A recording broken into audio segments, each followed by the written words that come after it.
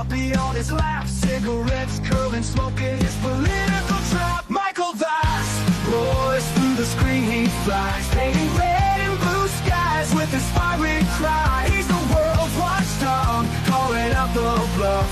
Right-wing swagger, but his heart's pretty tough.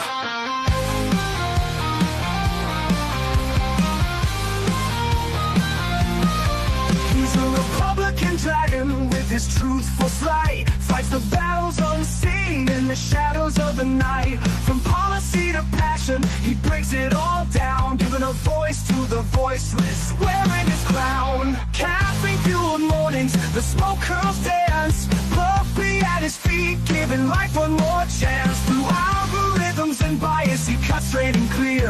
Michael's roar echoes in the hemisphere. Michael Vass roars through the screen, he flies, painting red and blue skies with his fiery cry. He's the world's watchdog, calling out the bluff.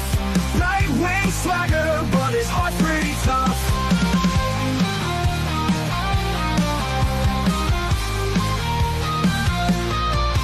No sound bites allowed is his ultimate creed. A dragon's perspective where facts are the seed. Standing tall on his battlefield of thoughts, guarding the truth that others forgot.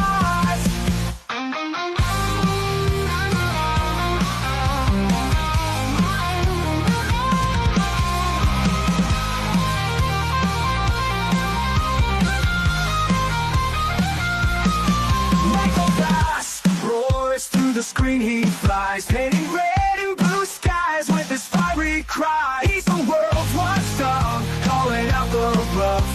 Right-wing swagger, but his heart's pretty tough. Hello, everybody, and thank you for joining us. This is No Soundbites Allowed. I am your host, Michael Vass, the political dragon, here in our offices in the Bronx, New York. It is October 19th at 2:32 in the afternoon, and I hope you've been having a great day. It has been a busy week, very busy weekend as well for all of us, and a lot to talk about. I mean, we're talking about the No Kings protest, George Santos getting his conviction commuted. We're talking about what's happening with Hamas and Israel right now. There's so much that's happening in the United States. You know, one of the stories you probably haven't heard about, Memphis. What's happening in Memphis? And I think a lot of people will be surprised by some of that information. And there's so much more. John Fetterman, lots of news about John Fetterman. We want to talk about all of these things a little bit with you, Prince Andrew as well. And most of all, I want to probably start off with hello, welcome. Thank you for being part of my audience. I really appreciate each and every one of you. Whether you're here for 5 minutes or the entire show, I appreciate every moment of it.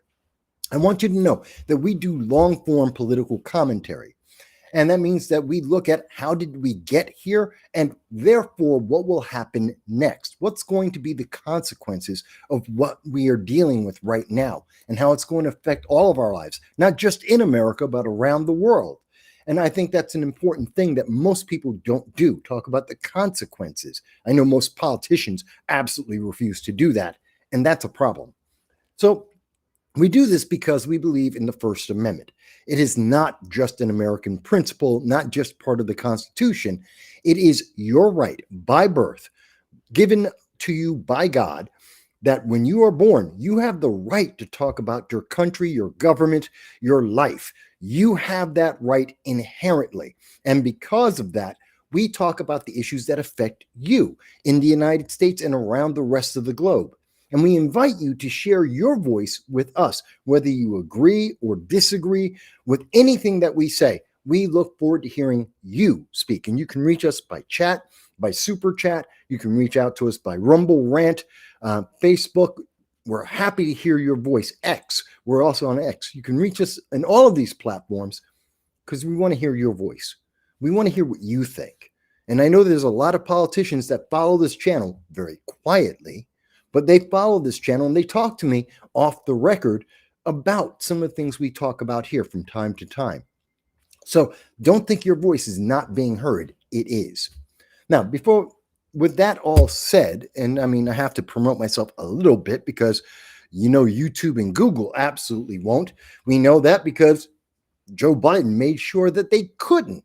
They strong armed, the Biden Harris administration strong armed YouTube and Google even more than their bias already exists to silence everyone they didn't like, every voice they didn't want to be heard, because we aren't talking about the approved message. We're talking about the truth and the consequences. Just before the show, I was just talking to someone, a teacher in New York, teaches seventh grade. And I've already heard from him that the students in his class are at fourth grade levels, even though they're in the seventh grade, and they're getting promoted. They're going to get promoted no matter what, even though they're incapable of doing the work that they should be, they should be at grade level at least. And well over half the class is 3 grades below. And I was talking to this individual about the New York mayoral race, about Zoran Mandami, talking about Andrew Cuomo and Curtis Sliwa. And it's kind of interesting because he mentioned when he's talking to some of his colleagues, he's talking to family and friends, they always like to say, nothing is true. It's always the Republicans' fault. It is problems of MAGA. It is the problem of Donald Trump, orange man bad. And he noted they don't look up any of the information. They don't look at any other source. They just see a headline. They hear something from ABC or CNN, and they go with that. That must be true. Even though we know that the major news media lied to everyone about the Hunter Biden laptop, told you it wasn't real. And we found out 2 years later it was real. They told you that Russia, the collusion, that was true and real, and Donald Trump was illegitimate. And 3 investigations, 35 million of your tax dollars later, we find out, no, it was a hoax. If anything, the Democratic Party, Hillary Clinton, were more closely involved with Russia than the Trump administration. Even though there were spies in the Trump administration, that's James Comey. Part of the reason why he's up on indictment now, and he's going to be going to trial. But they don't like to check any of this. And then they say, well, it's all fake news. It's fake media. It's Fox News. It's Daily Caller. It's fake. Never once trying to look and find out this is government information. This is information revealed by Google and the original sources. This is information that they can find in the left-wing news media just as fast as they can on the right-wing news media. And that's why we use about 90% of all of our sources either come from a government or a credible international left-leaning news agency, so that you get to see that even if you're left-wing, even if you lean left, even if you are progressive, that what we're talking about is true. Because even the left admit it. They downplay it. They hide it from you. They gloss over it. But the information is there. They just hope that you don't look for it. You don't have to believe me, folks. Check for yourself, and you will see the things we're talking about are absolutely true. I see we have a couple of comments here. And let me start off with Dal was the first one to have a comment today. Thank you, Dal. I appreciate you. And Dal says, did you go downtown to look at the No Kings performative circus? And to answer your question, which is one of the things we'll talk about today, no, I did not go to the No Kings. What's the point? Let's be honest, folks.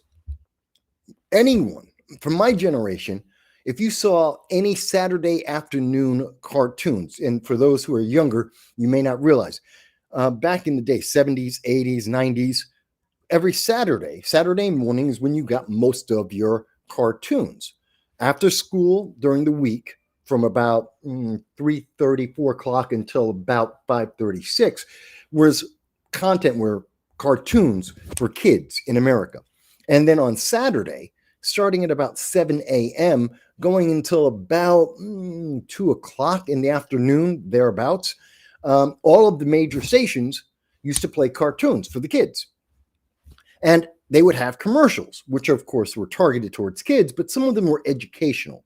One of them was called Schoolhouse Rock. And you can look this up now. It's on the internet and you can see it for yourself. But even Schoolhouse Rock, in about a minute and a half, were able to explain America doesn't have kings and why we don't have kings.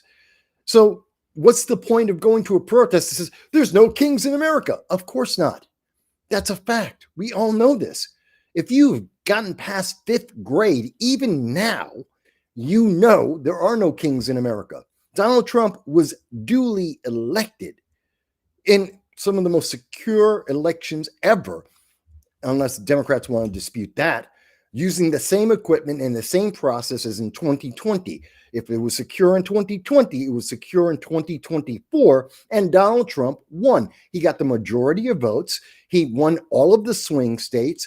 Democrats and everyone else in America voted for Donald Trump in the majority. He had a mandate, and guess what? He's living up to the promises he made. He's not a king. He is a duly elected president. So why do I have to go to a protest? Because this morning, the protests were yesterday, and that was the third protest for the No Kings March. I'll get to that in a little bit later in the show. But why go to this protest? Say, Donald Trump isn't a king, which Donald Trump admits, which everyone in the world admits. No one thinks he's a king. No one. And then today, Sunday, is the same as yesterday. Donald Trump is still president. He still has the Trump administration in power. He's still living up to the campaign promises he made to Americans in 2024, which have a solid support of the American people. Nothing has changed.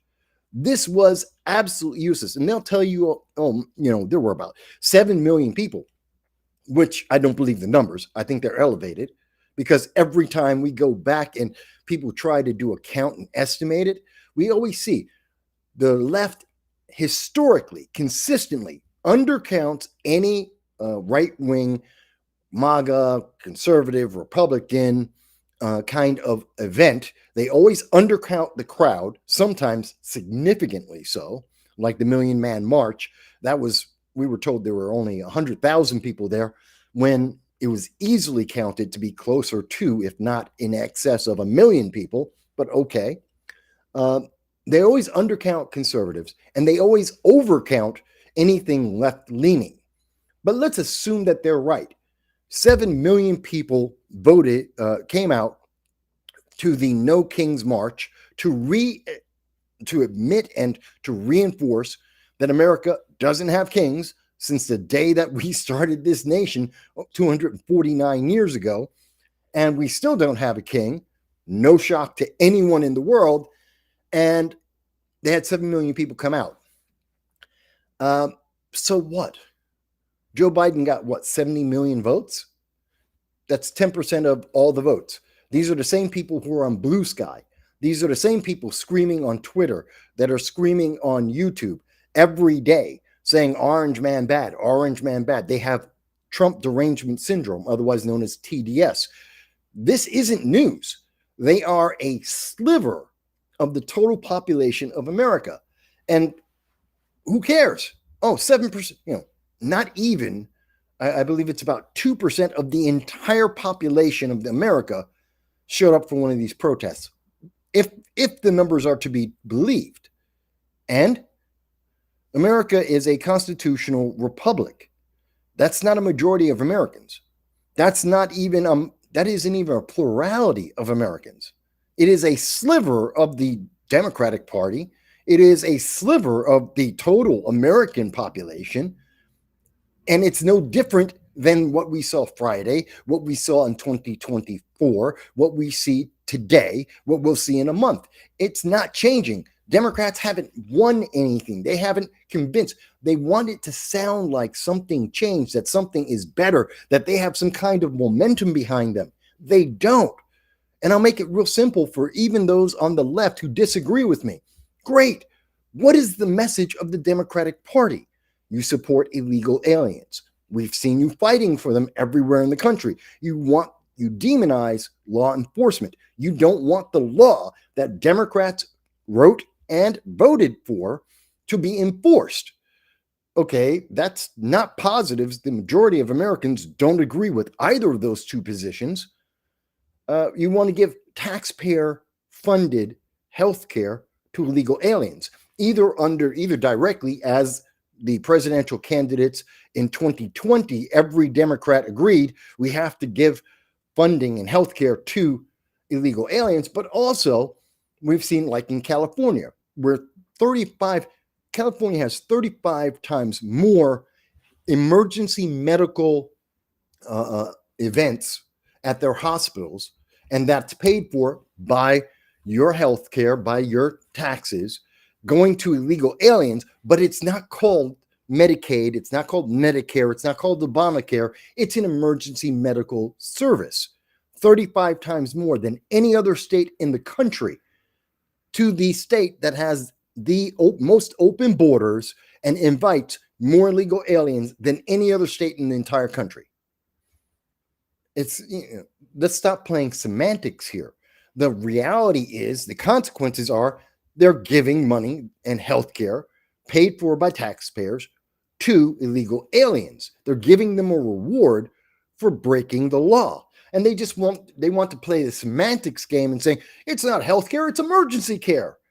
It's the same difference, the same conclusion, the same outcome. So you can call it pie in the sky. It's still doing the same thing at the end of the day. Don't lie to us and think that we're stupid. Okay, so they got me going a little bit, as you might tell. And we'll talk more about the No Kings protest a little bit later into the show. I want to start off, there's no real breaking news. Well, there is actually, and I did want to double check. I did see, just as we were about to start the show, and let me see if I can bring this up. Yeah, here it is. So, boom.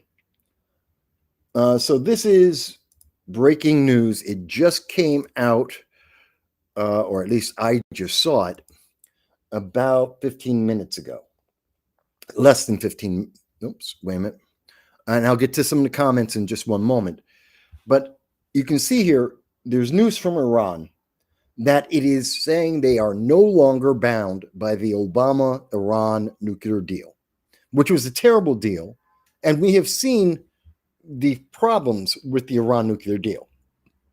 Besides the fact that in 2016, January 2016, then Secretary of State John Kerry admitted on CNBC that the United States, through the Iran nuclear deal, was funding global terrorism in Iran through the Iranian Revolutionary Guard Corps, the IRGC. He admitted, you don't have to believe me, look it up. Again, January 16th, 2016, CNBC, John Kerry, he admits it. That's a fact.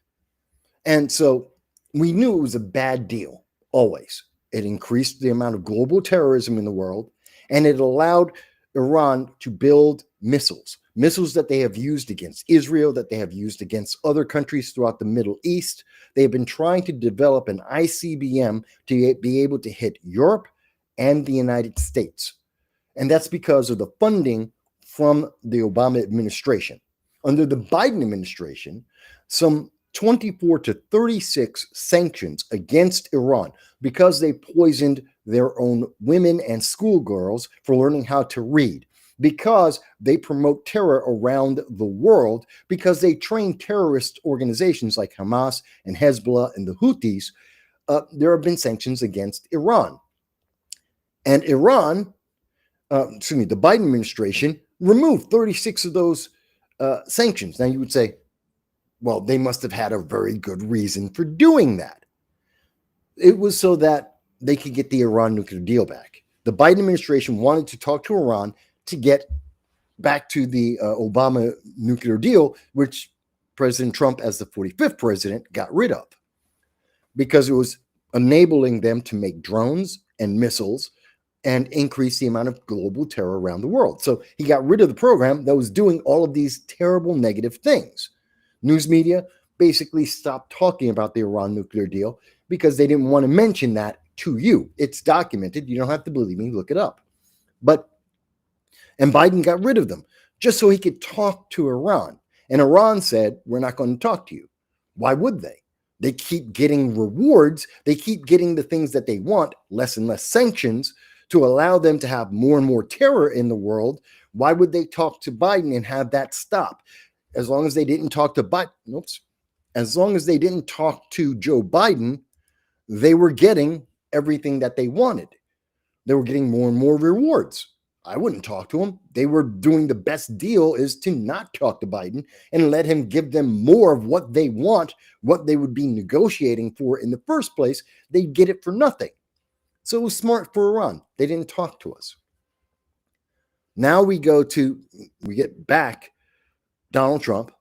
Donald Trump makes it very clear we're not going to have an Iran nuclear deal, and they're not going to have nukes. It is a non-starter. It is not a negotiable point.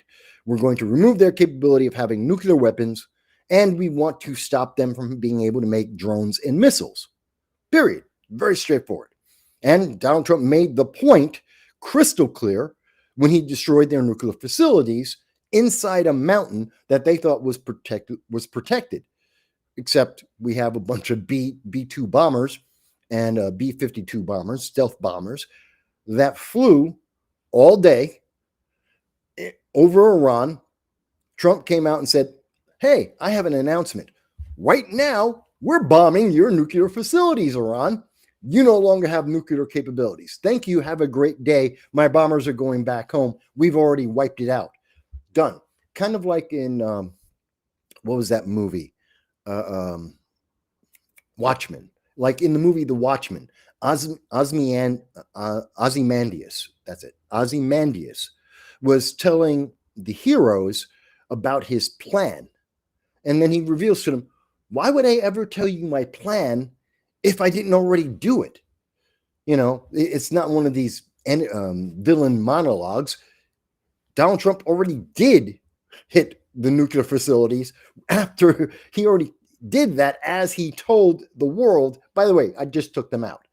So they had no forewarning.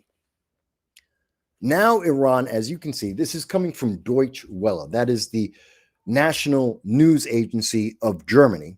And they are now reporting, and they're one of the big proponents of trying to make a deal with Iran about the nuclear weapons. They want the Obama nuclear deal, because for them, it doesn't cost anything. The money comes from America, not from Germany. And Iran doesn't have nuclear weapons that can reach Germany yet. And the biggest targets for Iran are Israel and the United States. Europe is third. So they think they're safe. They're not. But they're reporting on this now. I think this is Iran trying to tell you and me and the world that they're still a major player in the Middle East, that they're still a big dog in that small pond. You see, Iran controlled Hamas. They trained them, they gave them weapons, they gave them logistics and funding, and they helped Hamas to commit an act of genocide on October 7th, 2023, just a little over 2 years ago. And so that made Iran look powerful, because that was one of their puppet terrorist organizations, like Hezbollah, like the Houthis. But since Trump has been back, the Houthis stopped attacking transit ships, cargo ships, oil tankers going through the Red Sea.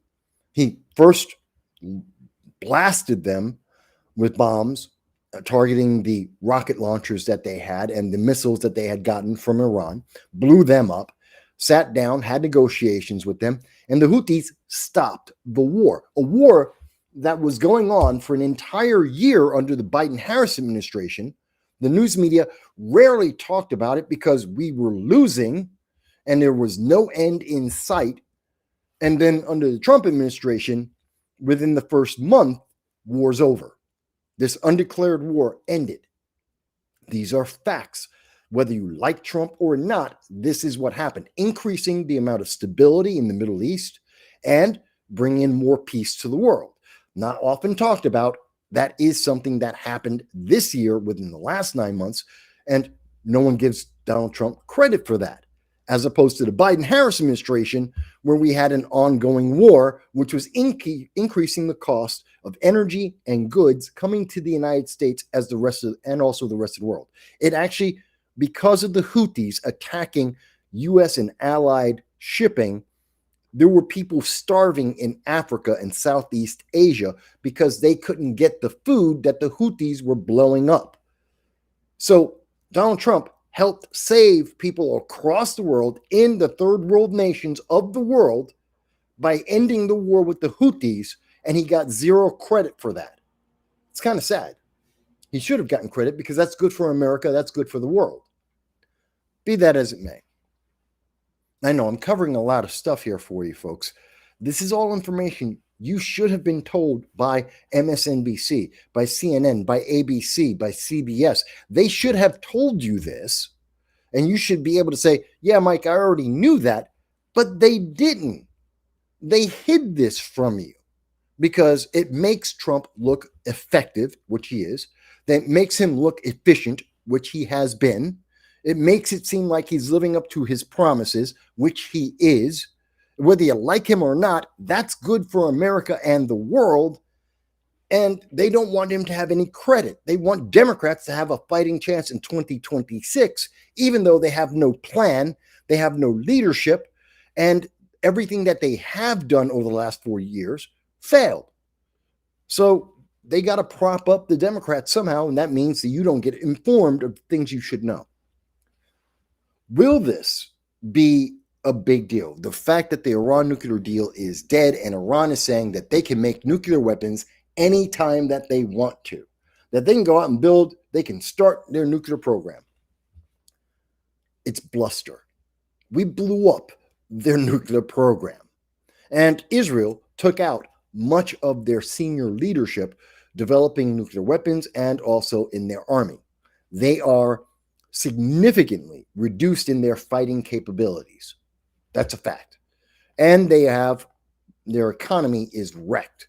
These are all facts. This is all true, regardless of how you may feel about Iran or Hamas or Donald Trump. Doesn't matter.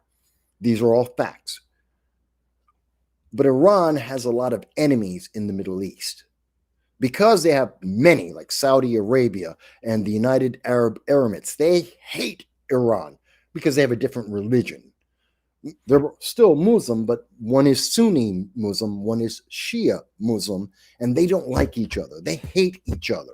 And I'm not talking like Catholics versus Protestants. I'm talking about they hate each other as if it were some completely different religion. They go to war with each other on a regular basis.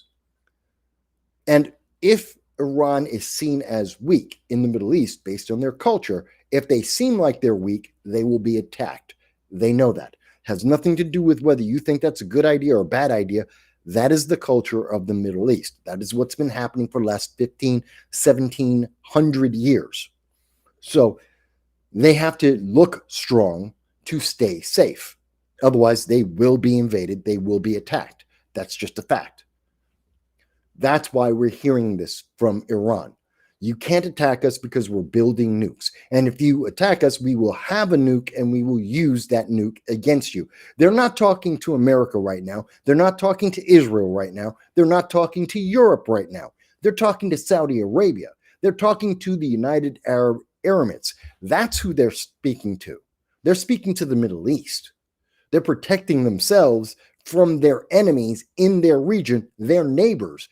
They're protecting themselves. That's why they're saying it. But that's my opinion. You may disagree. But that is breaking news. So I did want to discuss that a bit. Now, let me go back and deal with some of the comments, because I know a lot of people haven't been following international news. We do often on this program. And I want to give you a full breakdown of what's going on there. I hope it was making sense. If it didn't, let me know. But let me go into some of the comments here. And let's see. User has been banned says, trust the so-called experts. They live by that. They never stop to think what expert means and what it means in today's context. Well, there are very few experts at anything these days. Most things are you're told and you are told to believe. That's it. There is no, if someone has a title, and the left loves to use titles, there is authority bias. If someone with a title says something, you can't question them. If they're a doctor, if they're a teacher, a scientist, they have a doctorate in this or that, then they can answer any subject. We've seen it often. Look at all the TV programs, a lot of the leftist programming on YouTube, podcasts, and such, and they have someone on, and they have a doctorate in basket weaving, in lesbian dance theory, and they're like, I'm a doctor, so let me talk to you about psychology. You know nothing about psychology. Let's talk about medicine. You don't have a degree in medicine. Oh, we're going to talk about the law. You have no degree in law. There is no difference between them speaking and me speaking. I've been doing political commentary for 20 years. I've been talking to politicians at every level of government, local, state, and federal, and I've been doing that for 2 decades. And I know more than many of these experts that are brought onto these panels that have no connection to politics whatsoever. They have no connection to the laws that are being written and passed in our nation or the consequences of them. But according to the left, I'm less credible because I don't have a degree in journalism. I don't need it. I've been doing this. I have experience and I have credibility. Even for those who don't like me on the left, my reputation precedes me. And if you speak to politicians across central New York and the southern tier, they still know my name. Their teams still know my face. They know me by name, and they do follow this program. Yeah, my credibility is solid.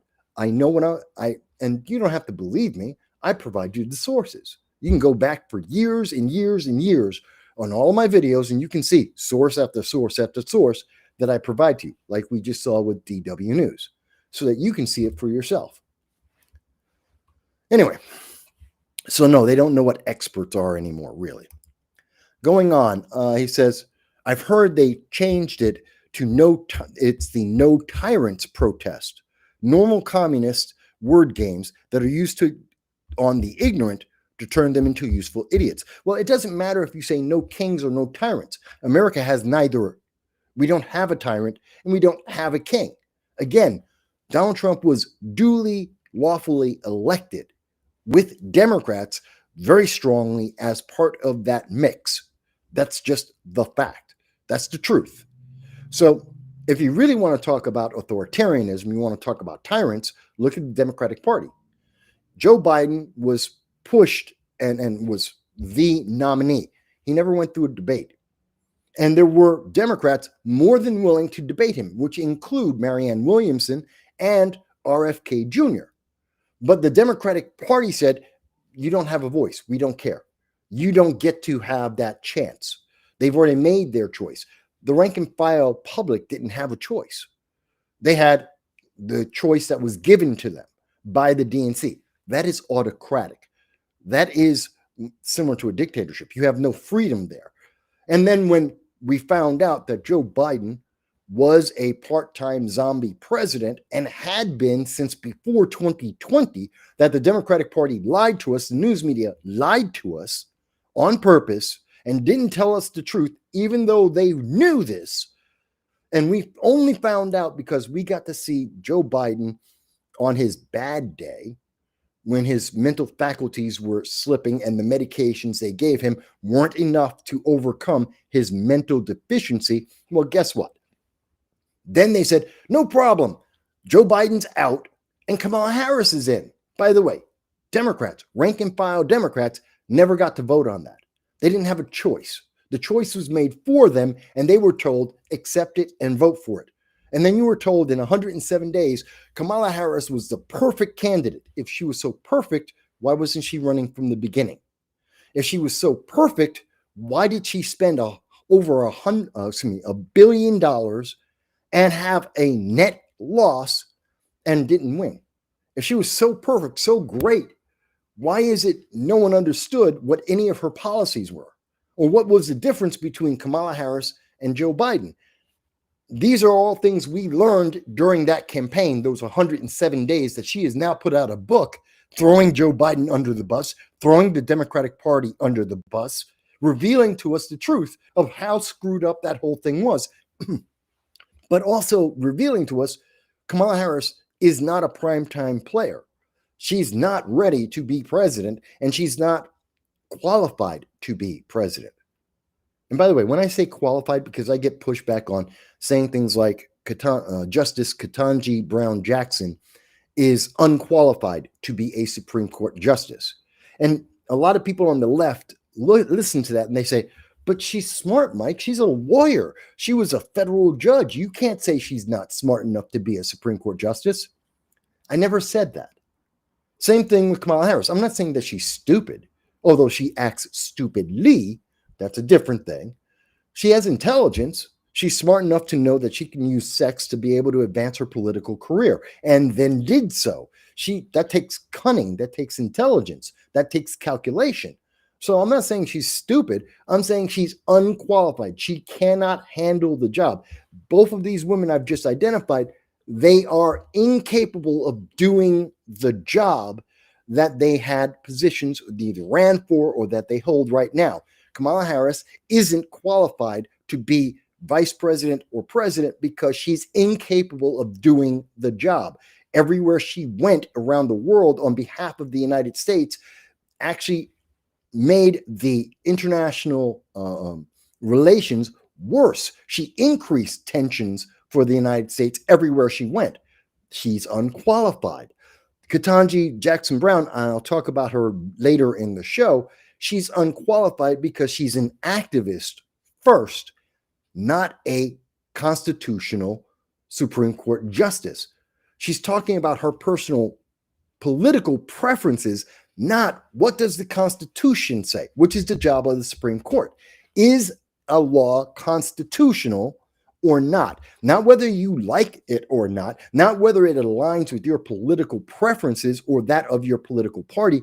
No one cares about that. I don't care what Ketanji Brown Jackson thinks about anything. I don't care. I have friends and family, and I have my own opinions about a lot of things. I don't need hers. Her job is to tell me what is the constitutional understanding of the law. And but she's not doing that. She's telling us what she feels about all of these political issues, these Supreme Court cases. She is being an activist, not a Supreme Court justice. She's unqualified. Not that she's unintelligent. She knows what she's doing. She's making a very good argument as an activist. She's just doing the wrong job. She shouldn't be in the Supreme Court, but she is because she's a DEI hire, diversity, equity, inclusion. She was hired because she's Black, a female, she's a Democrat, and she's young. That's why she got the job, not because she's actually qualified to do the job. That's why Joe Biden had so many filters and restrictions on who he could pick to become Supreme Court justice, because he wasn't looking for the best person. He was looking for the best checkbox to fill the position. And Ketanji Brown Jackson filled all of the restrictions, the filters that Joe Biden put in place, which means she's not the best by definition. That's why she's a DEI hire. But again, I'm going into a lot of different things here, but let me move forward. And again, if there's anyone on the left that thinks, Mike, you just don't understand, tell me how I'm wrong. Tell me what I've misunderstood. Tell me what I am explaining isn't correct. Please do. Tell me. Don't tell me I'm ugly. Don't tell me I'm old. Don't tell me I got gray hair. I know all of these things. So, by the way, I'm not ugly, but I know these things. So you can say that, but I don't care. Tell me why you think I'm wrong in the conclusions, the facts I am presenting to you that are verifiable, each and every one, and tell me why you think the outcomes and the conclusions I am making based on those verifiable facts, tell me why I'm wrong. Usually we almost never hear anything from the left. They'll just tell you that, oh, well, you just don't understand. I seem to think I understand. I'm making the case. I understand. They just don't like my answer. Okay, let me go on. Dow says, it was about trying to sway narratives. I believe he's talking about the No Kings protest. It was about trying to sway narrative by optics to try to reset perceptions that leftists are the ones that hold power of the majority. They don't. Not even close. The majority of the nation do not agree with almost anything that the Democratic Socialists of America, the progressive movement, the far left, or even the left wing of the Democratic Party, the majority of Americans and the majority of Democrats do not agree with this at all. So no, they don't represent America, not even close. Again, if 7 million Democrats showed up to protest Donald Trump, as they are claiming, that is still, at most, in the best case scenario, that is only about I'm doing math in my head. It's about 15% of the Democratic Party. It's about 2% of all the people in America. That is a fringe.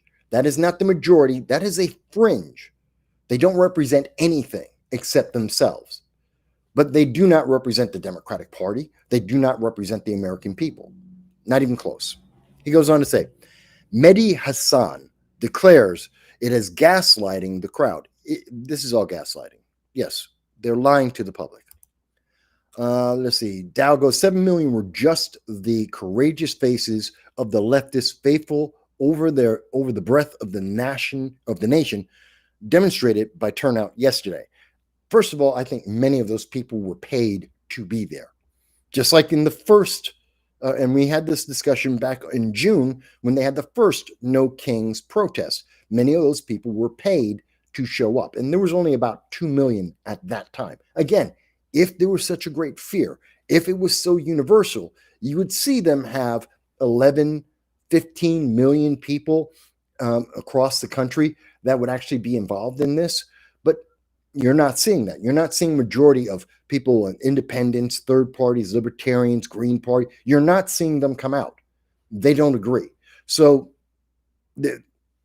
it's not even the courageous faces. It's people who were paid to show up.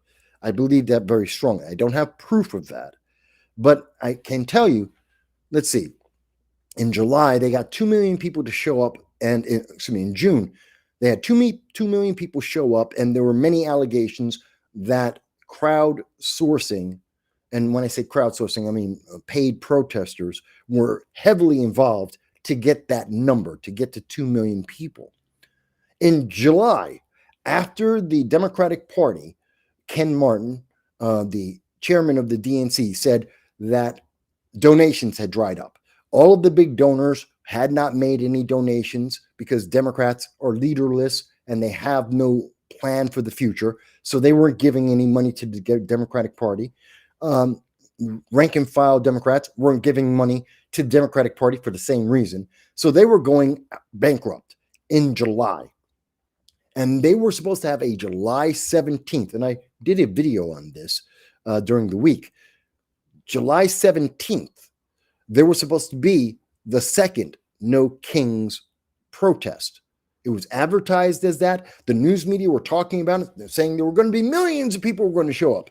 There was so much universal, absolute agreement that Donald Trump was an emperor, he was a dictator, he's authoritarian, and no one showed up. They didn't even get 1 million people across the United States. It was an abject, embarrassing failure. So much of a failure that after the fact, the BBC in particular, on July 22nd, 5 days after the second No Kings March or protest, whatever you want to call it, it was on July 22nd, they renamed the protest to be the Good Trouble protest.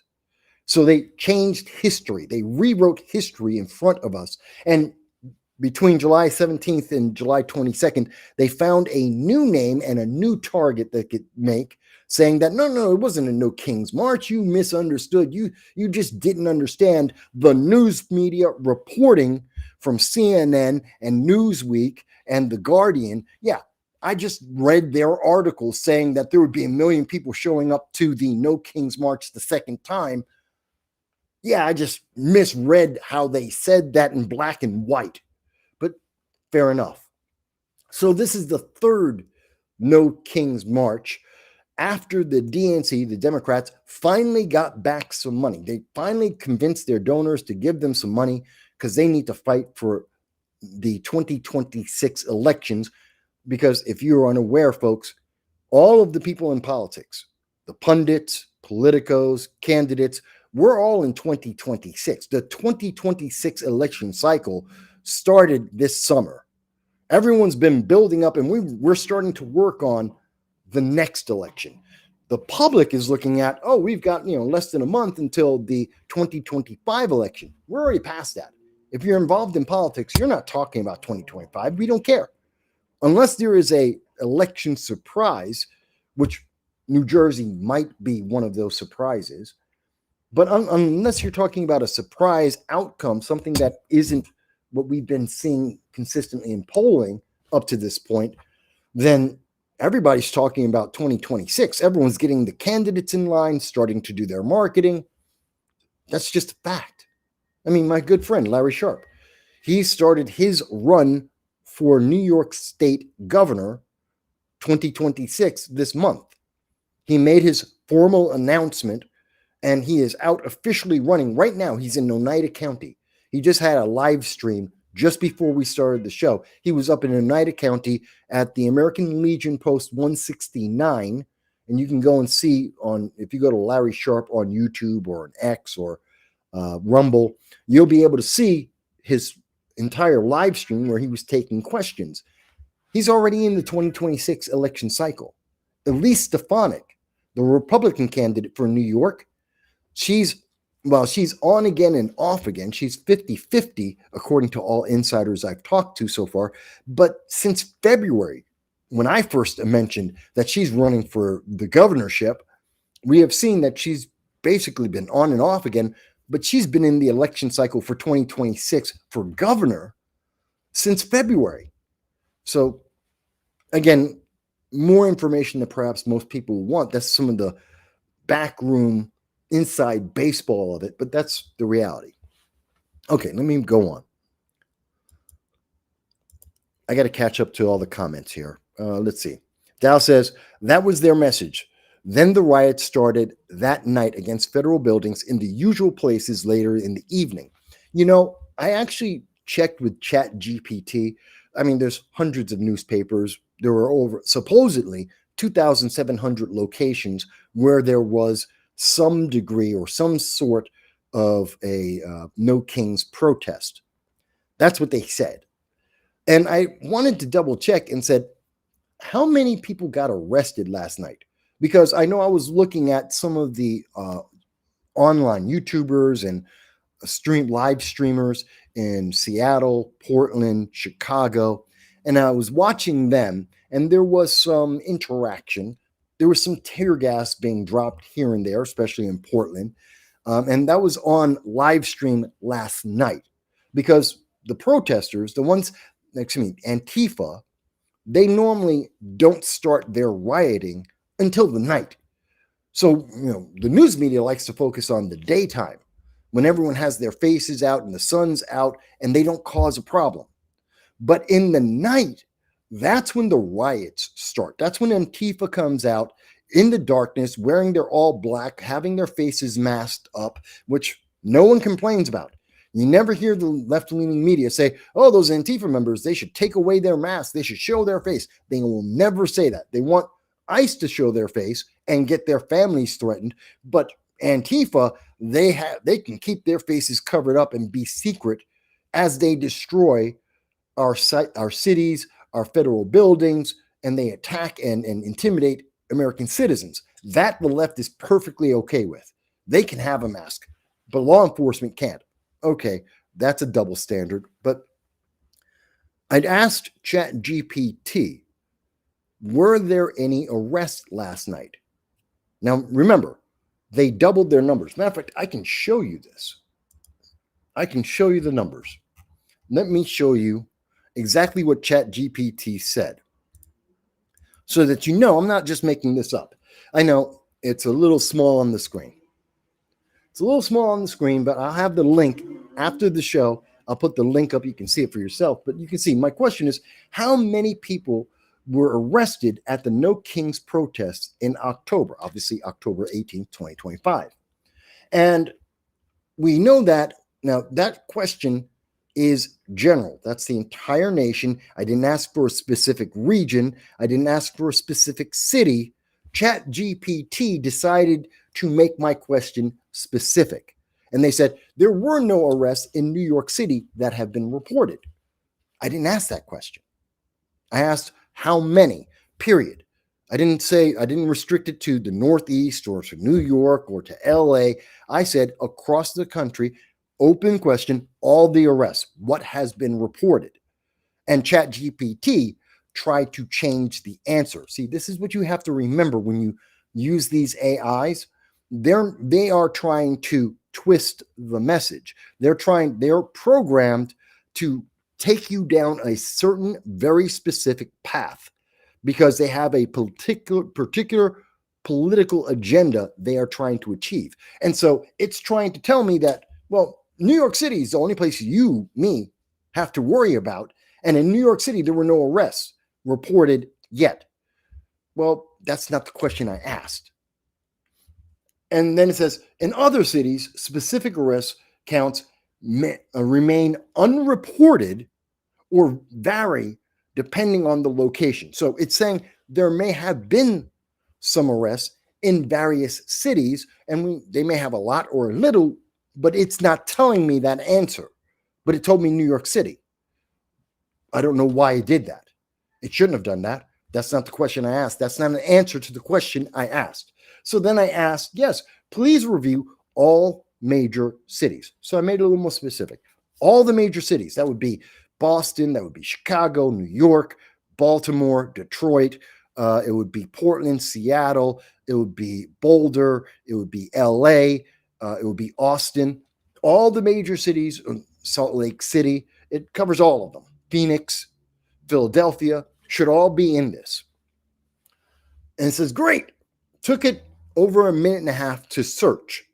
And again, it's going by the news that has been presented.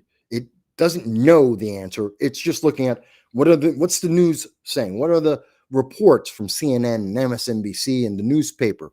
What are they saying? It says there were 0 protest-related arrests in New York City.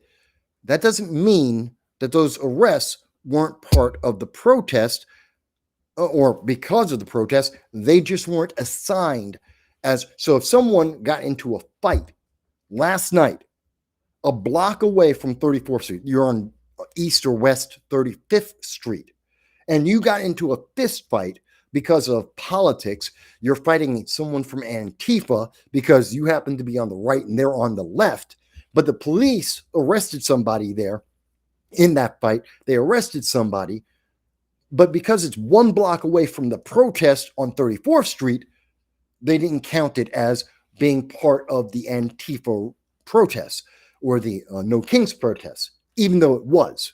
So that's not giving me an answer, and it's inaccurate.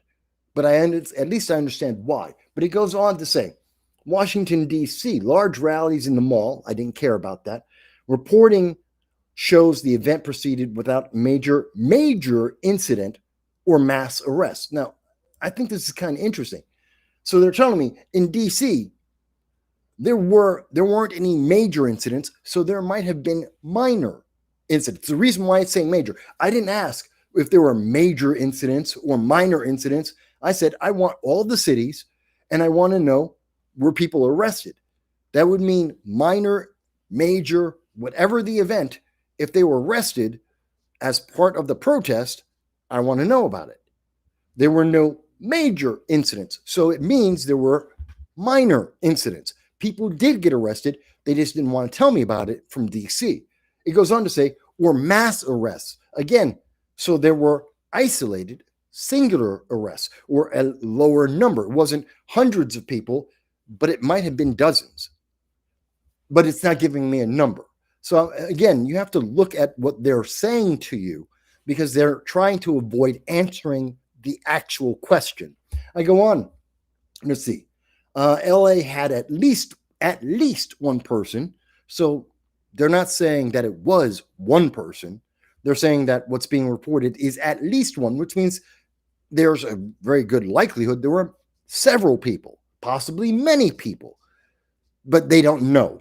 Okay, San Francisco, tens of thousands marched. I didn't care. I didn't ask that. And coverage describes largely peaceful rallies and no major, let me say again, largely peaceful rallies and no major arrest numbers in initial reports. So the initial reporting this morning didn't say there were arrests. No major large numbers of people being arrested. So that means there's minor numbers of people being arrested. That's what it's saying. Because I didn't ask, were there major arrests or minor arrests? I said, were there arrests? They're telling me major arrests. That means the only option left is minor arrests. Some people were arrested. They don't want to tell me. They said they were largely peaceful. Well, if they weren't peaceful, that means people were being unlawful. That means it was a riot, not a protest, and therefore someone should have been arrested. Tell me about that. They don't want to give me the number. Again, I'm giving you the facts. I'm showing you the evidence, and I'm trying to work through the propaganda that was built into the system to try and hide the truth from you. The way that they are manipulating the words. And if it weren't for the fact that I deal with politics, that I deal with publications and news, and I know and I'm very good with the English language. I'm a good writer. I'm a good speaker. So I'm reading this and I'm seeing what they're not answering. Same thing as when I was a stockbroker. I would listen to a CEO or a COO or a CFO, and they would explain the quarterly report, and they would try to hide the fact that the company is losing money or they're not getting sales. They're trying to hide that from all the stockbrokers and the analysts. But if you've got experience, and I did, I was a stockbroker for about 10 years. If you had experience and you're listening to it and you've been following that stock, you know that they're hiding, that they're running around the question or running around the fact of what you asked. Are you making profit? Are sales going down or sales going up? It's the same thing we're seeing here.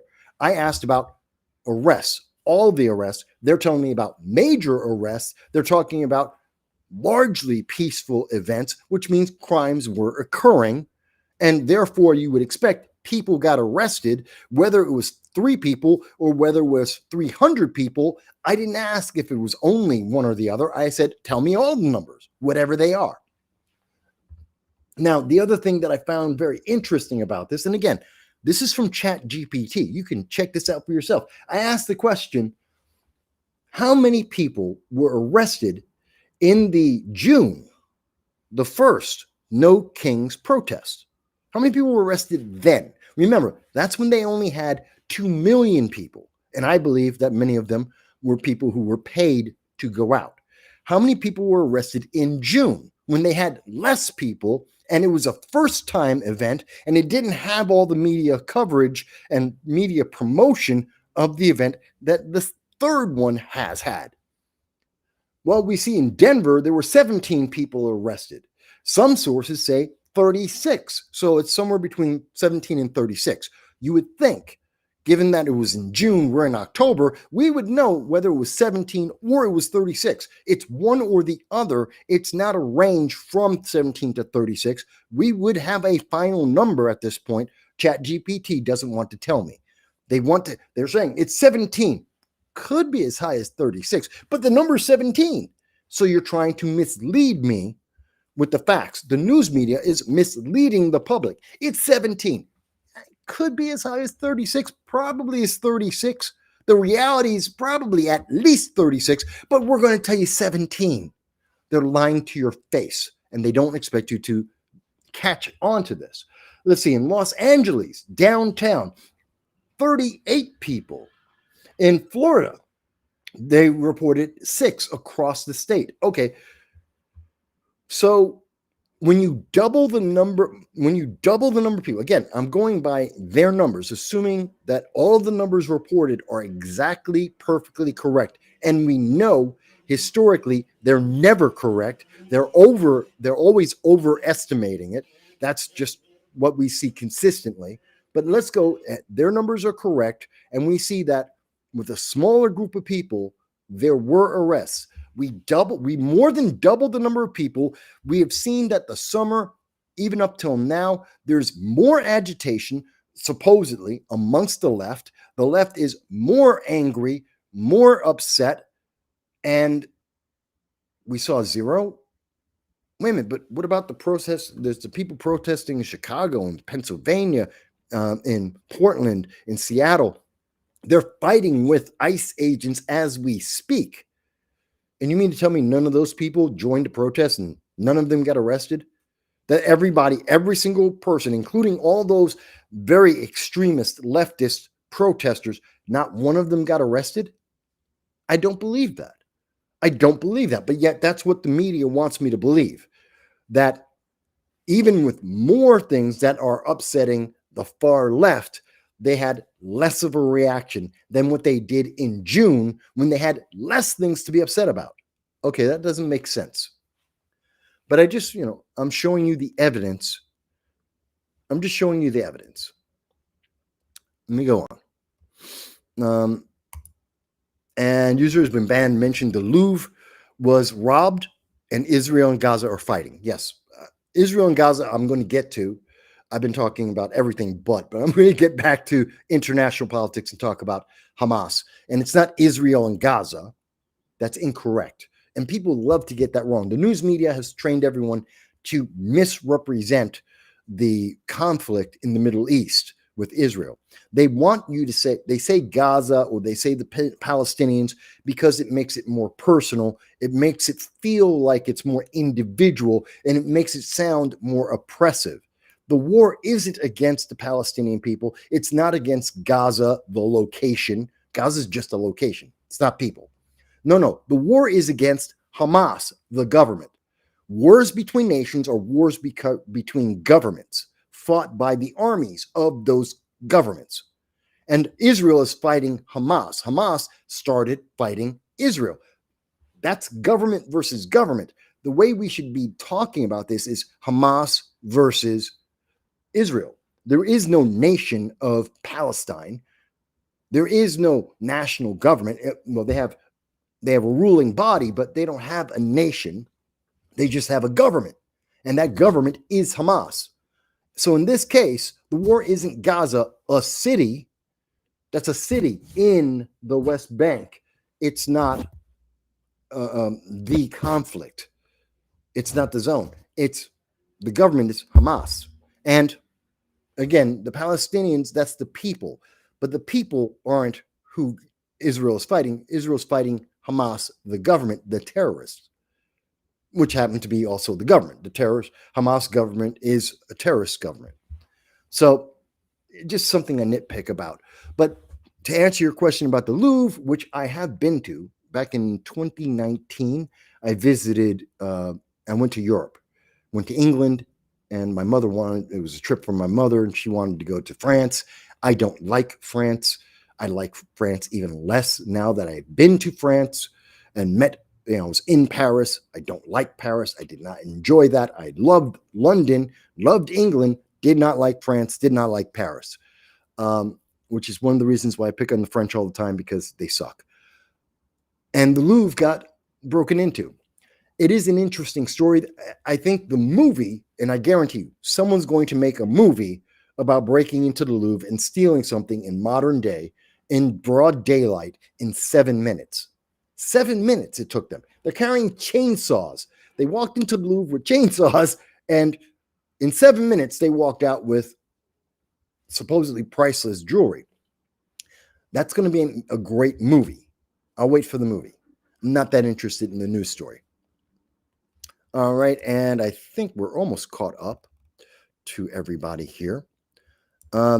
I see they stole some jewels. Haven't looked into it much, but it is a thing. Yeah, it is a thing, and I don't really care. And Hardlands Media. Hello, Kit, my good friend Kit Cabello. Thank you for dropping on in. I saw Kit also had a show this morning. I always listen. I like to listen to his show, even though Kit is a leftist, and we don't necessarily agree on a lot of issues. But I do enjoy listening to Kit, and he gives me a lot of good information. And in particular, he's been critical. He's been doing great work in covering ICE in Chicago and the reaction of the Democratic Party in Chicago. And so where the news media is very vague and not giving us clear answers, Kit, who lives in Chicago, has been doing political commentary for 8 years. He's been doing a great job of covering what is actually happening in Chicago, the failures of Chicago Mayor Brandon Johnson, the failures of J.B. Pritzker in real time, and not the news media propaganda covering up their failures and saying Orange Man Bad is the problem to everything in the universe. So I find it very interesting to listen to Kit. I don't always agree with him, but I do like and appreciate that he's very good at what he does. He's very informative. And yes, I do listen to people on the left. It's like a prerequisite of the job. I listen to the left on a regular basis. I know people go, but Mike, you're a conservative. Yes, and I have to understand what other people think. How do you make a better law? How do you evaluate the laws and how they're impacting people if you don't listen to all of the people, not just the ones that agree with my political ideology, but all of them? See, that's the problem between the left and me. The left, they only listen to themselves. They live and listen to an echo chamber. Kit being an exception to that. But majority of the left, they're in their blue skies. They're in their echo chamber at MS Now and CNN. But then there's people like me. I listen to them. I listen to the left-leaning news media. And I come back to you with answers from both the right and the left for you to make your own decision on. And that's a little bit different. Okay, so that covers that. My God, we've already been through an hour. It goes by fast, doesn't it? It really does. So I wanted to go on from here. And I wanted to talk a little bit about the international news. So one of the big things, one of the big stories that I think is somewhat more important is Prince Andrew is no longer, well, he's still kind of royalty. I mean, the news out there is that he's given up his royalty, his royal lineage, which isn't the same thing as not being royalty. In the United States, we don't really understand this concept. In the United Kingdom, they have a very different understanding because that's, they have a king, they have a monarchy. They are a constitutional monarchy, meaning they do have a king. So if you want to have a no kings protest, go to England, try that there. By the way, you will be arrested for that because they don't have a First Amendment, and that is not something that is legal for you to say. You cannot go through London with a bunch of signs saying, no kings. They're not going to play that. You're going to be arrested real quick. You don't have a right to say that. But in the United States, of course you do. So Prince Andrew, because he has a more than casual connection to the Epstein files. So it's not just that there was a party in New York City and all of the politicians and all of the celebrities showed up. That would be Donald Trump. That would be Elon Musk. That would be Chuck Schumer. That would be Bill Clinton, Hillary Clinton. They all showed up because that's what you do in those circles. You go to the big heyday, the big event, and you all show your faces because they wanted money from Epstein. They wanted to use Epstein's influence to be able to mix with billionaires and multimillionaires and to ask them for money and political favors. That's just the reality of what was happening. So that would be a casual mention that you showed up at an event that was being run by Epstein, and many, many, many celebrities of all political persuasions showed up as well. Mostly Democrats, but all of them. And Prince Andrew showed up. Now, the difference for Prince Andrew is he also went to Epstein's island of ill repute. I believe it's 23 times, I believe is what is on record. I mean, that's more than Bill Clinton 17 times visiting the Kitty Island That's more than Bill Gates, who I believe had 12 or 16 times that he went to the island, if I am remembering correctly. From the records we have so far, Prince Andrew was one of the most repeat visitors to that kiddie island. And given what happened on that island, I can forgive someone who's been there once, maybe twice. You may not know what was going on that island. You may not have been present or given an opportunity to see some of the things that are happening. If you've only been there once, maybe twice, I'm willing to give anyone the benefit of doubt on that. But if you've been there, like Bill Clinton, 17 times, if you've been there 23 times, like it seems Prince Andrew was, then you don't get the benefit of doubt. I don't believe you when you tell me, oh, but I didn't do anything and I didn't know anything. You were there 23 times. Or in the case of Bill Clinton, you were there 17 times. I don't believe you. I do not believe you. You know, you said you were there once. Okay, I believe you. You say, well, yeah, I've met Epstein at a political party, a donation event, something like that. I can believe it. I can believe it. You know, that's true of Elon Musk. That's true of Donald Trump. That's true of many, many, many political figures. Okay, that's what people do. I mean, I go to fundraisers for various candidates because of the crowd and the people, and to cover news and to get information. I go to some of them, not a lot, but I go to some. And, you know, I that doesn't mean I support that candidate necessarily. That doesn't mean that I'm there because I'm in 100% agreement or that I know everything that's going on with that candidate's life. And I give that same benefit of doubt to anyone else. But again, we're talking about people who've been there 17 times. We're talking about someone who's been there 23 times, allegedly. And because of that heavy, repeat appearance at this kid island with Epstein, Prince Andrew is dragging down the entire royal family. He's making them look very, very bad. He's making people in England question why there is a monarchy, why they do have kings, and is it worth the taxes that the British people spend on the monarchy? I mean, the monarchs have, besides having their own wealth, you know, they have jewelry and castles and land and such, but they also get a stipend, we can call it a subsidy, from the British government to the royal family. And do you really want to have taxpayer money spent on a prince who is going to a kiddie island for dubious, questionable activities? So to prevent that from getting worse and to stop embarrassing the royal family and putting them in a very, very difficult situation, he gave up his right to be king of England. His what is it? The hierarchy, his ability for him to become king of England under various circumstances.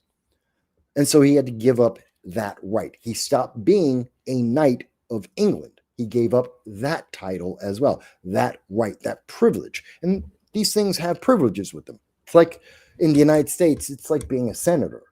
It has a lot of perks that go with that title. But unlike here in the United States, that's given to you because of an election from the people. The people give you power and acknowledge you. But in England, it's a birthright. He gave up that birthright, something that he's lived with all his life. His daughters get to remain princesses. So they're princesses.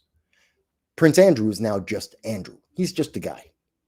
He's a guy from a very noble family, and he's rich. He still gets to keep a bunch of money, but he doesn't have the privileges of being a lord or being a prince. He can't say that anymore. His daughters are still princesses. They still could under certain circumstances, become the Queen of England. They still have that right. So he didn't screw over his kids, which usually is what happens. Usually, if a parent gives up their right to royalty, their kids lose that right as well.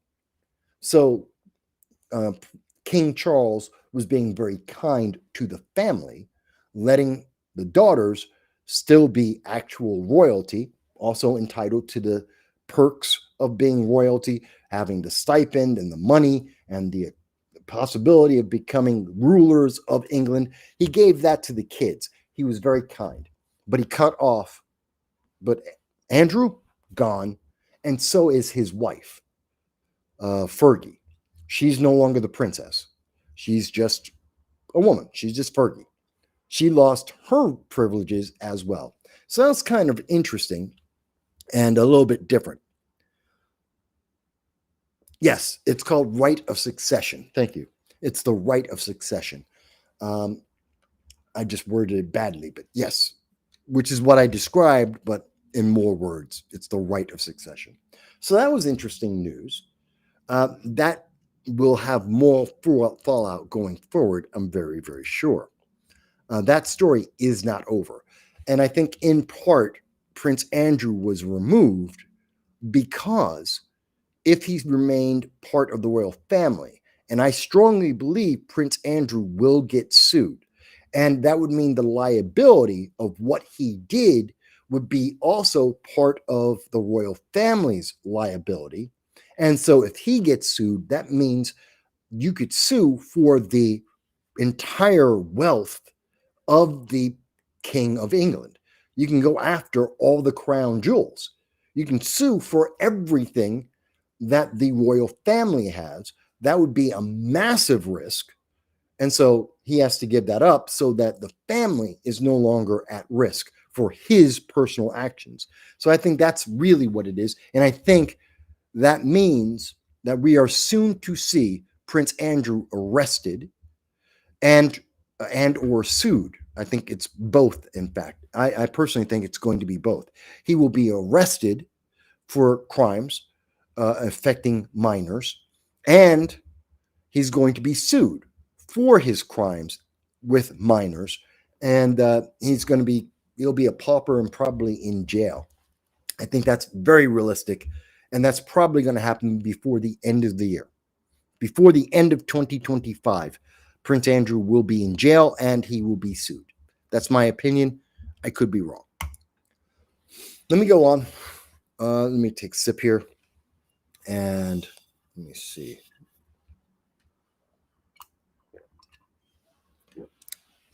Okay, now I'm ready to keep talking. So, other news. Are we going to war with Venezuela? Are we going to go? I'd love to hear the comments from the chat. Do you think we're going to go to war with Venezuela? In fact, let me type it into the chat. I'm going to ask the question in here. So, do you think we will go to war with Venezuela? So in case anyone comes into the chat late or watches the show late, they'll see this question. I want to hear what your answer is. I do not think America is going to go to war with Venezuela. I think Venezuela wants America to go to war with them. I think they'd be very happy. Maduro, the president of Venezuela, is hoping that he can get the United States to go to war with him, because it would mean that all of the countries that don't like Donald Trump, all of the international Trump derangement syndrome, the ones that are all about the orange man bad, they're going to, hopefully, Maduro would think, take pity on Venezuela like they did for Hamas. That they want to play the role of victim, just like Hamas did, so that colleges like Harvard, like Columbia, like Stanford, and Binghamton University, they're going to suddenly go, well, orange man bad, he's a colonizer, and we have to give money to Venezuela. We have to help Venezuelans. And so that would be a huge boost in the economy of Venezuela, and they desperately need it. They used to be, about 2 decades ago, they were the richest, most successful country in South America. Today, they're impoverished. They're one of the most deeply involved in poverty because of their socialist ideology and their socialist government. The corruption there is rampant, and the people are starving. And we know since 2018, according to the World Health Organization, the people are suffering because the infrastructure is so broken that measles, mumps, and rubella had a 1,000% increase from Venezuela. That is the World Health Organization determination in 2018. The reason that there is more measles, mumps, and rubella in South America, Central America, and the United States is because of Venezuela, because they're not giving medical services to their people. Their infrastructure is completely broken. The economy is broken. So their people are getting sick from things that normally nobody in the first or second world nations worry about. This is not the kind of healthcare that anyone actually even thinks about anymore. But because they failed, they're a socialist nation, they failed, as they all do. That's why we've seen such a big increase since 2018 in measles, mumps, and rubella, and in the United States. For those who haven't figured out, how does that, if Venezuela has more measles and mumps, how does that affect America? Caravans, migrant caravans, 8 million illegal aliens walking through the open border under the Biden-Harris Democrat administration for 4 years. They got to walk in. No one checked their health. There was no background check. They were just allowed to come into America, and they were bussed over or went over to New York City or to LA, or their kids were being bussed into Tennessee or into Minnesota. They spread across the country, and that caravan that walked 2,000 miles together, well, one person had measles and mumps. That transfers and that spreads to the other 15,000 in that migrant illegal alien caravan. And when they entered into the United States, you didn't just have 1 or 2 people who had measles or mumps at the start of that march. No. By the end of it, when they start spreading out across America, now you have a couple hundred people, if not a couple thousand people, who have measles, mumps, and rubella, and they're spreading it across the country. That's how it affects the United States.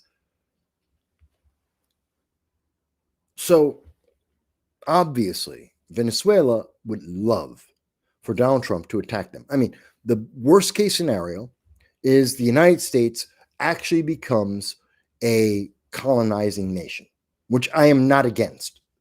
I'm not against that at all. If American troops are going to be put at risk, if any American troops, and Donald Trump has suggested that American troops could put their feet on the ground in Venezuela, this is to defeat the various gangs like the Tren de Aragua, or TDA, as they're sometimes being called, the cartels that are shipping tons of cocaine and fentanyl into our nation, causing 100,000 people a year to overdose and die, most of them young people. And so Trump wants to end that sickness, that national security threat to our youth. He wants to end that. And so that's why he's been sinking a bunch of ships. And to further do that, because it seems he's been very effective, he's been taking out submarines as well as surface boats on the surface and submarines. He's saying, well, maybe we should put troops there. I don't agree.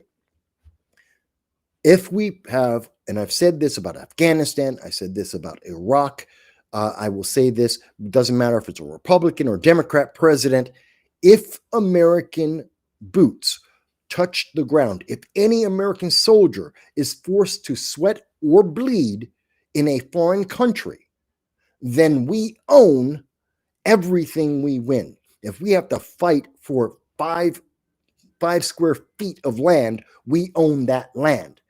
If that means we take over the country, we take over the country. And in fact, if we are going to have troops who may be fought and die, then we should take over the country. That was the biggest mistake in Iraq. That was the biggest mistake in Afghanistan. The biggest problem that the United States has committed is we did not take them over. They should be commonwealths of the United States right now. We fought for the land. We had victory. We owned it. Well, we should have owned it. And we could have developed those nations, and it would have been good for them as well as for us. This is the part that most people don't think about, and they don't think about it all the way through. They stop at, well, you're talking about colonizing. You're such an evil, bad person. First of all, colonizing isn't evil or bad. Every nation that exists on the face of the earth at this moment is a result of colonization. If there's a country in the world and they have a name and you've ever heard of them, they are the winners of colonization. That is just a pure fact. Whether it's a tribe versus another tribe, a nation versus another nation, every nation that exists right now is the winner of a colonization of somebody at some point in the past. That is a fact. So let's stop throwing around colonizer. It's such a bad thing. Oh, you colonized me. Shut up. That's stupid. That means nothing. Second thing, colonizing, think about it. Venezuela at the moment is a third world nation. Used to be a second world nation. Now they're a third world nation. Their people are starving to death. They are dying of diseases that are easily eradicated across the world in second and first world nations. The measles and mumps are not considered a serious threat to the populations of almost any nation in the world, any functional nation in the world. And they are dying of this. If the United States takes over, if we were to colonize Venezuela, we would develop the country. That means we would build schools, hospitals. We would build up their energy, their oil production, their oil refineries. We would bring in business, clothing, food, farming.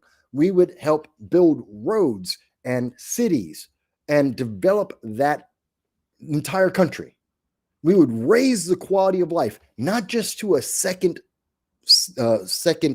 nation status, but make it a first world nation in fact, not just in theory, that they would be able to be a stable nation with rules and laws, and they would have a stable currency, and the cartels would not be in charge. They would have a real government that could do real benefit for the people rather than cartels that run everything through bribes and violence. We could elevate them. And you want to tell me colonizing is a bad thing? Oh, so you think the cartels running everything in the back door through bribes and murder, that's a better thing? The people living in third world squalor, dying of measles and mumps, something absolutely curable and preventable, people starving to death, having to eat zoo animals. You think that's better than being colonized by the United States so that they can make their own food, have electricity, be able to have a stable economy, have kids go to school and not have to be afraid of being killed, to actually be able to go to a doctor and get a measles and mumps inoculation? You think that's worse than living like they are now? That is backwards. That is stupid. That makes no sense whatsoever.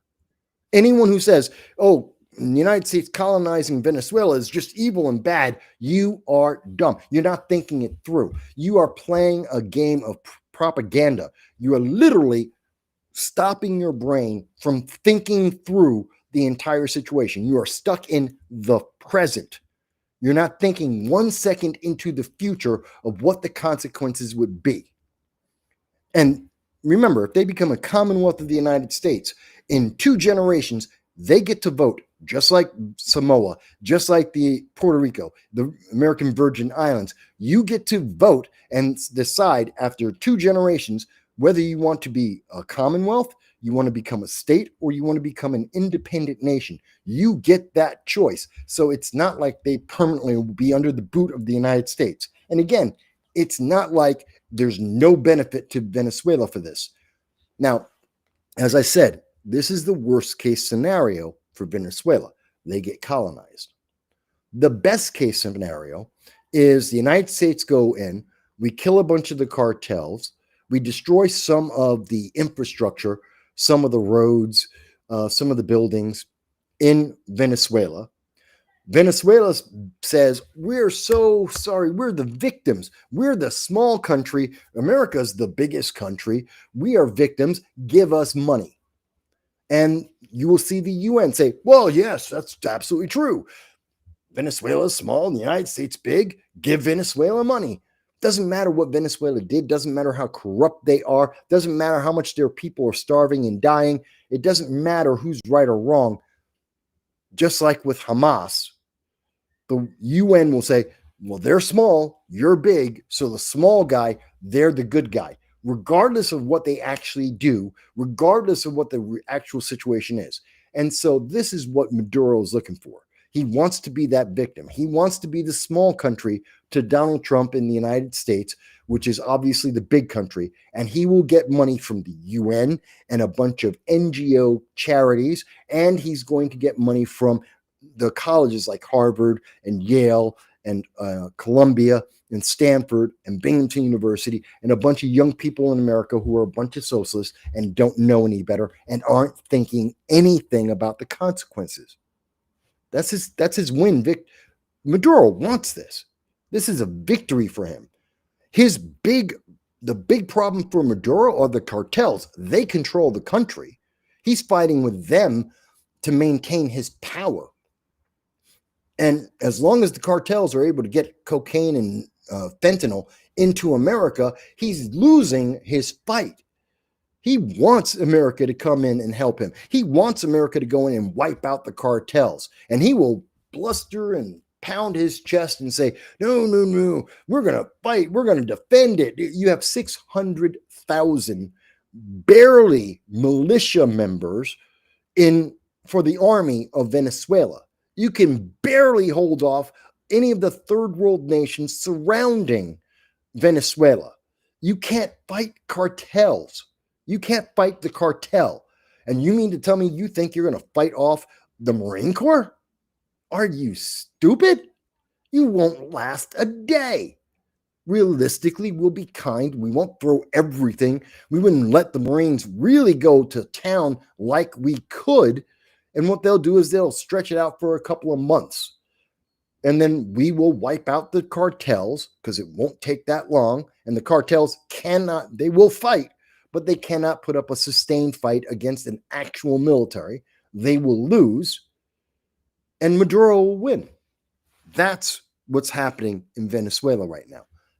And because that takes a few minutes to actually go through to explain it in totality about what's happening with that influence and how it plays out and who's going to get the most victory out of this, who wins the most, you don't hear this from CNN. You won't hear this from MSNBC. You won't hear this from ABC because they want to say Orange Man bad, colonizing bad. Oh, we have to stop him.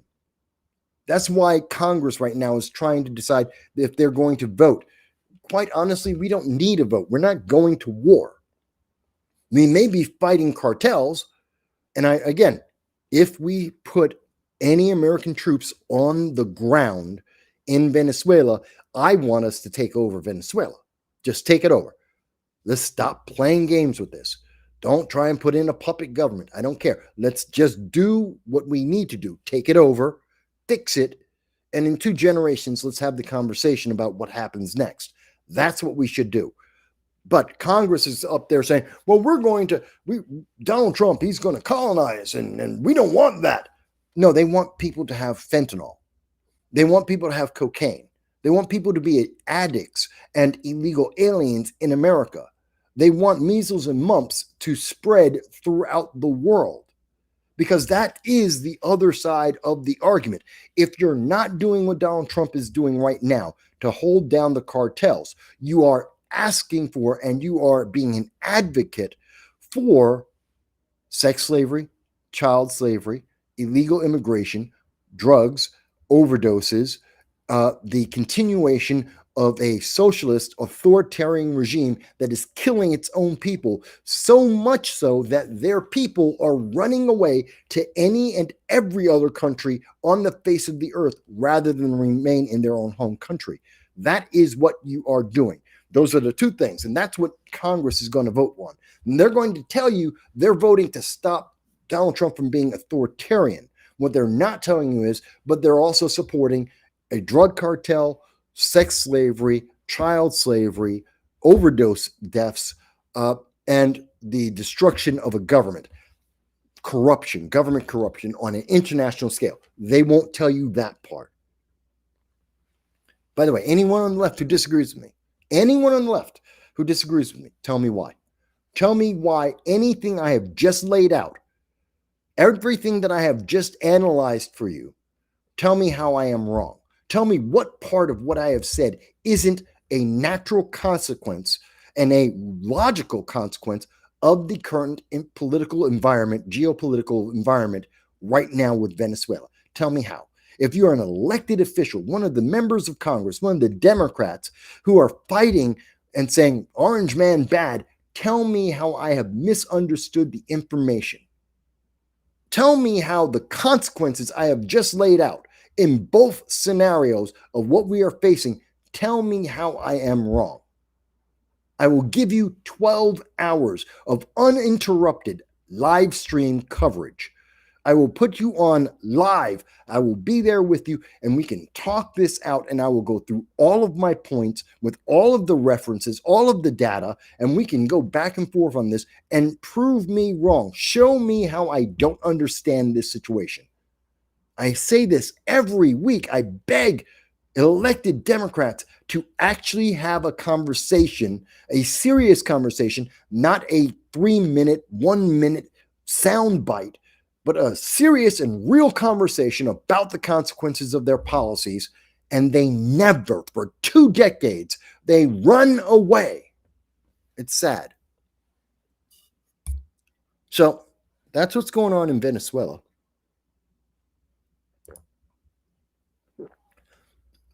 Let's check on something here. Guys, I'm still waiting for, do you think we'll go to war with Venezuela?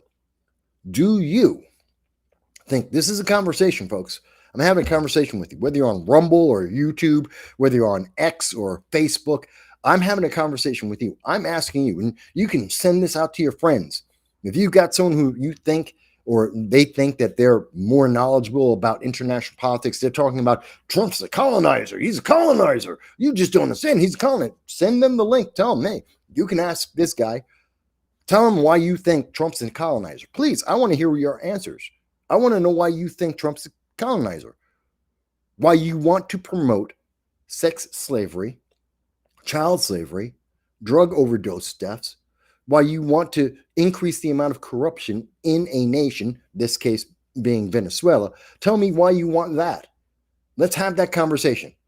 And if you can convince me that it's better to have illegal immigration, sex slavery, child slavery, it's better to have corruption in Venezuela than it is to stop that and or colonize. Hey, let's have that conversation. No, it wouldn't be a real war. We will destroy. We would stomp all over Venezuela, even on a bad day.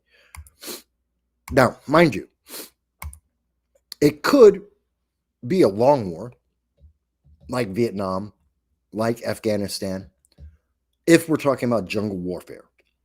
They can hide in the jungle. They'll go into tunnels. They've got their cartels, their fortresses.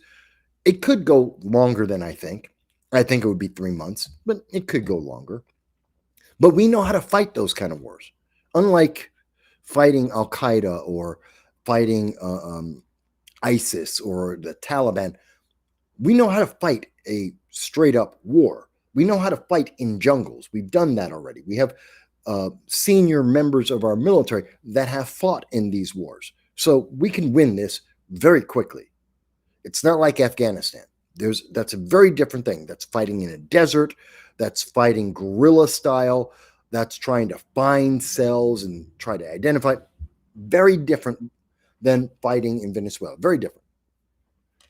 But, I say 3 months, we have the whole war wrapped up, and then we move on.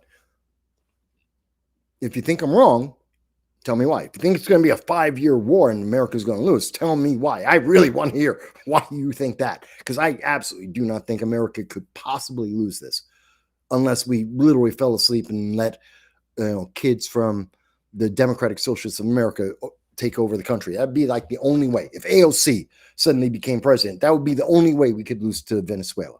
Anyone else, no, we'd destroy them.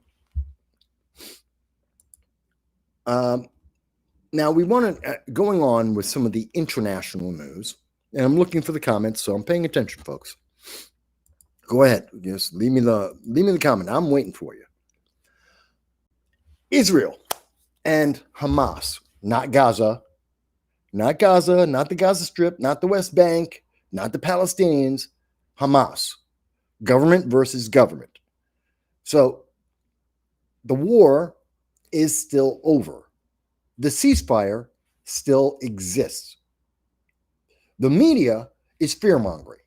Again, Hamas is small. The fact that they're terrorists does not factor in. You will never hear someone at Harvard. You will never hear someone over at Columbia or Binghamton University. You do not hear people in England, the pro-Hamas protesters, the DSA, Democratic Socialists of America, progressive leaders of tomorrow. You never hear them mention the terrorism of Hamas, an internationally recognized terrorist organization with a charter, a mission, and public statements for 2 decades saying they will terrorize and cause a genocide.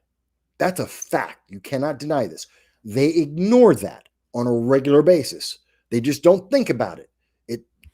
That's how they deal with things they don't like. They don't think about it. It doesn't exist. They just say it's small, and so they must be the good guys. That is a stupid way of thinking. That is ignorant, and it is problematic. Hamas lost, as we knew they would. From day one, everyone knew that Hamas eventually was going to lose. The question was, how many people would die before they gave up? That's the only question we've had for the last 2 years. We found out that answer. According to Hamas, which is not credible, which is not reliable, 68,000 people have died. And they would say, according to Hamas, the terrorist organization that lies for a living, they say that the majority of that are women and children. I don't believe them. I do not believe them.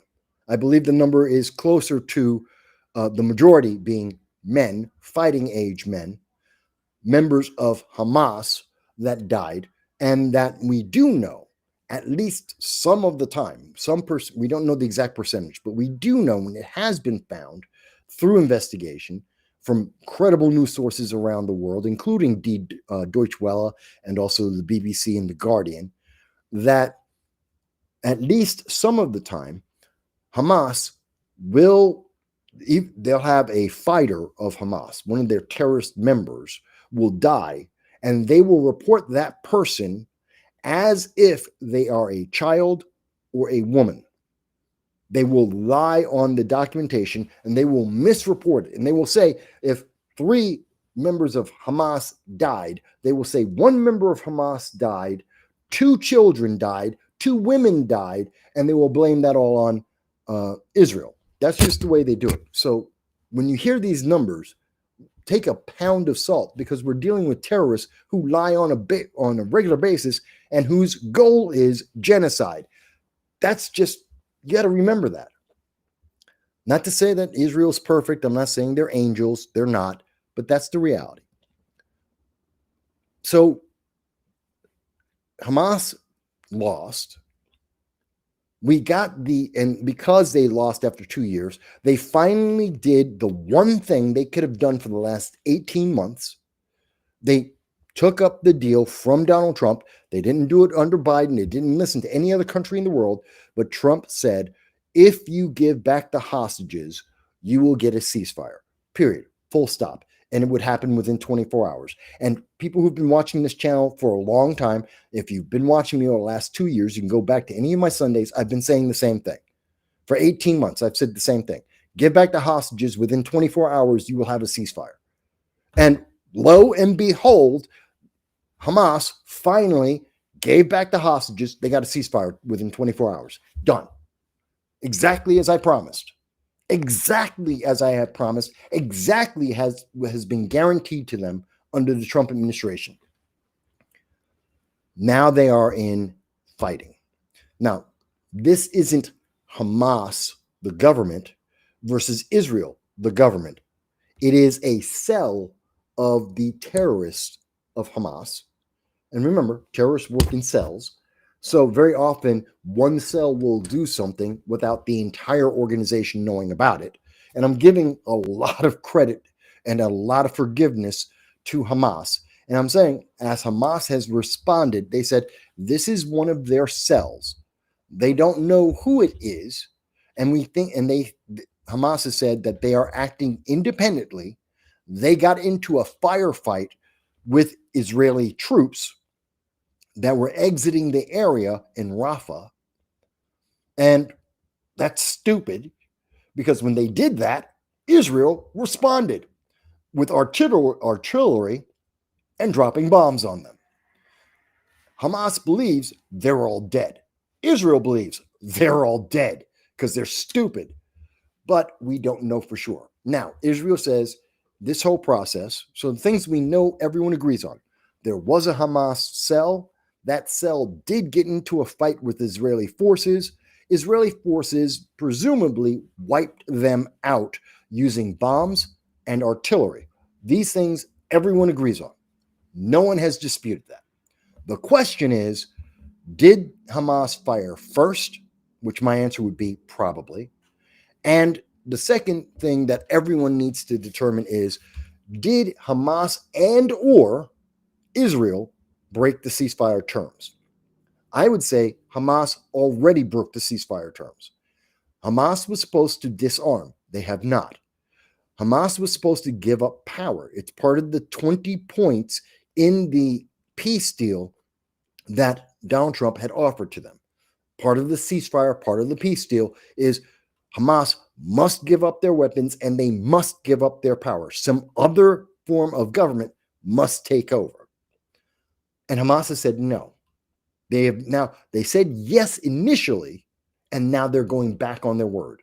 Why? Because they're liars and terrorists. They're evil scum of the earth. And so we should never have trusted them in the first place. And I don't think anyone did. But they're going back. And they're trying to keep power and they're trying to keep their weapons. So did they break the terms of the ceasefire? Yes. Did they intend to do that? Yes. Can everyone live with that? Kind of. If there is another government that comes in and takes over most of the power, and Hamas is part of that government, I think everyone can live with it. If they reduce the amount of their arms, and more importantly, they stop these stupid individual cells from picking fights with Israel, I think Israel will back off and let that happen and stop blowing the hell out of them. I think that could happen. So I don't think either side is perfect. It is a fact. Both sides have some culpability. I think Hamas is the one that has the greater culpability and the greater problem. And Hamas needs to get this done right. They need to stop killing their own Palestinian people. You notice the first thing Hamas did, which is what we predicted, that the first thing they did, they got the ceasefire, they went and killed their own Palestinian people. This is how much they care about the Palestinian people. They don't. They care about power. That's why they let Palestinian people starve to death rather than giving back the hostages. This is why they allowed Palestinian women and children, don't know how many, but some of them, to go and be bombed and die from collateral damage, and some of them did. I'm not saying Israel was innocent of that. Some women and children did die by collateral. Absolutely did happen. That's what happens in wars. And Hamas allowed that to happen rather than giving back the hostages because they don't care about the women and children. They don't care about the Palestinian people. All they care about is eliminating, genociding Israel and Jewish people. That's all they care about. That is their end game. That is their goal. The war doesn't end. According to Hamas itself, the war doesn't end until all Jewish people in the world are dead, and anyone who doesn't believe their religion is dead as well. Thus comes in the United States, and that's where Europe comes in. They want to get rid of them too. But the first person they want to get rid of is Israel. Then they'll kill everyone else. So this is what we are dealing with. I don't know. I don't think the ceasefire ends. And I don't think the fighting is over. The two-state solution provided by Starmer was a joke when he mentioned it. It was a joke when Canada said they wanted to jump on, and France said that, well, France kind of said they wanted to be part of it, but France doesn't have a government right now because the only joke in Europe that is bigger than Starmer, the Prime Minister of England, is French government. They're the only bigger joke. And the fact is, a two-state solution, you can't have it. It will never work. It cannot work. Not when one of the nations, Hamas, is saying they must genocide their neighbor for them to stop a war. They can never stop. They never will stop until they genocide all Jewish people, all of Israel. You can't have a neighbor. You can't have a peace. You can't have a two-state solution with that mentality. It won't happen. It will never work. That's why Keir Starmer failed, because he's an idiot. He's working on a progressive principle. Well, kumbaya, everyone will be friends and family. And if we make a two-state, well, now that they're a state, they're recognized by the rest of the world. Now they'll stop fighting. No, they won't. You're an idiot if you think that. If you agree with Keir Starmer, you are highly mistaken and do not understand the geopolitical situation as it exists. You may feel different, you may desire something different, but the reality isn't what you're feeling. So let me stop again for some comments here, because I did ask for comments and I got some. And I have a comment from Kaiwan Calendar. Is it pronounced calendar? I think that's how calendar. Yeah. It may be calendar or calendar. So Kaiwan says, I think NIA Wawa. Basically, that's a desert. I don't know what NIA Wawa is. So maybe that's a typo. Basically, that's a place with a lot of guerrilla war fighting. My understanding, there's a lot of unused armies. Well, not quite. Let's see. Venezuela is basically best. Basically, that's a group of communist war cells. I would say, well, the Venezuelan government is socialist. There is no question on that. That they admitted that a while ago. We know absolutely they are communist and socialist. The cartels, they're absolutely capitalist, absolutely bloodthirsty capitalists. And so that's the two groups that we would be dealing with. But yes, and the communists, they're not cells. They do have a military. It's just really, really small. It's about 650,000 militia, not soldiers. They don't have trained soldiers. They have militia, which means you are a man of fighting age. If you're between the ages of about 16 to 34, you are a militia in Venezuela. They will hand you a rifle, point you in the direction of where you need to go, and they want you to go shoot and die. That's it. They have 650,000 of that versus highly trained, highly motivated, very well equipped United States Marines and some Navy and some Air Force or Air or Army that would be coming into that nation. There is no comparison. They would be absolutely outclassed. The only thing they could do to extend the war past 3 months would be if those 650,000 militiamen survived a couple of battles, got some experience and understood what the hell they were doing, and went directly into the same thing as the Viet Cong in Vietnam and go into the jungle and fight jungle warfare. That would be the only way that they could make it past 3 months. And I don't think they could do that. But that's my thought. I could be wrong. Let's see. Kawan continues and says, nothing is that communist in the colleges tend to believe that their mask is the fighters against capitalism. So they take it as fact. Okay, college students are believing whatever. Colleges in America tend to lean more left and communist, and therefore they accept what their professors are telling them as fact without any backup. If I understand you correctly, that's what you're saying there. Okay, I agree with you. That's true. Yeah, the college students do believe, as Kawan says, against capitalism. The college students, the socialists, think they're the good guys. That's what the left always believes. Let's see. User has been banned. Says, I always think it's Keith Olbermann when I see Keir Starmer, not Keir Stalin. I get the joke. But Keir Starmer does look a lot like Keith Olbermann. Keith Olbermann, though, is absolutely batshit crazy. He's out of his mind. He is a lunatic, not just because he's a leftist, and he is. He's a massive raving leftist. But that's not what makes him, that's not all of his lunacy or his mania. It's that Keith Olbermann is violent. Like he's like a patient that needs his medication and he hasn't had it in years. He's rabid.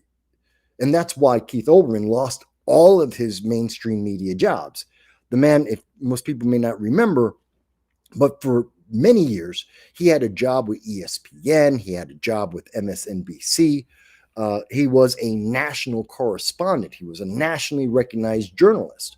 And he had some substance of credibility.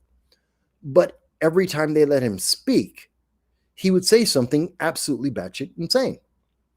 And it became more and more violent. He is absolutely a believer of a socialistic, communistic authoritarianism.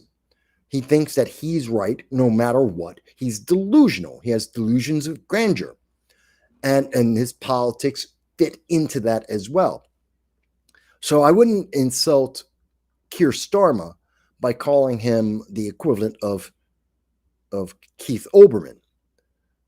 But Keir Starmer is not far from him. He is an absolute, Keir Starmer is a believer. He has failed the British people. That has hurt not just the British people, but the United States. It's hurting the European Union's economy, which therefore hurts the United States. It has strained relations between the United States and our closest ally, England. So he is a mess.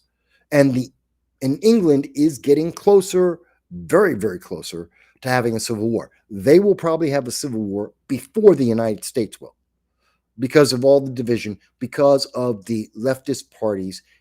Labour Party in England is so absolutely rabidly socialist, and that is not working well with the people of the United Kingdom, and they're getting fed up and arresting people because they have a tweet that says that Keir Starmer is a twit.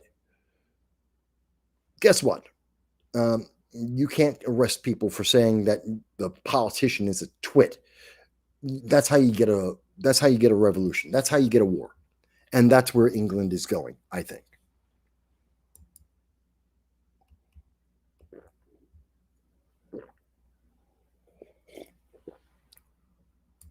All right. And Colin says, what do you think of Curtis Sliwa? This was conservative media, a blackout. It was a blackout of conservative media and the conservative influencers not giving him a chance to be governor of New York. I wasn't planning. Well, I was going to talk a little bit about the debate, the 2025 mayoral debate in New York City this week, and I watched the debate. If you go to X, you'll see a bunch of my comments, my live responses, my live reaction to the mayoral debate, because Zoran Mandami lied a lot, and he is working off of delusions that don't make any sense. According to Zoran Mandami, there is no difference between Eugene, Oregon, a city of 200,000 people, 60% white and 23% black. There is no difference between that and New York City, a city of 8.5 million people, which has people from there are communities of people from every single nation, every ethnicity, every religion, every ideology on the face of the earth are in New York City. That is a fact. And you're trying to tell me a city of 8.5 million people with people and cultures from every on the face of the earth is exactly the same as Eugene, Oregon, an isolated small little town of 200,000 people, 60% white, 23% black, and you want me to believe that they're the same? That's stupid. That makes no sense whatsoever. That is absolutely ignorant. And to say that policies that failed in Eugene, Oregon, in particular for Mandami, he is suggesting that instead of hiring 7,000 police officers, which the city normally has, we normally have about 38,000 police officers in New York City. Yes, we have enough police officers to make up their own town. That is normal in New York City. Again, we have a lot of people here. So we normally have about 38,000. Currently, we have about 31,000. We're short 7,000 police officers. That's the bare minimum to run this city and to keep crime reasonably lower than where it is right now. And Zoran Mandami believes that instead of hiring 7,000 police officers, he wants to hire 2,000 police officers and 5,000 social workers. That's stupid. He's saying that the idea to do this isn't to defund the police, even though he is actively defunding the police. The idea is he's copying a plan, again, from Eugene, Oregon. It's called the CAHOOTS program. That's CAHOOT, CAHOOTS. Charlie Alpha Hotel Oscar Tango, in case you need it phonetically. And that program, which ended April, I believe it was April 7th or 17th, 2025. It ended this year. It was around for about 3 years. It failed. It lost money.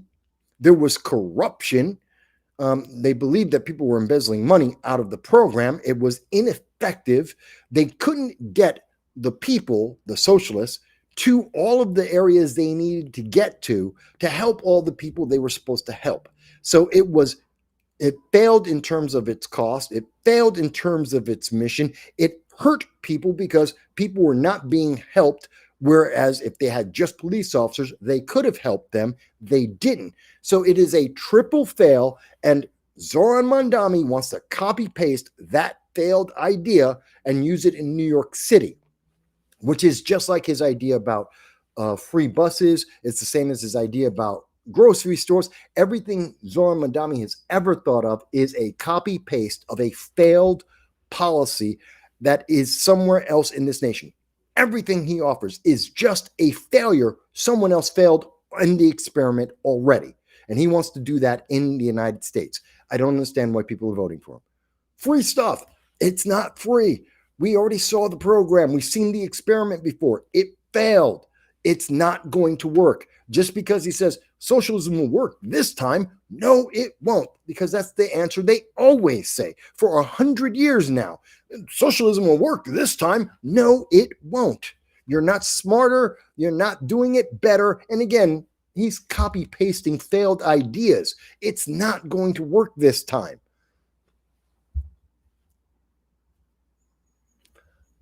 So that's Zoran Mandami. I think Curtis Lee had the best, and when I say best, I mean the most realistic policies out of the three candidates. Andrew Cuomo was a complete failure. He's not even worth talking about. All of his ideas are basically watered down versions of what Zoran Mandami was offering. He basically is saying, I want to be communist light, socialist light, so that he can get all of the voters from Zoran Mandami back to the Democrats, and he's going to try and do exactly what Zoran said he was going to do. So I don't count Andrew Cuomo, because why do socialism light if you can get socialism? Go all the way there. Go and do it. If you're going to do it, go all in full throat and fail 100%. Don't fail 50% and say, well, it's because we didn't really commit and it's not really socialism. Screw that. Do it or don't do it. One or the other. So Andrew Cuomo's out of the equation for me in talking about the mayoral debate. In addition to the fact that Andrew Cuomo killed 16,000 people, covered it up, and he sexually assaulted, allegedly, 13 women. 13 women. The initial investigation started by a Democrat, Letitia James, the Attorney General, also a corrupt individual, but Letitia James went in and she was looking at investigating 7 allegations. When the investigation was done, she found 13 sexual assault allegations. She came out with more, not less, more what she said were confirmed serious crimes by Andrew Cuomo. If you're a Democrat, I don't know how you're voting for him. If you're not, I understand why you wouldn't vote for Zoran, because he's insane. And yeah, he's a believer and he's out of his mind, so he's wrong. And if you're looking at Andrew and you're like, well, he's also a Democrat. He's the next best idea. And you're going to vote for somebody who killed 16,000 people and covered it up. He really hasn't ever apologized for that. You're going to vote for somebody who, if you believe in the Me Too movement, which is a big thing amongst Democrats, and you believe in that 100%, all women are correct, he sexually assaulted women 13 times. How can you vote for him? How can any Democrat in America, and in particular in New York City, how can any of them vote for this man as either a Democrat or a progressive? He's a failure. So he's out. Curtis Lewa.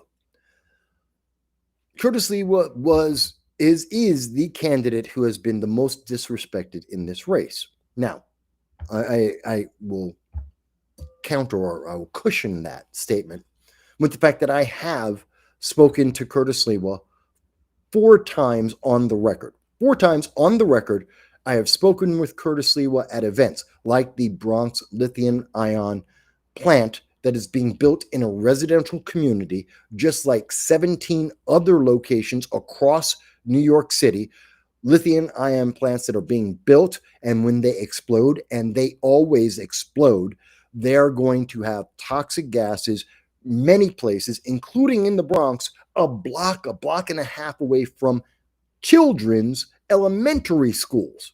This is going to harm families. It is a terrible idea, and it is something that the news media does not want to talk about, and Curtis Lewa did. So I've met him 4 times. I've been able to speak with him several times at these events on the record, and I had one of those 4 times I was able to sit down and basically have almost a one-on-one conversation with Curtis Lewa for about 20-25 minutes. We got about 4 questions in that time frame. So I may have a bias because I've spoken to him in person. I've met him maybe about 6 times now, but 4 of them on the record. So I may have a bias for him. Fine. Like, one of the things that biased me towards him, separate of my professional opinion, personally, I was at a fundraising event where Curtis Lewa happened to be as well. And everyone else, and obviously it was a Republican fundraiser, so everyone was there. We weren't there for Curtis Sliwa, we were there for another candidate. Curtis Sliwa was there to support that additional candidate, but he's obviously a big draw. A lot of people got to talk to him. We all got to eat food at the fundraiser. And I noticed something, and this is something that comes from my experience as a member of the military.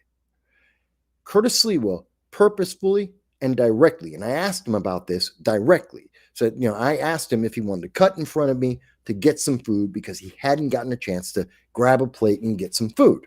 I wasn't at the front of the line. I was like in the middle. He said, nope, don't worry about it. I'm good. I'm fine. This is a 71-year-old man.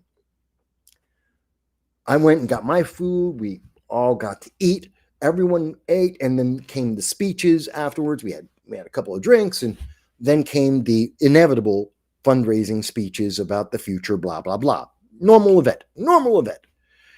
While the speeches were going on, while many of the people were having drinks and listening to the speakers, that was the time, and only the time, after everyone else had eaten, Curtis Sliwa went and got some food. He got some of the last bits of food that was left at the event. And then he ate.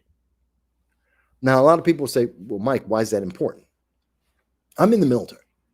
And I know many people who've been in the military higher rank than I got to. I was Lance Corporal. And the higher you are in the rank, the later you eat. And the highest ranks, your captain, your colonel, your staff sergeant, your gunnery sergeant, your master gunnery sergeant, they eat last. In fact, if you're getting hot food, and you're out in the field in particular, but if you got hot food, they're going to serve you your food. They are higher ranks.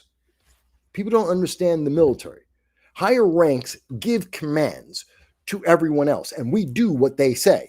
Doesn't matter what, as long as it's a lawful order, unless they're asking us to kill children just because they're standing there. If they give an order, we are to do that order 1,000% as quickly and efficiently as possible, period.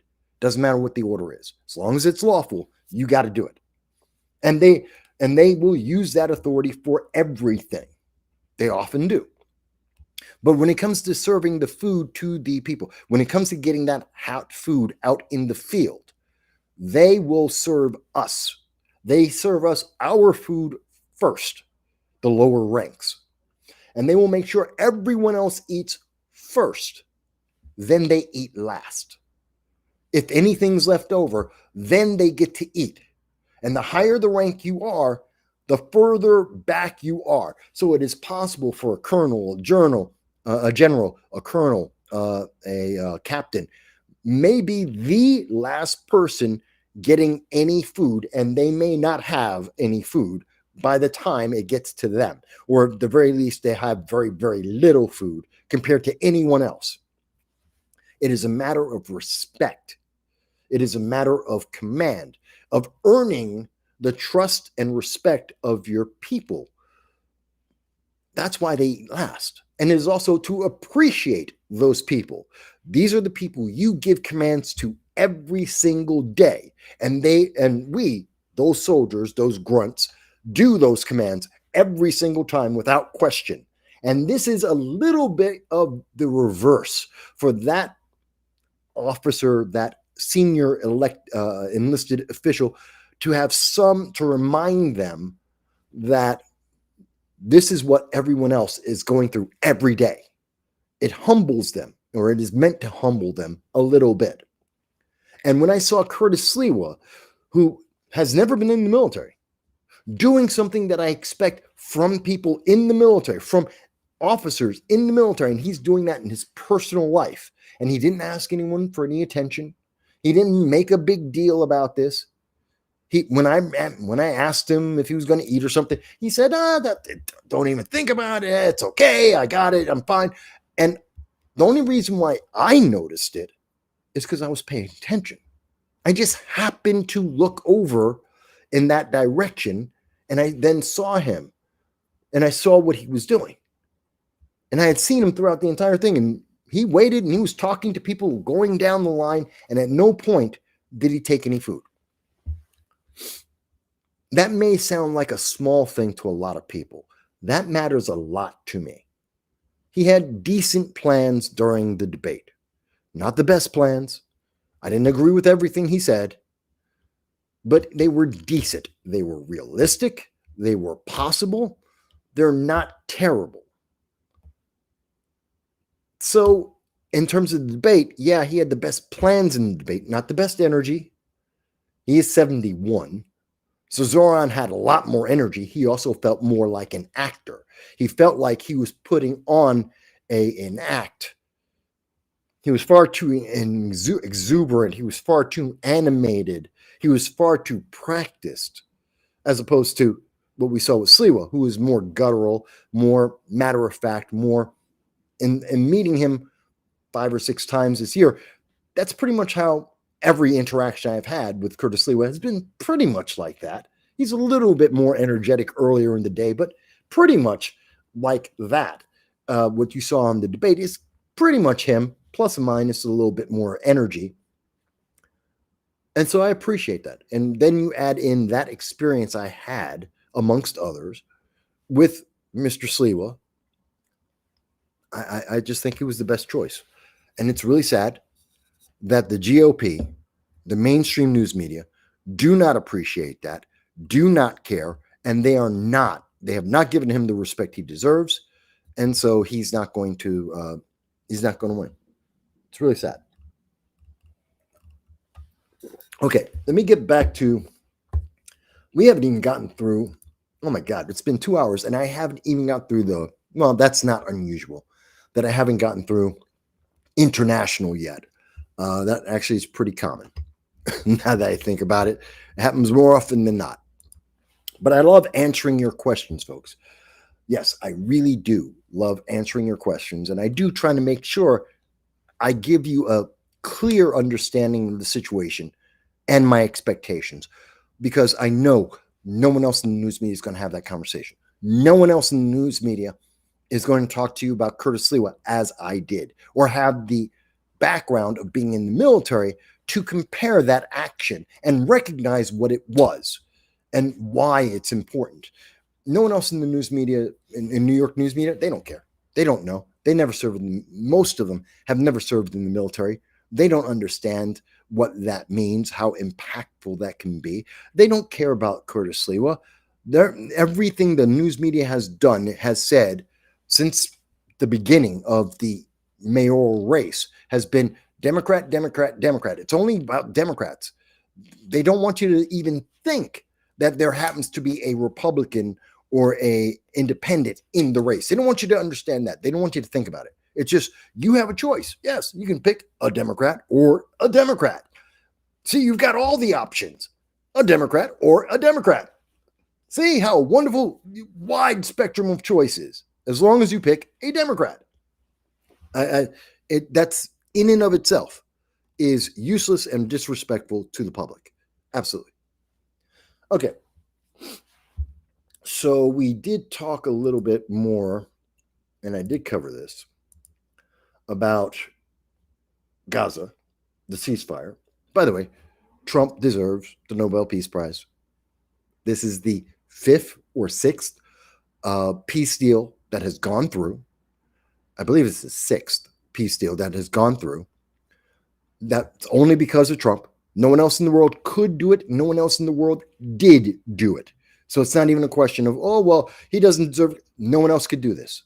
No one else in the world, everyone in the world tried, including Biden, and everyone else in the world failed. The only one who succeeded is Trump. He gets credit for this. This is worth the Nobel Peace Prize. Hillary Clinton said if there was peace, if the ceasefire happened, Donald Trump deserved the Nobel Peace Prize. It happened. Donald Trump deserves the Nobel Peace Prize. Even Hillary Clinton had to acknowledge that. Okay, so we covered that news.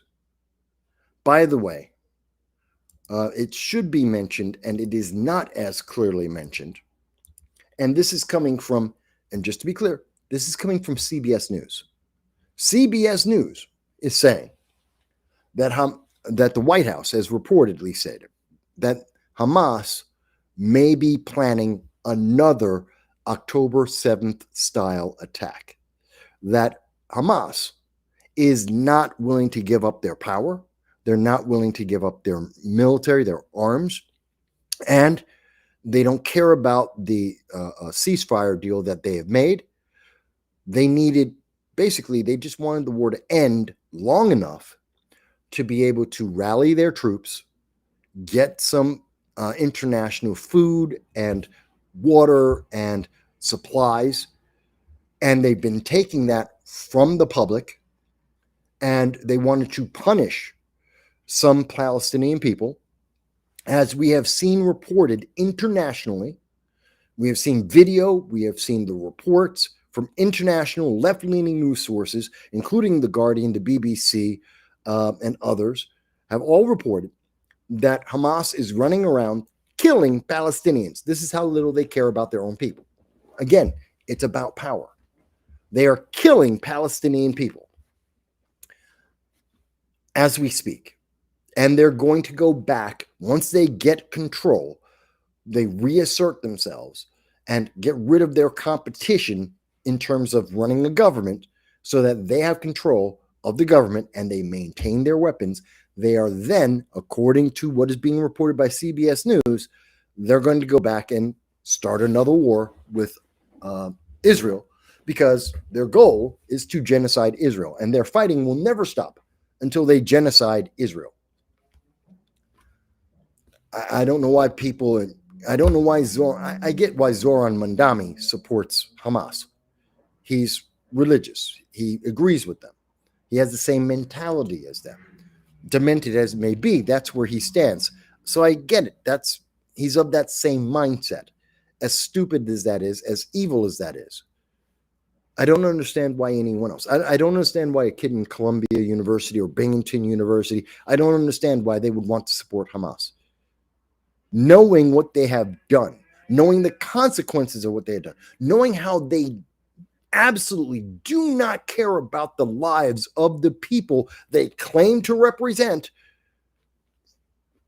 I don't know why you would support them. It doesn't make sense to me. It does not make sense. Again, I'm happy to hear from anyone, any member of Congress or the government, or any student over at Harvard. If there's a student at Harvard, if there's a student over at Harvard, a student at Columbia, any of the Ivy Leagues, and you want to tell me, Mike, you just don't understand. You just don't understand. I think I've spent the last 2 hours making it very clear. I understand. Please, I want to hear from you guys. By the way, it is 2 hours into the show, and I haven't taken a moment to say something to you guys, and I think it's kind of important. Please, if you can, if you've listened to 5 minutes or 2 hours of the show at this point, please like, share, subscribe. It makes so much of a difference. It means the world to me. I want to get to 5, maybe 10,000 subscribers. If I can get to 5, maybe 10,000 subscribers, I can get a one-on-one interview with maybe Larry Sharp, who is running for governor of New York. Maybe I can get Curtis Sliwa to come on and do the interview. I've asked him 3 times now, but I'm a small channel, and he wants to go on with The Breakfast Club with Charlemagne the God. I can't blame him. He's going there because Charlemagne has an audience. He's got 50, 100,000 people watching him. I need to get to 5,000, maybe 10,000 subscribers, and I'm sure Curtis Lee would be much more interested in doing an interview with me. I could maybe get Zoran Mandami, who is the darling of MSNBC and CNN. He even went on to Fox News because they have millions of viewers. I try and get them on, but it's a hard sell. But you can help me with that. Like, share, subscribe. Help us to get to 5,000, 10,000 subscribers by the end of the year. And these guys will take my calls. They will at least have the conversation about getting onto the program. That's enough people that they want to be around you. They want to have your attention. They want to talk to you so they can ask you for money, so they can ask you for their vote. I don't blame them. I understand. I was a candidate myself. I understand what they're doing, but I want to get answers from them so we can get answers from them, get them on, and hold them accountable, unlike any other news agency. Please like, share, subscribe. I really appreciate it. By the way, also, how do you like the new background? I changed the background. A lot of people may not have noticed that, but this is a new background. It's based on the old background, but it is different. So tell me if you like it, you hate it. Let me know. I want some feedback on that. All right. Let's see. Where did we leave off? So, 1 second. Let me take a sip. Oh, yeah, by the way, you can, if you wish, get one of these yourself. Can I get that in focus? Come on, focus. I have mugs. I have mugs and T-shirts and sweatshirts with many different designs on them. This is one of the designs. I thought it was kind of cute and fun. You can find them on Zazzle, Zazzle, Zulu Alpha, Zulu Lima Echo.com. Go check it out. If you want to, you can support the channel that way. You get something back for it. Or if you just want to spend $1.50 a month, we're talking about $15 roughly a year, you can join my Patreon. It's $1.50 per month. Not $15, not $20, $1.50 per month. Why not try it out? Okay, let me see here. So we have also talked about so far, I believe, there. So we talked about no kings. We talked a bunch about that. And again, they're saying it's 7 million. 7 million. It's such a huge number. We have 350 million people in America. It's 2% of the population. 2% of the population. It's about 7% of the Democrat Party. It's not a lot. It's not even close to a lot. It means nothing. We have more people complaining about MAGA and America First in every election in every part of the country. This is 7 million is nothing. If they actually were making some traction, they keep saying it's 7 million. No, it's so many people. If it really meant something, then it would have a reaction. But every day, there are more people being told that they should be upset about MAGA than 7 million people around the nation. Look at the votes. Democrats had what, 70 million votes? It's 10% of the Democratic voters. Only 10%, 1 in 10, believe that they need to come out. Why? Because America isn't, we have no kings. We're not in a tyranny. This isn't about authoritarianism. Because Democrats are authoritarian. Who mandated your shots? Who said you will get fired if you do not get an experimental shot as a pregnant woman, as a doctor, as a American citizen who has the right to choose? Who required that you had to do that? Otherwise, you wouldn't be able to live. They weren't going to give you, remember, they said, Kathy Hochul, Joe Biden, they said that you wouldn't be able to get benefits, even though that they locked down the country, businesses closed. I know for a fact, I was working in 2020. The location I was working at closed. I didn't have a job because the job closed because of the pandemic. We had a viable business that was ongoing that had been in that location for a decade, actually a little bit longer. And they closed because of the pandemic and the lockdowns. Okay. And then they told me in the middle of the lockdowns that you need to get a shot or that they were going to cut off my benefits. Wait a minute. I have no job and I need the benefits because you locked down everything. That wasn't my fault. That was your fault. That was Joe Biden, Kathy Hochul. It was their fault. And they want to punish me for that? That's authoritarian. And that's why we don't have enough doctors and nurses in New York State, because they fired 32,000 doctors and nurses and healthcare workers. 32,000. We were already short doctors and nurses to start with. Kathy Hochul fired 32,000 of them. That's why you're waiting in the hospital and you can't get seen on a faster basis. That's part of the reason why the cost of healthcare in New York is higher, because they fired the doctors. Anyway. So yeah, they want to say it's authoritarian. Oh my God, it's so authoritarian. Oh, Trump is only quoted chapter and verse of legislation after legislation after legislation over and over again. But it's authoritarian. They're able to complain. These organizations, the Independent, CBS, NBC, CNN, they're all able to complain, put on podcasters and journalists and whatever the hell else they have, put them on programs day after day after day, berating for the last 10 years, have been berating and denouncing and demonizing Donald Trump, MAGA, America First, the right, Republicans. They've been demonizing us for a decade. And they're like, you're just authoritarian. If we were authoritarian, you wouldn't be able to say any of this crap. If you were authoritarian, you would have been censored and silenced. Mind you, Democrats did try to censor and silence the American people. We know that. Google came out. Google and YouTube, its subsidiary, came out and put in, and if they lied, they would be sued.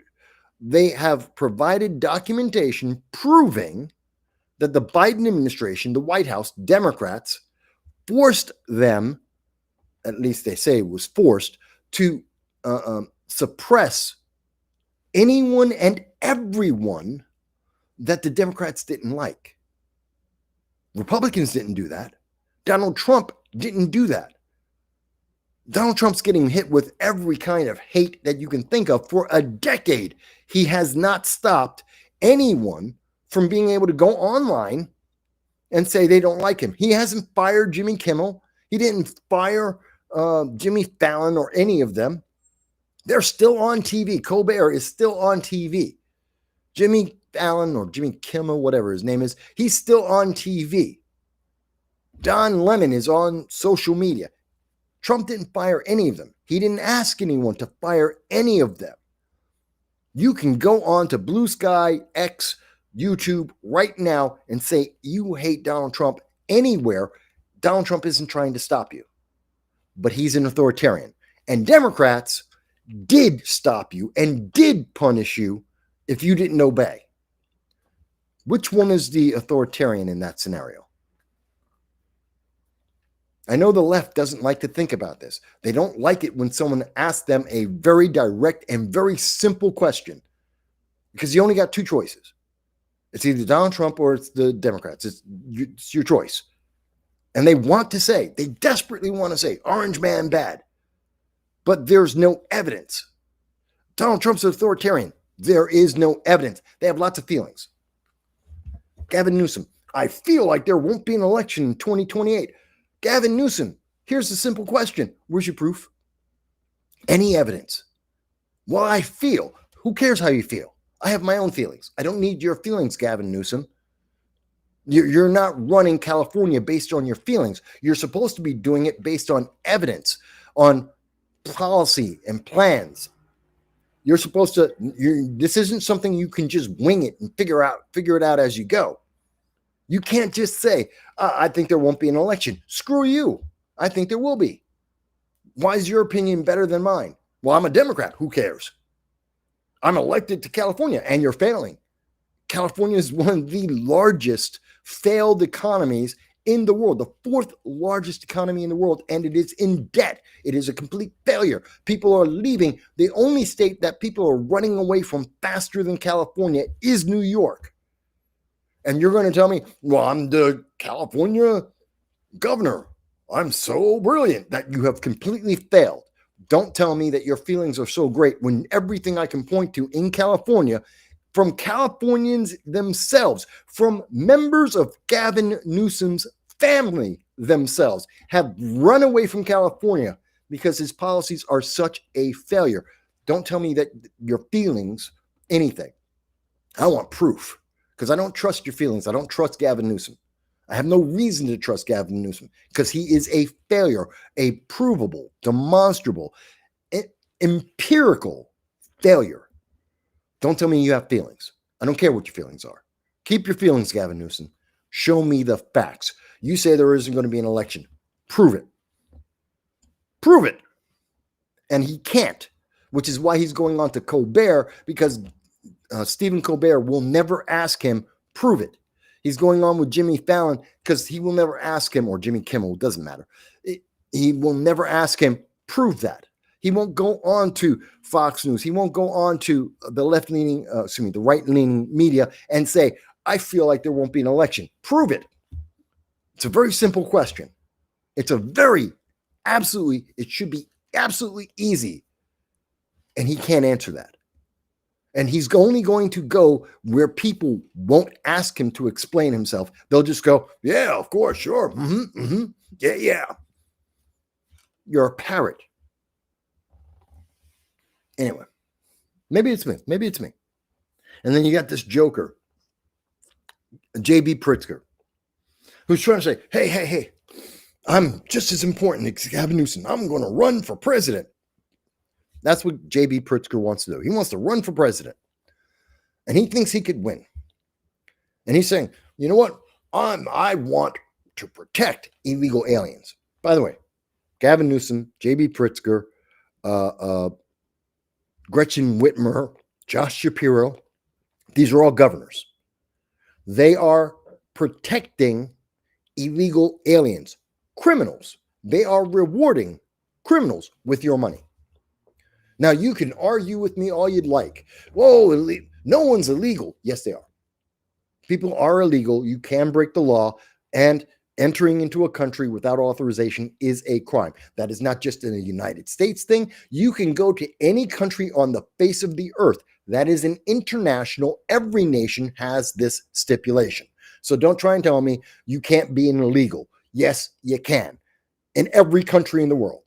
If you enter without authorization, you are an illegal alien. Every country in the world, point blank. Some will enforce it harsher than others. That's a different argument. But you can't. I hate when I hear the left say, well, no one's an illegal. You are an idiot. You don't know anything about international law. Every country in the world has rules on this. All of them. All of them. So don't say that. That's a lie. You're just embarrassing yourself because you don't know what you're talking about. So, yeah. J.B. Pritzker, like many Democrats, and especially the leadership, especially those who are looking to become president or to run in the Democratic nomination of 2028, he's over there and he's saying, hey, I'm going to help the illegal aliens. I'm going to give them a reward. I'm going to let them stay in America. Because that's what he's doing. Now, you'll say, but Mike, that's not the way CNN said it.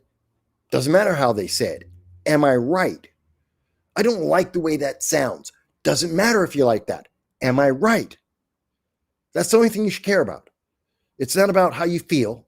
You can feel any way you want. You can have any feeling that you want to have. You can be giddy. You can be sad. It doesn't matter. That's your choice. That's your freedom. You're an American citizen.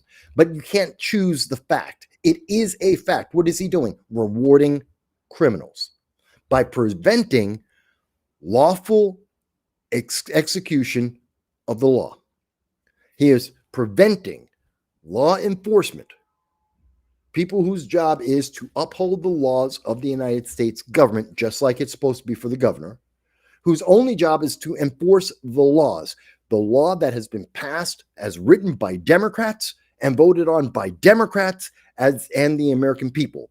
Their job is, this is the law. It says illegal people get deported, period. That's the law. I'm abbreviating it a little bit, but that's what the law says. You entered illegally. We will come, we will capture you, we will catch you, and we will deport you, period. That's what it says. That's what they're doing in Chicago. That's what they're doing in Illinois. And J.B. Pritzker has a problem with that. He wants to protect the illegal aliens. Why? They didn't vote for you. They're breaking the laws of your state. They are harming American citizens in your state. every dollar you spend on an illegal alien for whatever reason, for housing, for schooling, for food, for whatever reason, that's money that's not going to American citizens in your state. That means veterans are out on the street more than they need to. There are kids who are hungry in Chicago more than they need to be. There are homeless people in Chicago and Illinois more than there needs to be, because you're taking the money that would go to them to make them healthy, make them well fed, to give them opportunities. You're taking that money and you're giving it to an illegal alien who's never supposed to be in this country in the first place, and the law says can't be in this country in the first place. And J.B. Pritzker is giving them your stuff. You're paying for it, and he's giving it to these illegal aliens. And he's blaming Donald. And then he's got an attitude saying, oh, and screw Donald Trump. How dare he hold me to the law? How dare he hold me to my oath of office to serve the American people? He's uppity. J.B. Pritzker, he's got an attitude. He's uppity about this. Same thing with Chicago Mayor Brandon Johnson. They got an attitude. Oh, how dare you look down me? How dare you expect me to follow the law and actually support and serve the people? Really? Really? It makes no sense to me, folks. Maybe, and again, in the comments, you can tell me, Mike, you just don't understand. But if you heard, actually, just a moment ago, you may have heard a jingle, jingle, jingle. Where are you? Come here. That's my dog.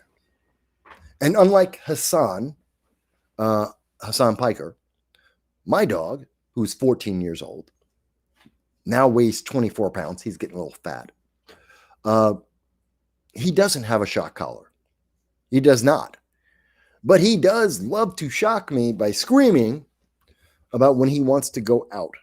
And he just came rushing on in here. You may have heard his chain, his collar, which has his dog tags on it. You may have heard that jingling in the background. That's him telling me that he wants to go out.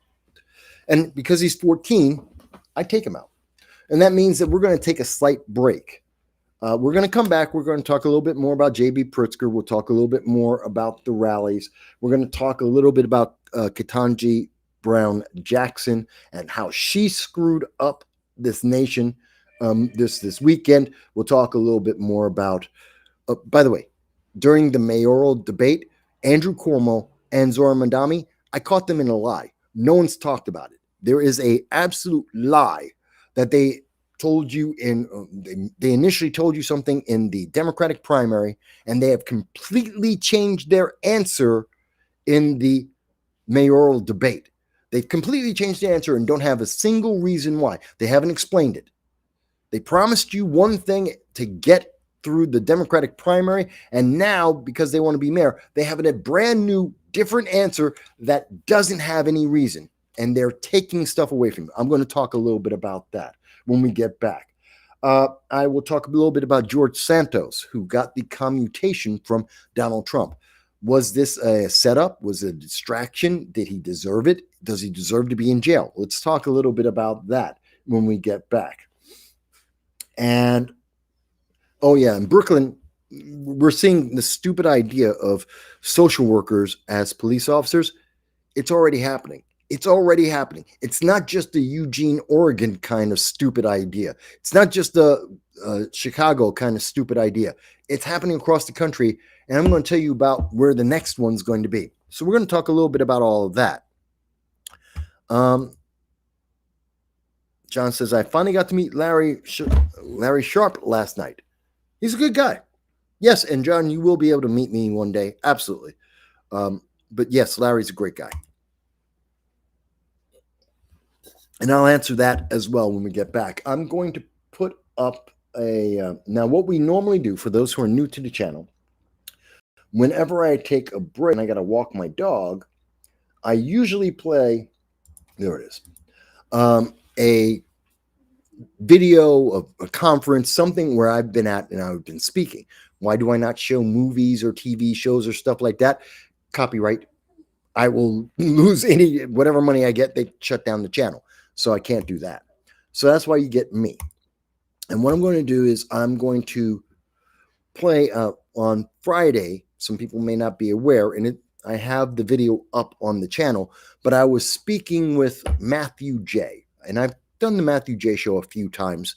We get several thousand people who watch it live on X every time. I think there's over 2,000 people who have seen it so far just on X alone.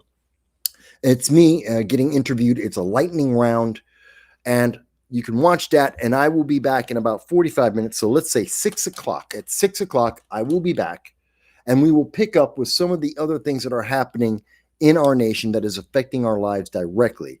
We're not talking about the international anymore. We're going to be talking about what's going on in domestic United States, what's going to happen 2025 election to 2026 election to 2028 election.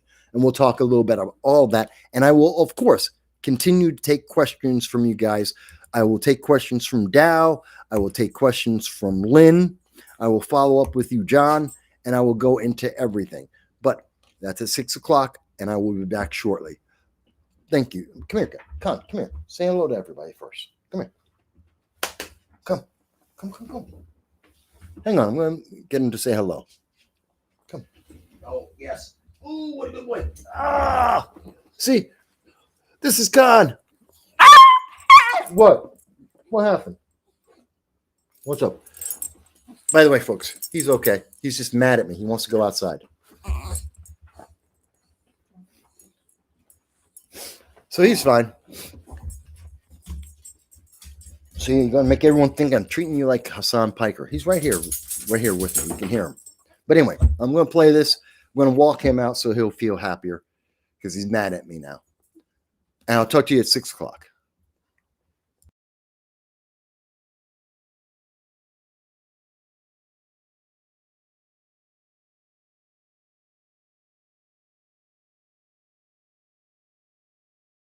Welcome to another edition of the Matthew J. Show. So glad you could join us tonight on a nice, cool night here, I guess, in Philadelphia. I guess we're 55, 60. I kind of like that temperature. And there is so much going on. And in particular, with the New York City mayoral race last night and the Santos news just breaking that his sentence has been commuted, we are lucky enough to have Mr. Michael Voss on tonight to navigate all the rough seas here and get the real deal out there. Michael, how are you doing tonight? I am doing well. It's Friday. It's actually 55 here in New York as well.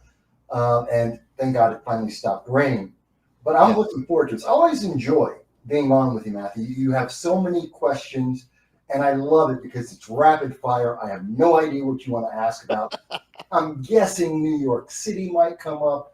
The Supreme Court might come up. Yes. Now Santos may come up. So I'm only guessing at that, but I'm looking forward to this. And we got what happened over with Hamas. I mean, this is going to be fun. This is going to be fun. Michael, just get to it and get it out there and say, this is the best show on X you want to be on Friday night if you want to be informed about what's happening in the United States around the world. I'll get it out there, and it's true.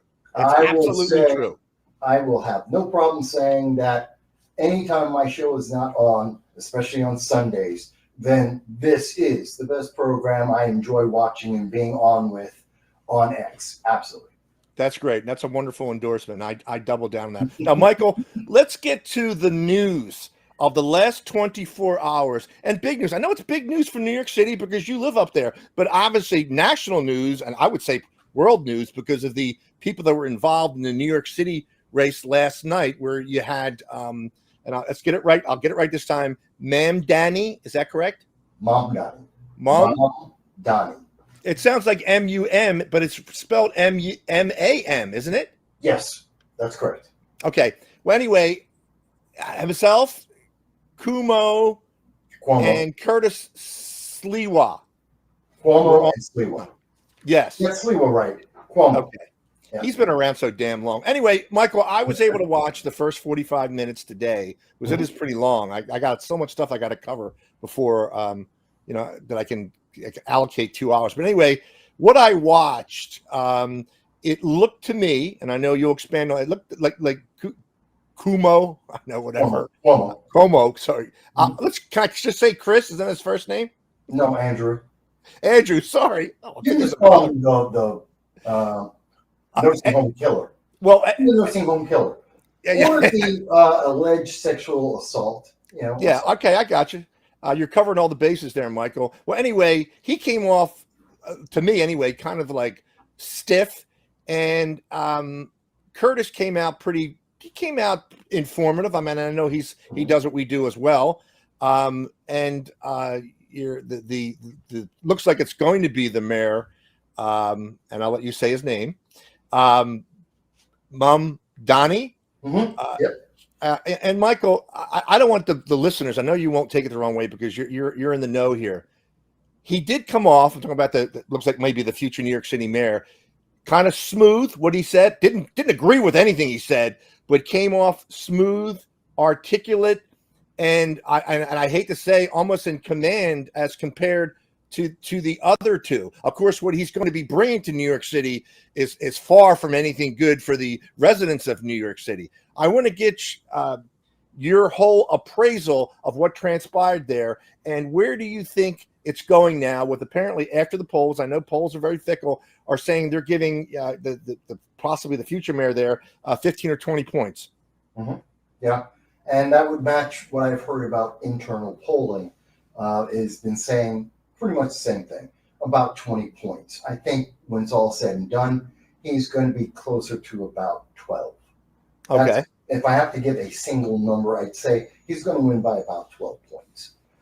He's getting some pushback. People are learning about his policies, the failures that they are inspired by, or actually copy and pasted failures from across the country. And when you actually try and nail him down for an answer, like not just his feelings, not his hopes and desires, but actual real world, how does this work? Like how you're going to pay for it all, then he kind of falters because now he's got to deal with nuts and bolts rather than hopes and dreams. He fails. But your assessment is correct.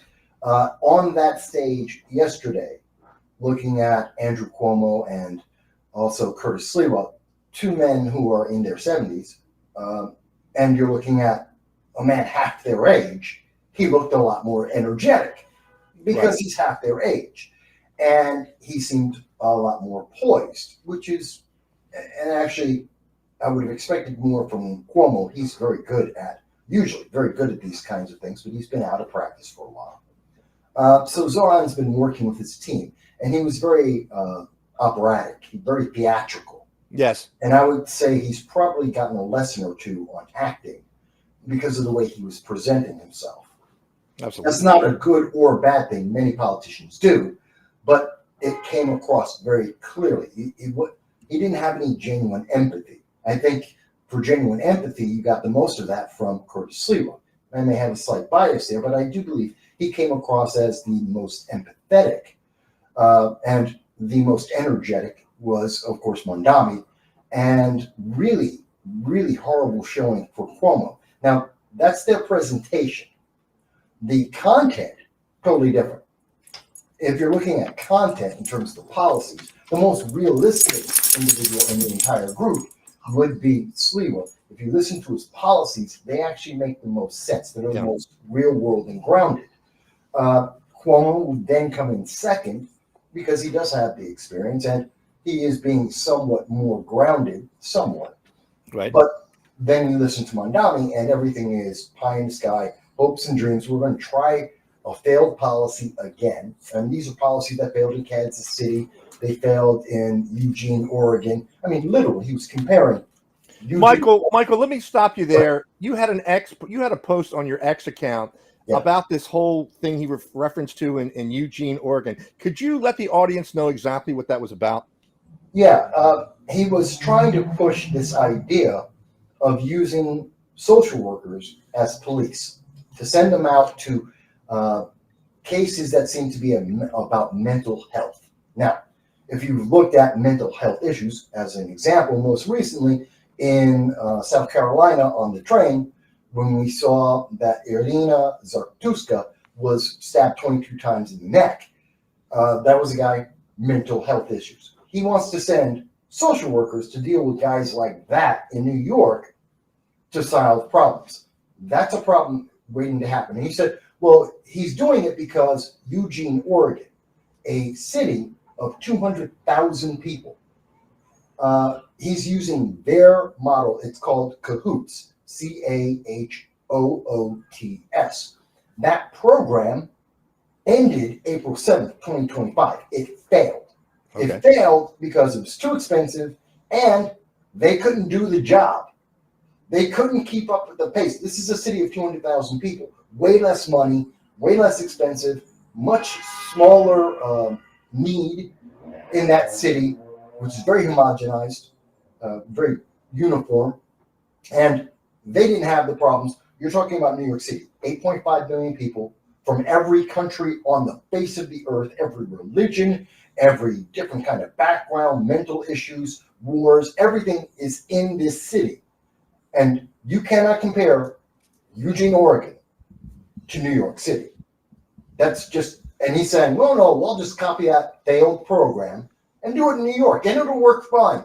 What's the problem? Because it's a waste of money and stupid. Michael, let me ask you real quick. How does, and he brought it up against Mumdani, brought it up last night about how he wants free bus service. I think he said 5 bus lines he wanted free. How would he exactly pay for that? That's a major expenditure because, as you know, in my previous life, I was a transit official. That is big money. Okay. He actually said, and this is why you know he has no idea what he's talking about. He had a pilot idea where he took 5 buses, not 5 bus lines, okay, but 5 buses, 1 bus in every borough of New York, one of the 5, 1 in each borough. Okay. And he made it with this free program that he's copying from Kansas City, where it failed after 3 years in Kansas City. It failed, cost tens of millions of dollars, and he wants to use that plan and use it in New York. Do you notice there's a repetition here? And he's saying that because it worked on 1 line in each borough, it's going to work if he does it to there's well over 700 buses in New York. Over 700. And he says, well, now it's going to be, it worked once, so it'll work in every single case. That's stupid. That you can't even do statistics on that. It is so beyond the pale. And we have proof it doesn't work. But he's going to do it anyway because hopes and dreams and it's free stuff. How's he going to pay for it? Higher taxes. How do you get higher taxes in New York? You have to get the governor to raise the tax rate. Governor, who's going to be up for election in 2026, and I hope she loses. I expect she will. Well, she has to raise taxes. She's already said she's not going to. And so what did Mandami say when he was challenged and said, well, the governor's not going to raise taxes. You can't raise taxes. What are you going to do? I'll find a way. In other words, you have no idea what the hell you're talking about, and you're lying to the public. You're selling them free stuff that you know you can't give them.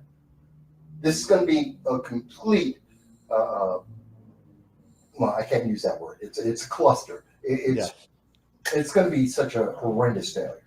What are other things, Michael, that he's been discussing that he wants to do, like, from Jump Street when he gets on there, as far as like minimum wages to $30, and as far as the police forces is concerned, will he really be putting his mark on to say how the NYPD operates? Is he kind of obviously anti-police? And the reason I ask that, Michael, is because obviously we see, like, let's just say, for example, the No Kings rally tomorrow, which is all over the country. Yeah. But there are a lot of big rallies in New York City, like here in Philadelphia and around the country. Will he put like a leash on NYPD? Will the protesters think that they will have, run of the day? They'll be able to do anything they want because they got their boy in office? Yeah. I think this came up in the second half of the debate, and he was asked directly because he's engaged in many protests so far, as an assemblyman on his own, he's engaged in many of the protests. And he was asked, if you were to get elected as a sitting mayor, would you still be going out and protesting? He refused to answer that question. He was asked twice, refused to answer that question. I think that says a lot about him. It also says a lot about what's going to happen in the protests. We already know he's already stated clearly, repeatedly, and protested to defund the police, a failed idea that they tried across the country, in particular in Minneapolis. And when polled, the black community in Minneapolis, 72% said, no, we want as many, if not more police. Don't defund the police, bring them back. And we've seen cities like Seattle where they defunded the police, and now they're spending extra money just to get back to the old numbers. Same thing here in New York. We're trying to do the same thing. We're short 7,000 police officers. And again, Mandami's plan is cahoots. He's going to hire social workers, not more police officers. He's going to hire social workers. Not the same thing. And we would expect that based on his politics, based on the fact that he's willing to still go out and protest as a sitting mayor, that you're going to see more crime and you're going to see more protests. And those protests we have seen consistently in New York City and across the country. The left is violent. Yeah. They result in arson, vandalism, looting, robbery, property destruction, and very often arson, if not outright murder or physical attacks. So this is what we've seen consistently, especially since 2020. Michael, let me ask you real quick. Why is it a requirement for the New York City mayoral candidate to have visited a mosque? Why is that a requirement all of a sudden? It's not. I mean, if that's the case, then have you visited a church? Yeah, there you go. Visited a synagogue? Have you gone to the Buddhist monk temple? Did you go and visit that? There's a lot of religions in the world. Have you gone to all of them? Have you participated in all of their different? That's a good point. Religions? No. Why? Because it's absolutely not necessary. Because what the hell does that have to do with whether or not crime is up or down in this city? Yes. Whether or not a business is opening or closing in this city? What the hell? Who cares? Religion is a personal, private matter. You can believe whatever you wish to believe. That is a tenet, First Amendment of America. Good point. Fantastic. But the mayor is under no obligation to go to or not go to any religious organization.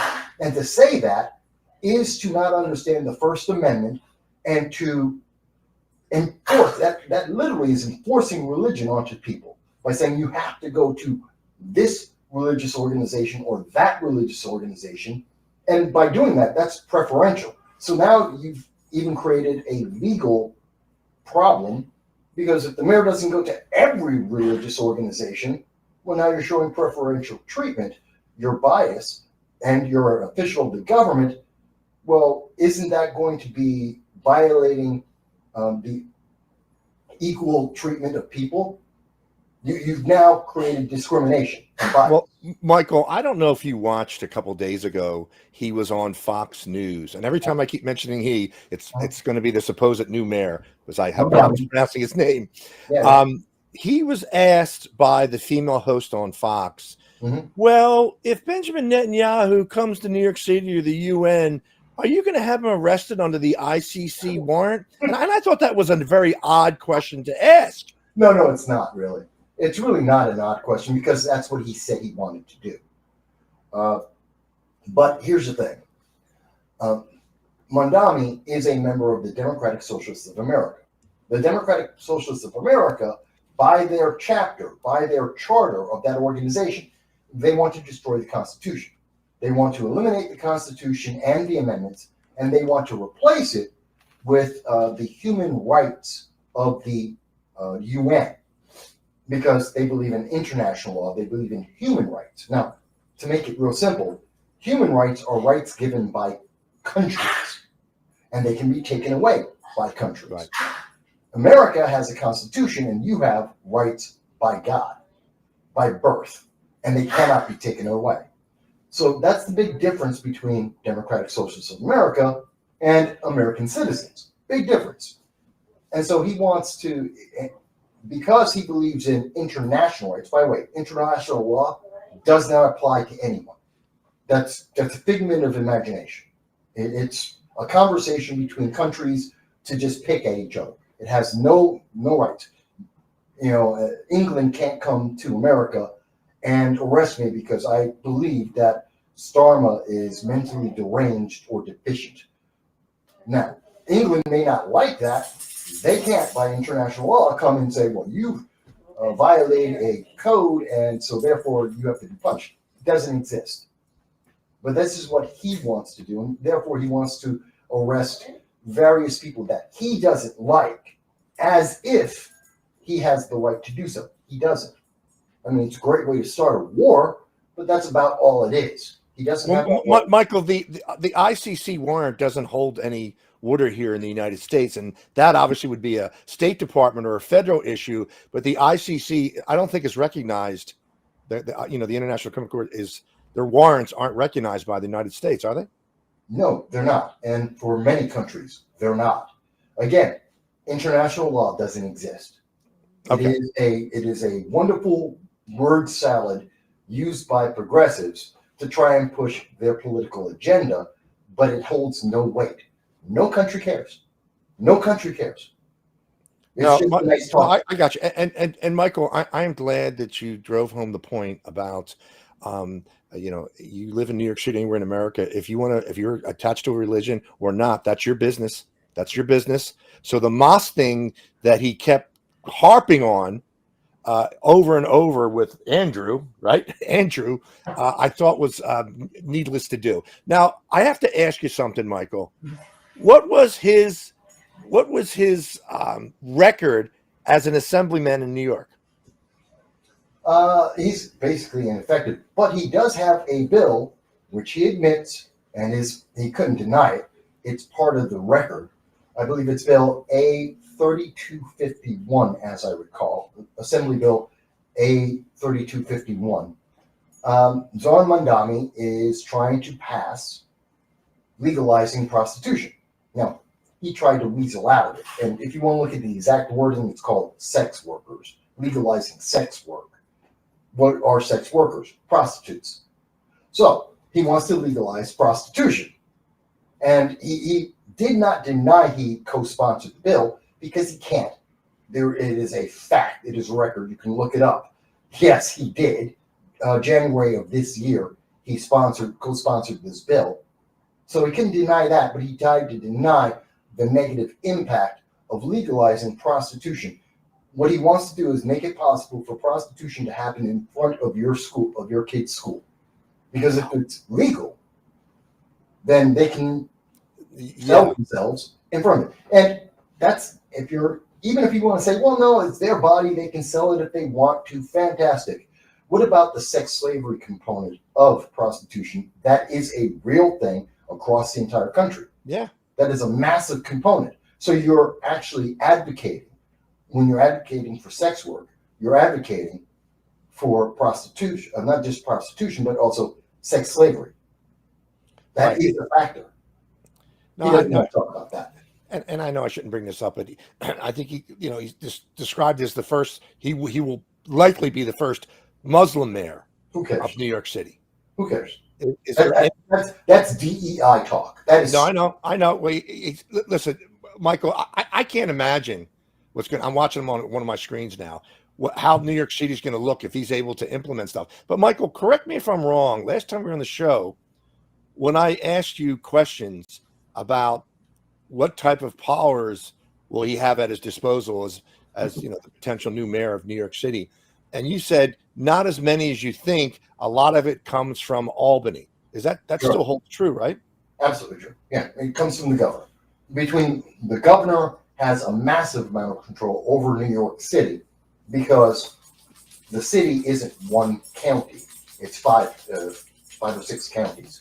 So, because of that, that moves the power from the mayor to the governor, like with taxes, like with the MTA, the funding for the mass transit system. MTA that's something that comes from upstate. That comes from Albany, the governor's office.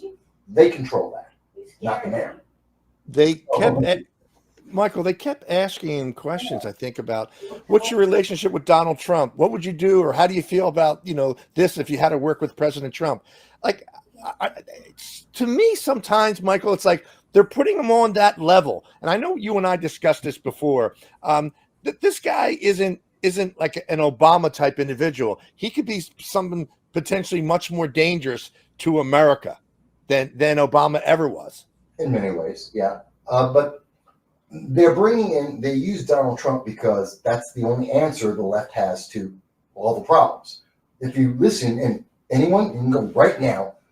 No, not right now. After the show, you can go and I don't know why you want to, but you can go to MS Now or CNN, ABC, CBS. Listen to any of the elected officials from the Democrats, the DSA, the progressives, and the answer to every question is Orange Man bad.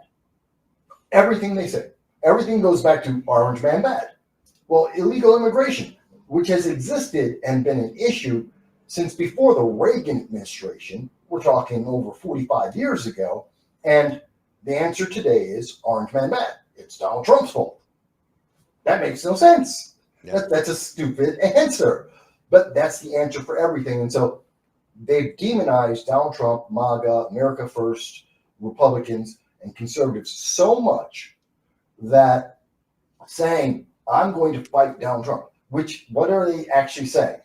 I'm going to fight the president of the United States. I'm going to get into a conflict with the chief executive of the country, and I'm going to try and not allow enforcement of the law that Congress, Democrats, wrote and voted for and has been law of the land. That is what they're saying, but they're trying to say it they're saying it to their base. I'm fighting Donald Trump. He's the president. You're fighting the president. Michael, Michael, wouldn't you characterize that somewhat of a form of insurrection if you're not going to acknowledge federal law? You can.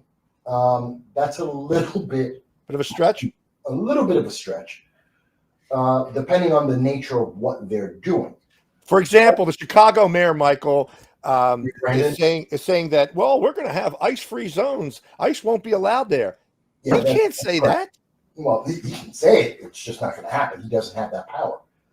Mayor Brandon Johnson of Chicago, who is one of the few mayors that are even less liked than Adams. Like, I believe Mayor Johnson is at 6%. Mayor Johnson of Chicago, he's got a 6% approval rate. And Mayor Adams has about 20%. So it tells you how bad he is. And his idea is, well, I've made it it's like a gun-free zone. Great, you've made a bunch of signs. Whoever your donor is who's making signs, they're going to make bank. They're going to get a $1 million contract to put up a bunch of signs. No ICE agents, just like they put up no gun-free zone. And it's going to have the same impact. It means nothing. No one's going to listen to it. It's not legal. And it's unconstitutional. And it's not enforceable. The city police cannot arrest federal agents lawfully enforcing federal law. You cannot arrest. No, Michael, I know you and I are sane and rational, and I know what you're saying, but I asked a lawyer this week or last week, if the mayor of Chicago gives a directive to the Metro City Police in Chicago and says, you will not cooperate with ICE and some other directives, and the police say, well, I don't want to lose my pension. I know it's way off the reservation. You don't see a potential clash between ICE and city police, do you? If someone were to be that stupid and to follow his orders, to interfere, the police officers will be arrested. They're That's what I'm thinking. Federal law, that is obstruction of law enforcement, the lawful duty, executing the lawful duty of a federal agent. They will be arrested. They will not have immunity. They will not be protected. And they can't say, well, the mayor sent me to do it, because it was never a lawful order, ever. And they know that. So, yeah, I could see some obviously police officers have the right to have whatever political preferences they want to have. Fine. Right. It's quite possible that one of them would have a left-wing basis and might try and do something in uniform. And that person, if Brandon Johnson didn't fire him instantly, would bring a lawsuit into the city. And I would expect the president would be rightfully able and justified to do what I think he should have already done to all the sanctuary cities, to all the sanctuary states. Cut off all federal funding. Yes. Boom. Cut it off. You're going to bring an uprising against the federal government. Fantastic. That means you don't want the federal government. Therefore, you get nothing. Michael, it's not illegal. It's not illegal for any police force in America to not assist ICE. They just can't interfere. And I believe me, I'm against that. I want them to help, fellow law enforcement officers. But as we've seen in Chicago a few Saturdays ago, that's not necessarily the case. But it's not illegal for the police to stand down and not help ICE. Is that right or not? That is correct. Normally, there is cooperation between various forms of law enforcement, whether it's federal with federal or federal with state, federal with local. There's usually some degree of mutual support, but it's not required. Just like police are not required to help you as an individual. Supreme Court courts have already decided, I think it was a Supreme Court case, that already decided they are not obligated to put their life on the line to protect you. They can just stand back and let you be assaulted or killed. Obviously, that's frowned upon. Michael, Same thing with law enforcement. I got you. Let me ask you. I'm sure you've been observing what's going on in Portland, Oregon. Well, before I want to go back to something about Mondawmin. That's important. All right. Which is the $30 minimum wage. I have covered this since 2018. Each time that it's been brought up in Congress, each time that they've tried to make this a national deal, and I've looked at it locally. Every place that has put in an artificial minimum wage, $15, $20, they're talking about 25 and 30, you might as well call it 50, 100, doesn't make a difference. You get the same exact result every time, and it has been predicted by the Congressional Budget Office 3 separate times now. The answer is you will give a small, first of all, it only affects 3% of the population. Only 3% of America actually makes, in a very bad year, that's 3%. Average is 1.3% get minimum wage. That's the first thing. Second thing, when you do this, you will see that unemployment will increase because people will be fired to cover the cost. The cost of goods will go up, which will make the poor even more poor. And hours for workers will be cut to make up that difference besides increasing the prices because there will be less things sold. So to make up for the volume loss, to make up for the dollar loss, to be able to keep the operations, you will see people have to be either outright fired or have their hours cut. In fact, there is a net 9% loss of income because they artificially increase the price. We've seen that in California, 20,000 people lost their jobs because of the $20 an hour minimum wage. It happened in New York City, in Manhattan, because of the $15 an hour minimum wage. It happened in Seattle, in Portland. It has happened everywhere that they have tried this experiment. And at $30, you're going to magnify the amount of people who are going to be unemployed, and you're going to magnify and increase the number of people who are in poverty. This is a stupid idea. And again, empirically, the math has been done. The examples have been done. We know this is a failure, and he's going to impose that. It is going to be devastating. But I wanted to make sure I made that point. No, that's a good point. I'm glad you clarified all that, Michael. Steve Bannon is he's just out of his mind every day saying, do you realize if this man does win the New York City mayoral race, what's going to happen in New York City? And Bannon keeps referencing, just take a look at London. They're kind of the same kind of trajectory. and I don't know. Bannon seems to think once he gets in there, it's going to be hard to get him out, or once that mindset gets in there. But wouldn't what you're saying, or I mean, this is just my observations, that this would expedite an exodus of business or people out of New York City? Yes, actually, I've had some people ask me about this, and they're like, "Well, we can pay for it. We'll just have more taxes, 2% more tax on the rich." You know, bringing it up to, for many people who are wealthy, that bring them up to about 52% of everything they make will go to the government. And he says they'll do it because it's just the right thing to do. It's a good thing. They'll feel great because they use the services too. First of all, people who make $1 million, $750,000, $500,000 a year, they don't take the bus. They don't take the subway. They're not on Medicaid or Medicare. They're not on Obamacare. They're not using the same services. No, they don't care about those services because they don't use them.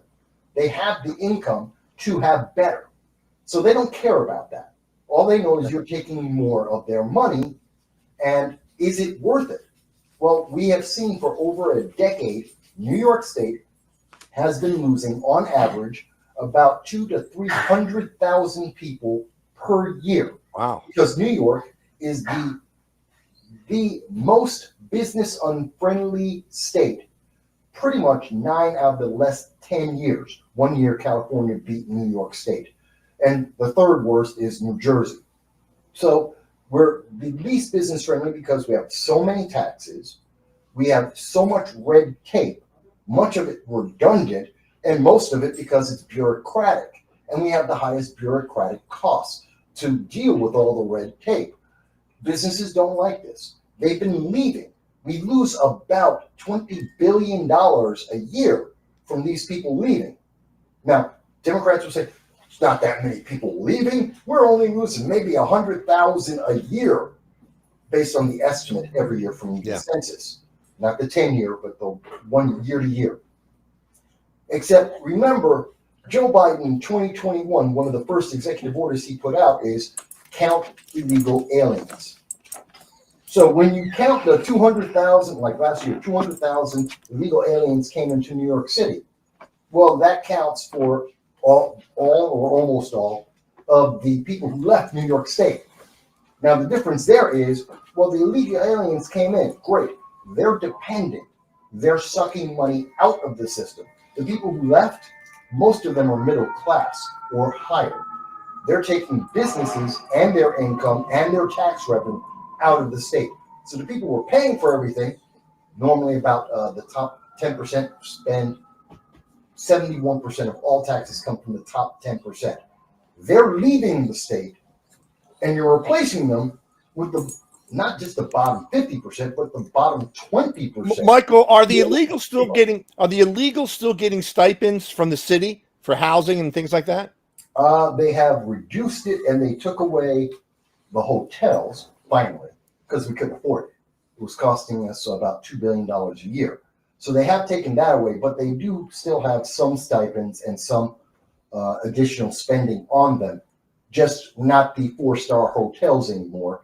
And I believe they finally stopped the $13,000 credit card that they were giving them once a year, and they've reduced that. So, but they're still getting money. Yeah, they're still being very well supported. No, I'm glad you broke that down for us. Now, Michael, I want to just drift back to the overall situation that we're going to have in the country, not just tomorrow, but I actually have a question again about Portland, Oregon. Sure. Now, you've been watching some of the demonstrations and some of the violence with the Antifa and other leftists there in Portland, and of course you had the arrest of that conservative influencer. I can't think of his name right now. He was released the next day. Do you think that the Portland Metro Police, Michael, that they have a cozy relationship with Antifa? I think the kid's name was Soratos, something like that. Yeah. And the relationship between the police and Antifa? Yes. Is there a cozy relationship, or they don't seem to be breaking the stones? Well, no, it's just like in Chicago. The mayor and the governor are telling police, do nothing. Let the mayor and the governor are in favor of Antifa. Antifa runs the state, essentially, because they're telling them, even though we know Antifa, even without the terrorist designation, we know that they are a violent, thuggish gang that go out and kill people. They create autonomous zones, which are absolutely illegal at the local, state, and federal level. They cause harm. They destroy cities. They're responsible for 120 days of nonstop, continuous rioting. I believe that is a record in the world, because riots, on average, only last 3 to 5 days. They had 120 days of nonstop rioting because they were going in shifts. Michael, do you believe that there's high-level coordination, that they have an infrastructure and really significant funding? And if I may add with another question, will the DOJ be able to unravel or uncover exactly who's financing Antifa? Yes, they are a very organized group. We know this. They have cells that they contact. They have recruitment drives. They have organizational notes, requirements to be part of their organization, and they have a charter, manifesto of goals, which is unifying to all the Antifa cells throughout the entire nation. How they do that? Well, they keep it pretty damn secret, so it's very hard to find that. But they do get funding. I mean, this is how they're able to be sending out messages as they do. They put out their leaflets and pamphlets about where they want to protest, how they're going to protest. That takes logistics. That takes money. That takes communication. And it's not all just online for free. They have to meet people in person. They have to write. And you have seen over and over again at these protests with Antifa, you see trucks come up as they protest, as the sun is setting, and they unload shields and umbrellas that have been heavy, reinforced with bars, rebars, and point shaved down to have points on them at the tip so that they can stab people or beat someone with it. It looks like it's just an umbrella. No, it's actually a weighted metal rod that they're beating people with. Very dangerous. They have to get those milkshakes, or what looks like a milkshake, and very often could be liquid concrete. That's often the case. Sometimes acid and other caustic materials that they throw at people. All of this stuff costs money. Yeah. And sometimes we see pallets of bricks suddenly appear on street corners where they happen to be on the route of them protesting. And suddenly a pile of bricks, or just a pallet of bricks, is just sitting there. Not that there's any construction anywhere around there for miles, but there's bricks. And they suddenly use that to loot. All of this takes money. It can be found. It's basically what you're doing is the same thing we did in the 1920s with Al Capone. We need the Treasury Department to investigate these organizations, these individuals, and track the money. It can be done. It's just going to take time. Yeah, it's a little harder today because you have the internet, you have Bitcoin and all that.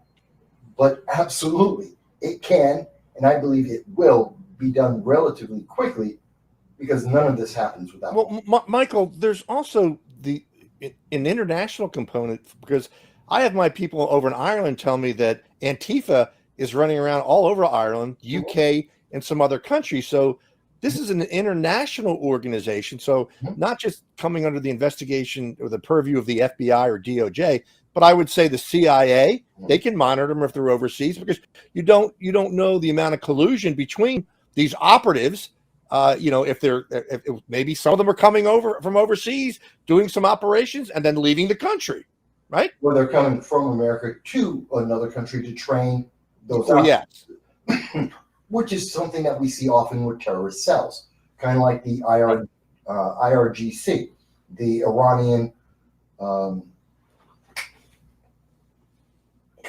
Revolutionary Guards? Revolutionary Guard Corps. Yes, thank you. Lost the R for a second there. But that's what they do. They send their agents out to other places, like in Lebanon, like in Yemen, like in Gaza. They train terrorists to be terrorists, to train them, make them better at it, give them the logistics, do the planning for them, help to raise money for them. And then they come, and then those same agents of the IRGC go back to Iran, and they say, we have nothing to do with this. Don't know how they happen to learn all of this stuff. It's because you taught them. Same thing's happening we're talking about with Antifa. Americans have been trained here, and they go through the college system very often, and they go over to other countries very often as college exchange students, and they go into other countries and teach local groups of disaffected youth to be indoctrinated into their quasi-religion to foment unrest. It is an international terrorist organization, which is why Michael, do you think Antifa and other groups, because obviously the Democrats are in total free fall, and we kind of know, Michael, what they do when they're backed into a corner, we could see a repeat of the summer of 2020, or I hate to say something even worse. Do you see this inevitable if they're not getting their way, whether they think that they're obviously losing the PR war with the shutdown or other matters, the No Kings rally tomorrow? Do you think in their minds that they feel backed in the corner and they're going to do the only thing they always do, and that is violence?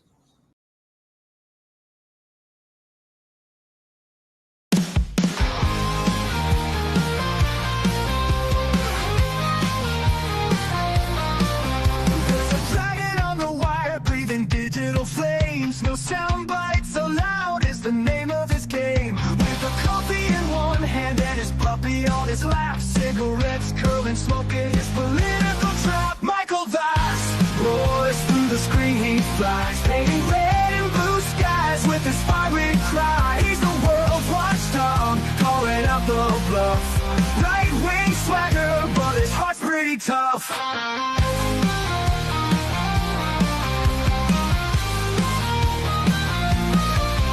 A Republican dragon with his truthful slight, fights the battles unseen in the shadows of the night. From policy to passion, he breaks it all down, giving a voice to the voiceless, wearing his crown. Caffeine-fueled mornings, the smoke curls dance, Puppy at his feet, giving life one more chance. Through algorithms and bias, he cuts straight and clear. Michael's roar echoes in the hemisphere. Michael Vass roars through the screen, he flies, painting red and blue skies with his fiery cry. He's the world's watchdog, calling out the bluff. Right-wing swagger, but his heart's pretty tough.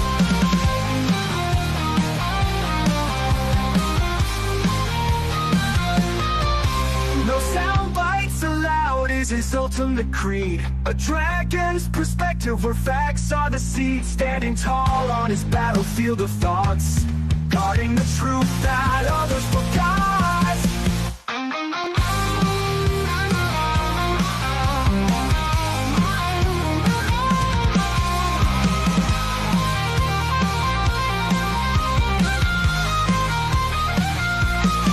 Michael Vass roars through the screen, he flies, painting red and blue skies with his fiery cry. He's the world's watchdog, calling out the bluff. Right-wing swagger, but his heart's pretty tough.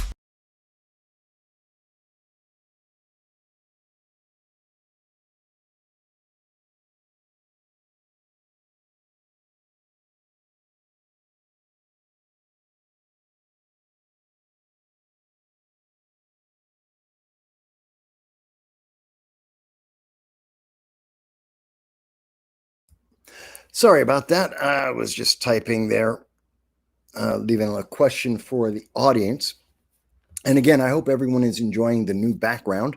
Do let me know. And if you're watching this live, or if you're watching it after the live, put it in the comments. Tell me, do you like the new background? Do you like the old background better?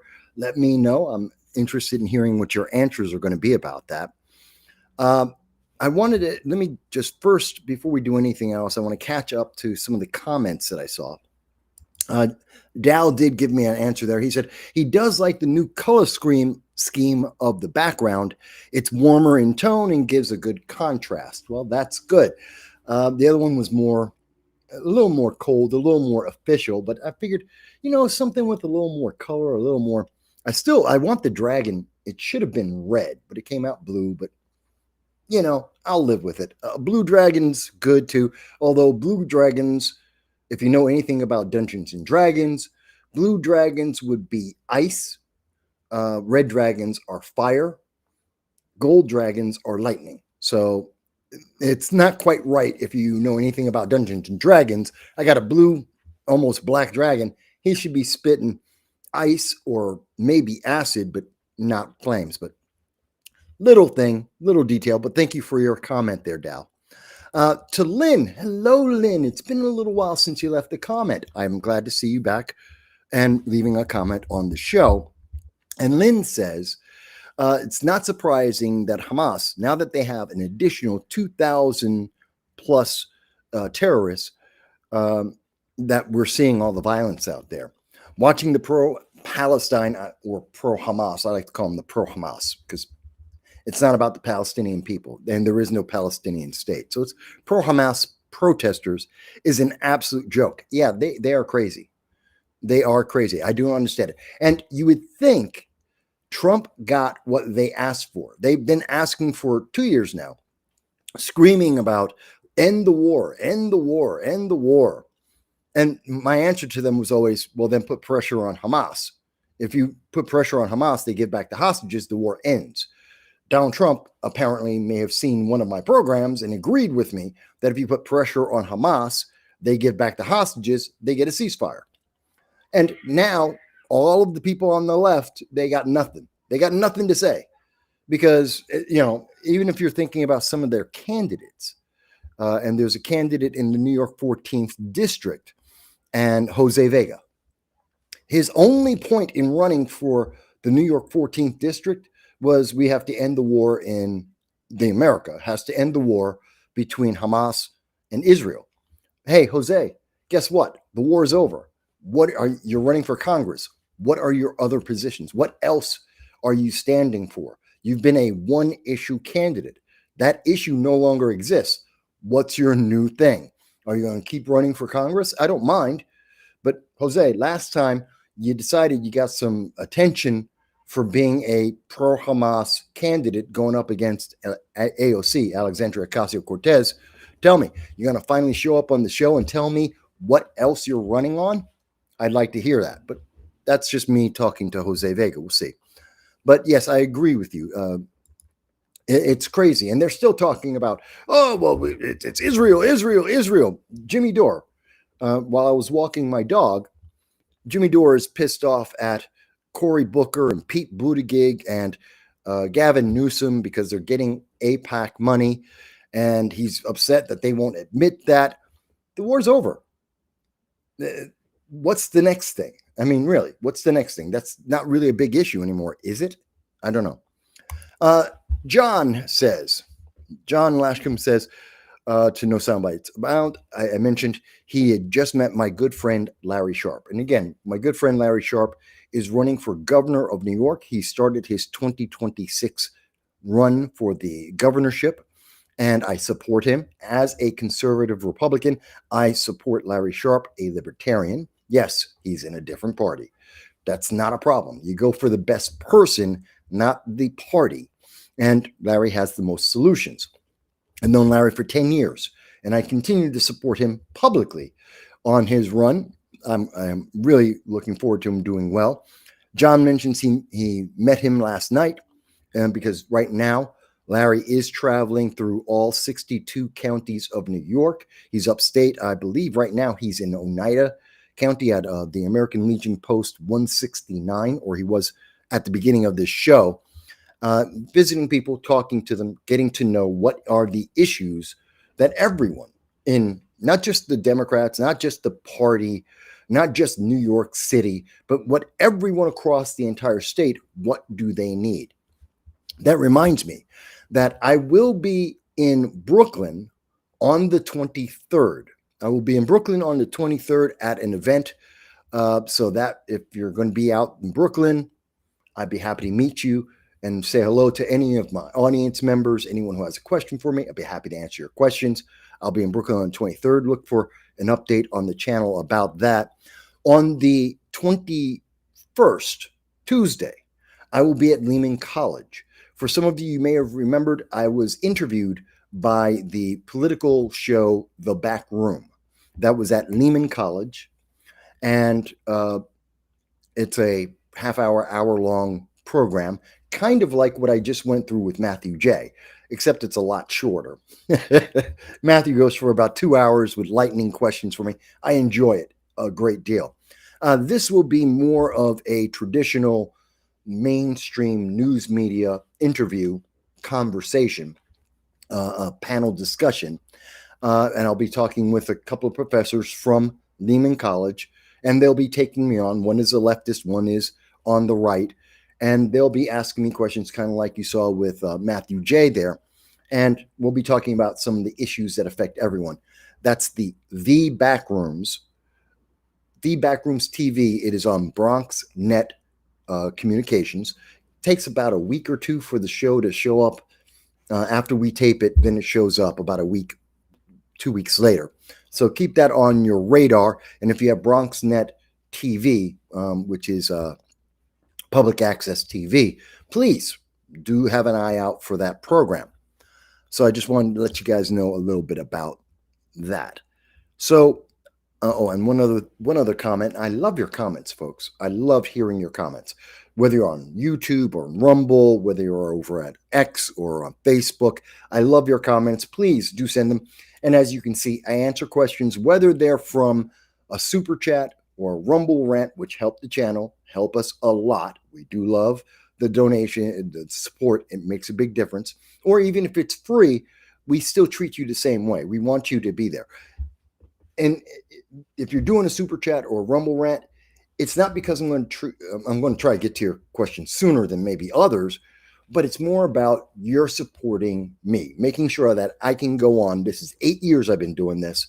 It helps me to keep doing this because this is expensive, more than you might imagine. So Dow says, I think he might run as a Republican. We're talking about John Fetterman. Okay, I'll go right into John Fetterman then. Will John Fetterman be a Republican in 2026? I did ask that question. We're going to go right into that in just one moment. And so Dow says he thinks he might run as a Republican.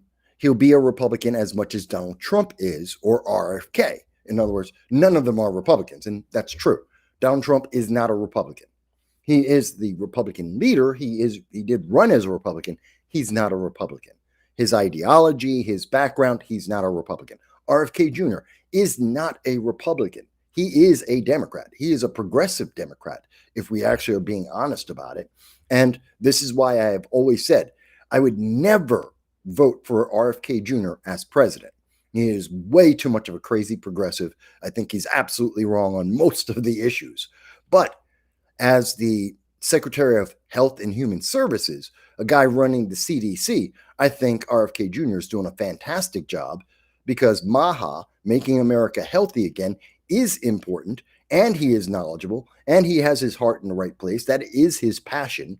And I think he's been doing a good job of making food and life in America healthier. And whether or not he's a progressive, a Democrat, Republican, doesn't matter. He's doing a good job at that. And we should give him credit for that. Credit where credit is due. And he's been taking the slings and arrows of the Democrats who they're really upset with him. They actually hate RFK Jr. more than they hate Trump because RFK Jr. was part of the Democratic Party. And because RFK said, no, I think I can be a better president than the part-time zombie president of Joe Biden, and hell, a much better job than Kamala Harris, who screwed up everything and she can't answer a question to save her life. He said, no, I can do better than that. And my policies are more popular. And MAHA is a good thing for America. Americans can get behind that. And that would be something that could compete with MAGA, making America great again. The competition would be making America healthy again. Democrats said, that's not part of the program. That's not part of the plan. You went off the reservation. Shut up. Get out the party. And they kicked him out. And now that he's in government, doing what he said he was planning to do, trying to help make people healthy, like telling pregnant women that Tylenol may not be a good idea, could be connected to autism, the same thing that's being said on the bottle of Tylenol itself since the 70s. They have had a warning on the bottle saying, if you are pregnant, do not take Tylenol without doctor's advice. And somehow that, just saying what the doctor said, saying what a Harvard medical study said, that Tylenol might be bad for a pregnant woman to take because it might be connected to autism or other problems for the baby, somehow Democrats lost their mind. And I have to think, since Tylenol saying the same thing that Harvard said, that RFK Jr. said, and then was repeated by Donald Trump, well, the answer is they hate RFK Jr., they hate Donald Trump. So that's why we saw women, pregnant women, chugging bottles of Tylenol. One woman died from taking on too much. If you take too much Tylenol, you will die. It is poisonous to you if you take too much. There's a reason why they say only take 2 every 8 hours. You can poison yourself, and you can go into renal, your kidneys will fail, renal failure, and you'll die. It happened. I had a friend of mine, this is back in 2019, a guy that I was at a job with. He had a problem with his teeth, and he kept taking Tylenols. And he wound up going to the hospital, had to get his stomach pumped. He had to have his blood filtered because he nearly killed himself taking Tylenol. So it's not just women. Men can have this happen too. Again, RFK's been doing great. So Dow goes on to say Fetterman is a leftist in ideology. He's center left. I would say no. John Fetterman is left of center. He doesn't lean left. He's not center left.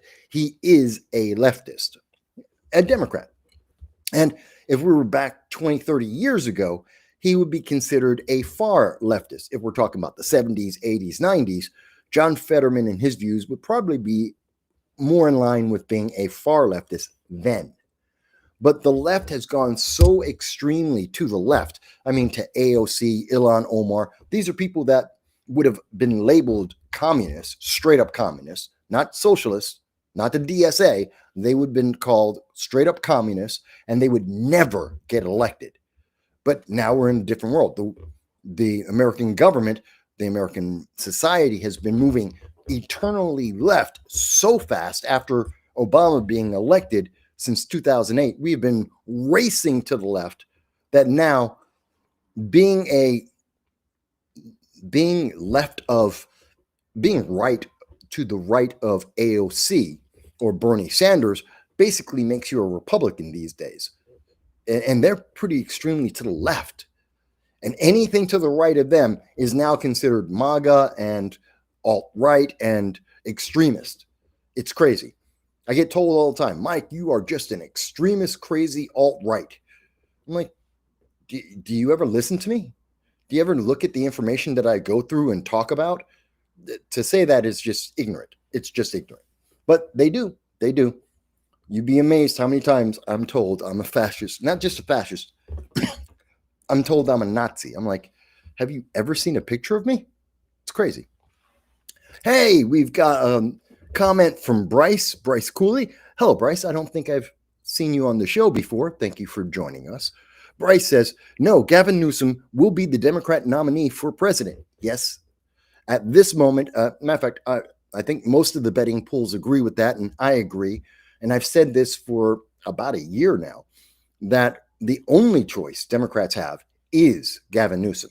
It won't be Pete Buttigieg. It won't be Cory Booker. Definitely won't be Cory Booker. It won't be AOC, although she wants it. And she's trying to angle herself towards that. She's been testing out the waters since 2020 when she would go down while the entire country was locking down. AOC was traveling down to Florida to speak to the donors of Kirsten Gillibrand because she was looking at trying to either take over Kirsten Gillibrand's Senate seat as a means to go for president in 2032, or to just jump in and run in 2028. So she's been on this track to try and get to the presidency for about 5 years, 6 years now.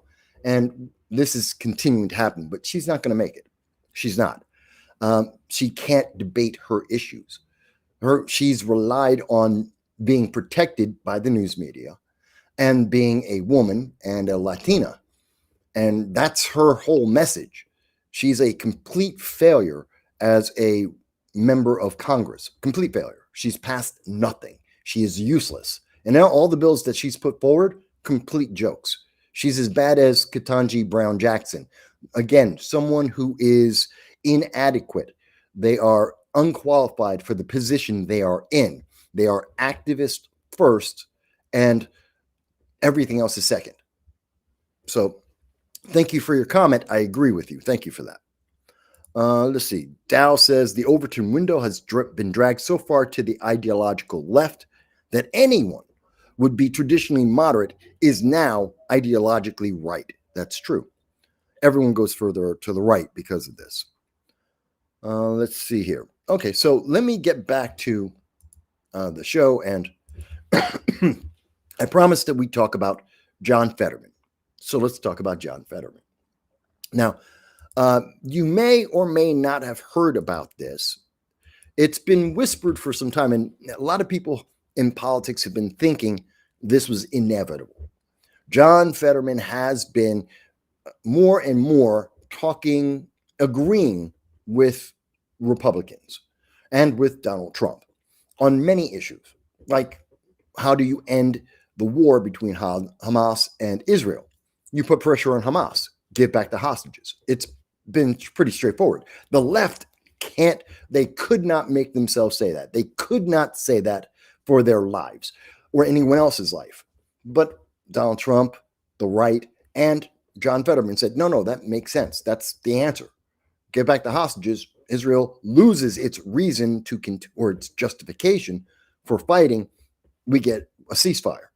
Whether that lasts or not, that's a different question. They've been back and forth at wars for 1,700 years in that region, but at least we get a pause in the continuous fighting there. But there has been a cost, and this is coming from Axios. Again, while Axios is not the most credible news source, they are far from. They are extremely biased on the left, but the left does like to quote them, even though they are not accurate at what they do. And according to Axios, and as it's come out now, we've moved from the phase of Democrats thinking about getting rid of John Fetterman to they are outright making plans and leaking information. And I think this is a leak. They're warning John Fetterman, get out, don't run for re-election, don't switch parties, and they're going to put someone else in his place. This is the nice way for them to say, you're done. This is the nice way that you get someone out of your party or you get them out of elected office. You're showing them the door, and you say, you can either walk through the door or we're going to kick you. But either way, you're gone. You're done. You're fired. And that's what the Democrats are doing here. They're leaking the information now. They finally made up their mind. John Fetterman has gone too far. He has agreed with Republicans far too much. He's made too much sense, and Democrats look bad, and they're already weak. So get out, and they want to replace him with another progressive Democrat.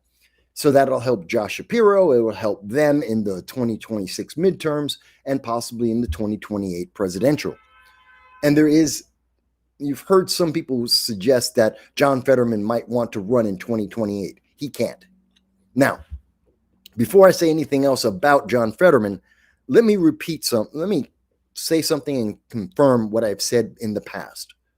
When John Fetterman was first running and he had his stroke and he had mental damage from that stroke, which continues to this day, he's still mentally disabled because of his stroke. I said then that John Fetterman should not be a senator. He is not mentally capable to do the job. He is damaged goods. He is incapable of properly communicating with his constituents and with members of Congress. Therefore, he should not be a senator. He doesn't have the ability to mentally to do the job. Not that he's a dumb man, not that he's a bad guy, not that he's evil. It's just he doesn't have the ability. It is a medical fact. I'm not picking on him. I'm not saying he picking on his disability. It is just a fact that he doesn't have his mental faculties. If he had a wheelchair, I wouldn't care.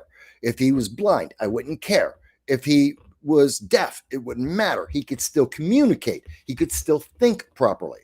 But it's the fact that he has a stroke, he can't think properly. So I said then, when he won his election as a senator, I said he should never get that office. Now, as he has improved, and he did, he's had a massive recovery. Good for him. He has become far more capable of being able to speak and think clearly, and he has recovered about as much as he's not going to ever be better than where he is now. Statistically, medically, it's the first year of that stroke recovery that you regain the most that you're going to recover. And after that, it is a severe diminishing return. Very few people continue to improve after the first year of having a stroke. Fetterman is well past that. This is about as good as we can expect him to be. And he is still medically damaged. He's disabled. He is incapable of fully understanding and communicating with other people. That's just a fact. That is a medical fact. It's not me picking on his disability. That's just true. And I still say, whether John Fetterman would be a Republican or a Democrat, independent, libertarian, Green Party, I don't care what his political alignment would be, he should not be in office, period. I don't care if he agrees with me on multiple issues. I don't care if he agrees with the Republican Party. I don't care that it would help the Republican Party. Doesn't matter. He is mentally damaged, incapable of doing the job. Therefore, he should not be a senator for anyone, period. That's my opinion. But he's not going to be president. He's not going to run for president. He says he won't run for president. I don't think anyone will give him money to run for president because he's not mentally capable. It would be like trying to bring back Biden. No one wants him. Why? Mentally incapable of doing the job. And we cannot risk the nation, national security, or domestic issues on someone who can't communicate clearly under pressure on critical matters. You just can't. So he's never going to be president. But will he be a Republican? According to John Fetterman, he has said himself that where is it? Nope, I don't have it there. Okay. John Fetterman has said himself, and you can see the links at the end of the show. I'll have links for everything I'm showing on screen. You can read this for yourself.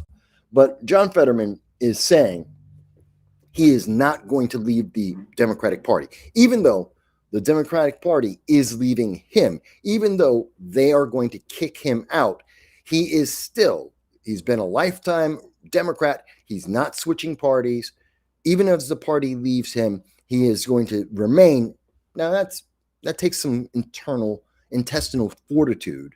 It is a commitment, and it is commendable that he started as a Democrat. He's going to finish as a Democrat, according to what he has said at this time over this weekend. Whether that stays true going forward, now that, as he has been asked the question, we're also seeing the leaks from the Democrats through places like Axios and other less than credible sources, as they're saying, well, the Democrats are going to get rid of him. They're already finding other candidates, and they're trying to put the funding together behind these other candidates to challenge him. Is he going to remain a Democrat?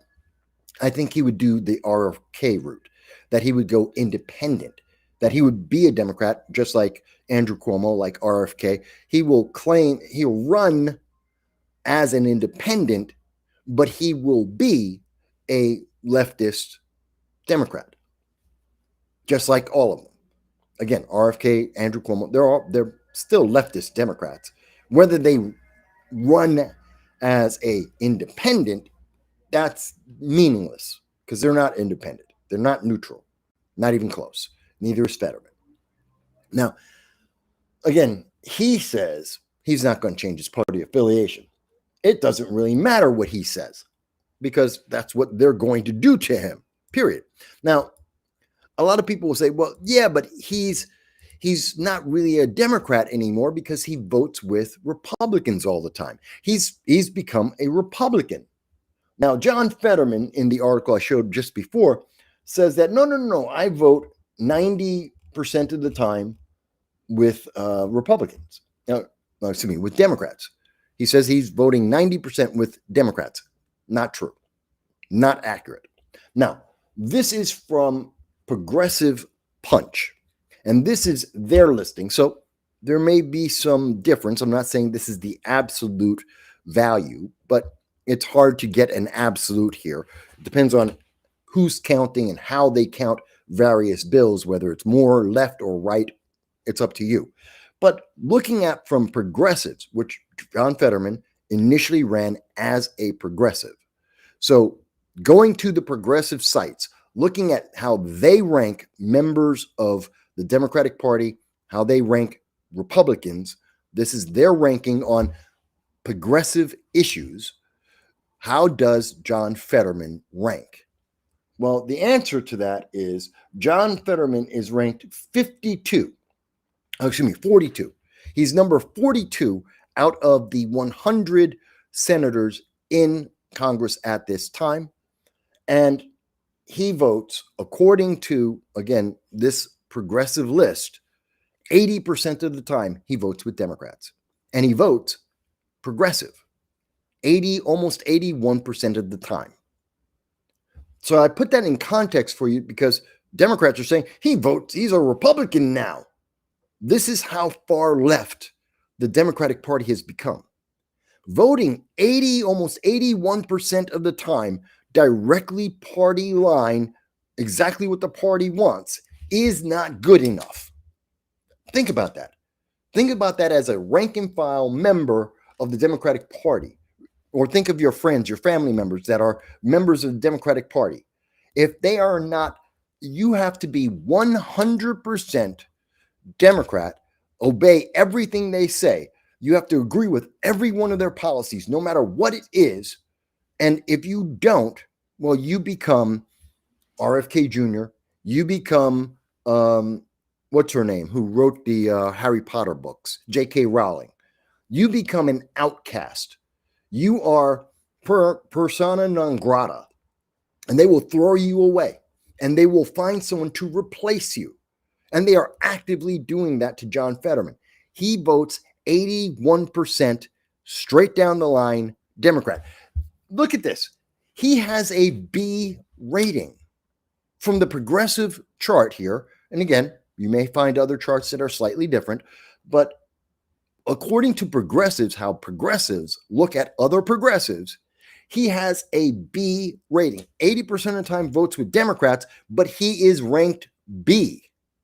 And by the way, what does a B rank? A B rank here, what does that mean? According to this chart, a B rank means worthy of support. According to progressives, looking at John Fetterman's record, he is worthy of progressives continuing to support to re-elect him. Democrats are getting rid of him. So the progressives think John Fetterman's done a great job. He's a progressive. Democrats say he's a Republican. Get rid of him. The numbers haven't changed. The percentage of him voting Democrat is the same.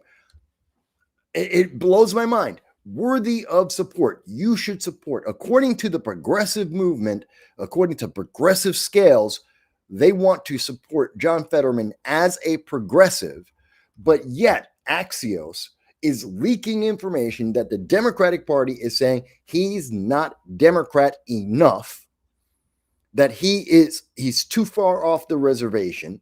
He's agreed with Republicans far too much, and he has to go. They have to replace him.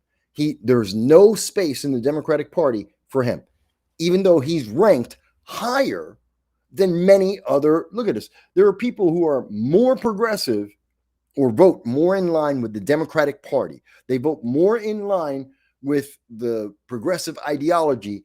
And John Fetterman has better or the same rank as most of these other Democrats. You got to think about that. That tells you so much about the progressive movement. That tells you so much about the Democratic Party. So much about the Democratic Party. Because they don't care. They don't care. And this is one of the reasons why we see that the Democrats, they're losing people left and right. It's not just rank and file people. It's not just that they're polling amongst Democrats. The rank and file Democrats are looking at the DNC, their elected leaders, and they only have a 33% approval rate, about 1/3, maybe a little bit less. I think they've gotten down as low as 29%. These are all-time low numbers of support within their own party for their party itself. But this is the thing. People have been kicked out and or left the Democratic Party in just the last year. Forget about what we've seen in the last several years, the last decade. In just the last year, according to Newsweek, again, left-leaning sources, credible international sources. This isn't Republicans saying this. This is the left saying this.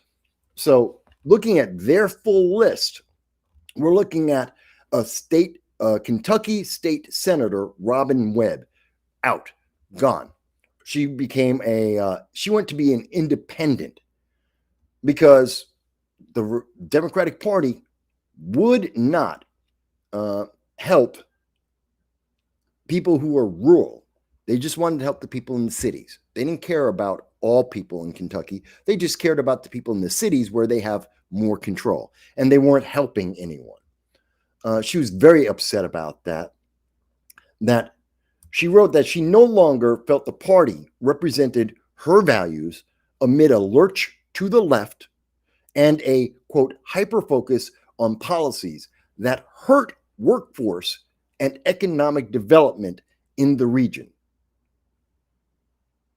Democrats are hurting people. They're bad on the economy. They are making lives worse with their policies. And a Democrat said, I can't do that. I can't do that to my people anymore. They are actively hurting. And the Democratic Party expected her to shut up. It's like, but my constituents are worse off than before you guys were trying to be in charge. And they said, we don't care. It doesn't matter if people are worse off. They have to vote Democrat. They have to vote straight down the line Democrat. It doesn't matter that our policies don't work. It doesn't matter that all of their ideas leave you worse off. The consequences are worse than where you started with. Doesn't matter. Now you say, okay, so that's Kentucky.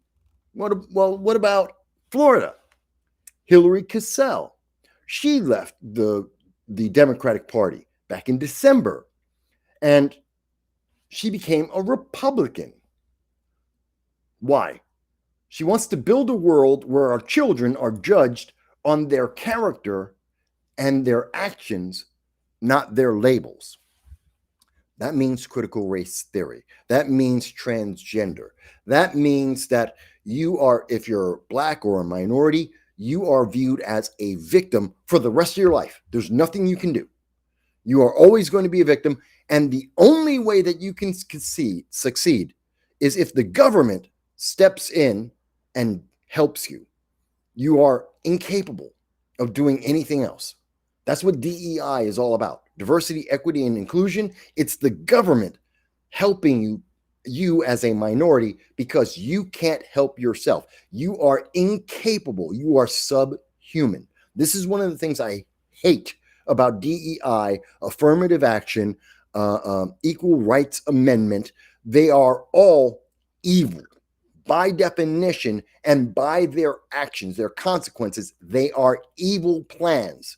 Because at the core of ERA, Equal Rights Amendment for Women, at the core of affirmative action for blacks, at the core of DEI, which is everybody, it's the progressive grab bag, potluck of everybody who's a minority or has some kind of issue or perceived issue.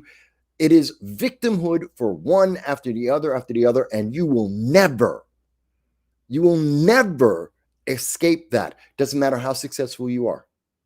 And we know this because it's Supreme Court Justice Ketanji Brown Jackson just had a discussion at the Supreme Court about the Louisiana congressional redistricting. And she said, this is Ketanji Brown Jackson, Supreme Court Justice, says that Black people are the same as disabled people, and the government has to help them, and they have to have an extra congressional district in Louisiana because Black people are disabled. They're the same as people who are in wheelchairs. They're just as handicapped. That you can't do anything about it. And the only way that they will be able to vote more, by the way, in Louisiana, white registered voters, 60% of the population. The number of the population itself, 60% white, 23% Black. 60% of the registered base is white in Louisiana. 30% of the registered voters in Louisiana are Black. So there are more people registered to vote in Louisiana that are Black than are in the population, but that's not good enough. And they all live in they live in cities. Like most of the country, the largest number or the largest populations of minorities are in big cities across the country, whether it's New York, LA, whether you're talking about Chicago, Detroit, Baltimore. You pick the big city. That's where most of the minorities tend to live. And they tend to be Democrat for God knows what reason. I don't really understand it, but that's the case. So they have one congressional district. That makes sense. That's naturally what we would expect. Around the biggest city, there you would expect to see the highest number of Blacks, and therefore it would make sense that a congressional district would be highly Black. Doesn't mean any other district would be Black. But according to Ketanji Brown Jackson, Supreme Court Justice activist, you have to create another district that is Black. This is racist. Ketanji Brown Jackson is racist because she's making the decision based on the color of skin, and she attributes Black people, just because of the color of their skin, as disabled. They are incapable. And I would imagine this includes Ketanji Brown Jackson, especially since she doesn't know whether she's a woman or not. She can't make that self-determination. So she is, in my opinion, disabled, and she is unqualified to be a Supreme Court justice. She's saying, well, that's everybody. It's not just her. It's all Black people. I take exception to that. Larry Sharp takes exception to that. My family and many of my friends take exception to that. There's always, of course, that weird cousin out there, but everyone else take exception to that. No, we are not disabled as a segment of humanity just because we happen to have to be Black, that we have permanent suntans. Let me remind people that Blacks in America are the richest Black people in the world. We are the freest Black people in the world. We have the most opportunity to advance and to improve our quality of life in the world. We have the highest quality of life of all Black people in the world. And she wants to tell me that we're not capable of surviving or doing well. That is insane. Think about what this woman is saying. And by the way, I will show you. Where is it? I have it. Here it is. I want to show you the article. And by the way, I almost never actually use Fox News as a source. But the left don't want to cover this. The left media, they just really don't want to talk about Ketanji Jackson. Justice Jackson, they've verboten. It's forbidden to talk about what he said. It's at arm's distance. They don't want to talk about this. They don't want anyone to think about this. You're not supposed to ask a question. You're just supposed to say, Democrat, okay. You're not supposed to say, why did she call black people disabled? Isn't that racist? Why does she want an extra congressional district in Louisiana? Isn't that racist? Because she's not saying, well, they can't vote. They do. They can vote, and they are voting in line and exceeding the population better than whites. They're voting. They have the ability to vote, and they are voting. So what's the problem? Why do we have to do this? And this is why they're looking, the Voting Rights Act is very likely going to be overturned. Why? Because every black person, every minority in America at this time in 2025, everyone who wants to vote that's an American citizen can. And in fact, some illegal aliens are voting too.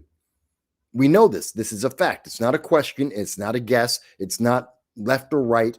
It is an empirical fact. We have seen people arrested for this. We have seen the announcements from multiple states where we know, like in New York, like in Oregon, in Washington, in California, we know that in Illinois, we know that illegal aliens have been registered to vote, and some of them have in fact voted. Now, you can argue whether that's a lot of people or very few people. We don't know because no state is doing an audit of their voter rolls. They should, but they won't. And until they do an audit of their voter rolls, we will never know how many illegal aliens are in fact voting in our elections. But illegal aliens are being registered. Blacks, Hispanics, women are being registered. There is no discrimination in that. Everyone has access to go out and vote. Not only do you have access to go out and vote in person, but we have made it simple. In every single state, you can get a mail-in ballot.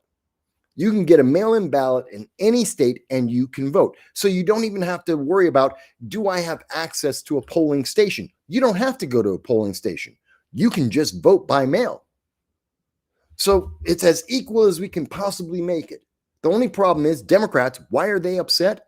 Because people don't want to vote and or vote for Democrats.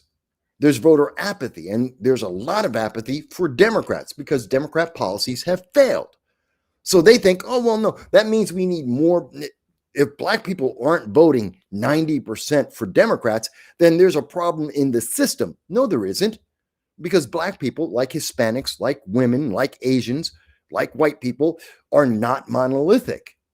And I am one of those examples. I am a conservative Republican. I'm part of the Republican Party. I have run for elected office twice as a Republican. I was a member of the GOP, one of the committeemen in Broome County.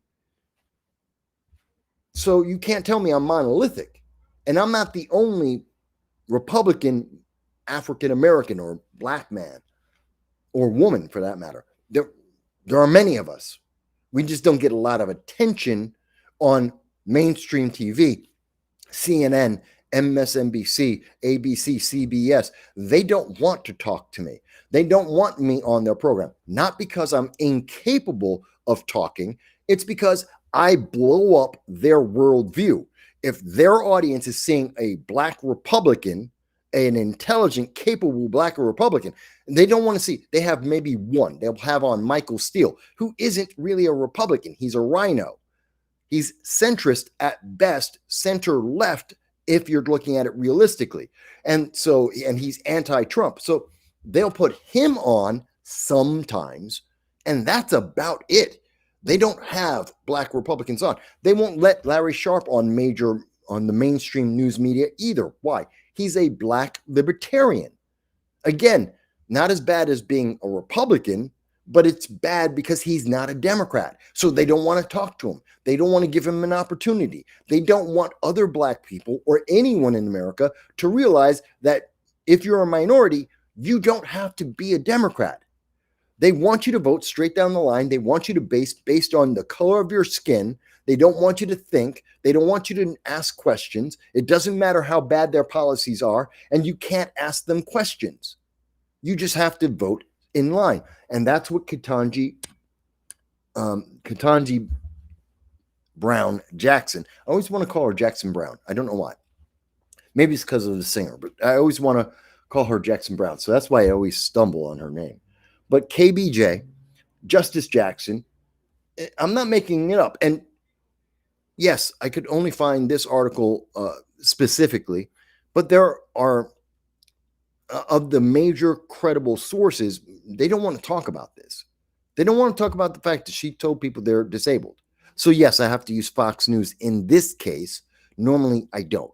I use other sources, but I just wanted to make the point. Now, going back to what I was talking about before, where is it?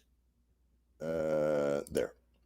So going back to my previous list of these Democrats that were forced out of the party because they dared to think for themselves, because they had questions and or they morally wanted to actually serve their constituents, which is the obligation, the oath they swore when they got elected in office.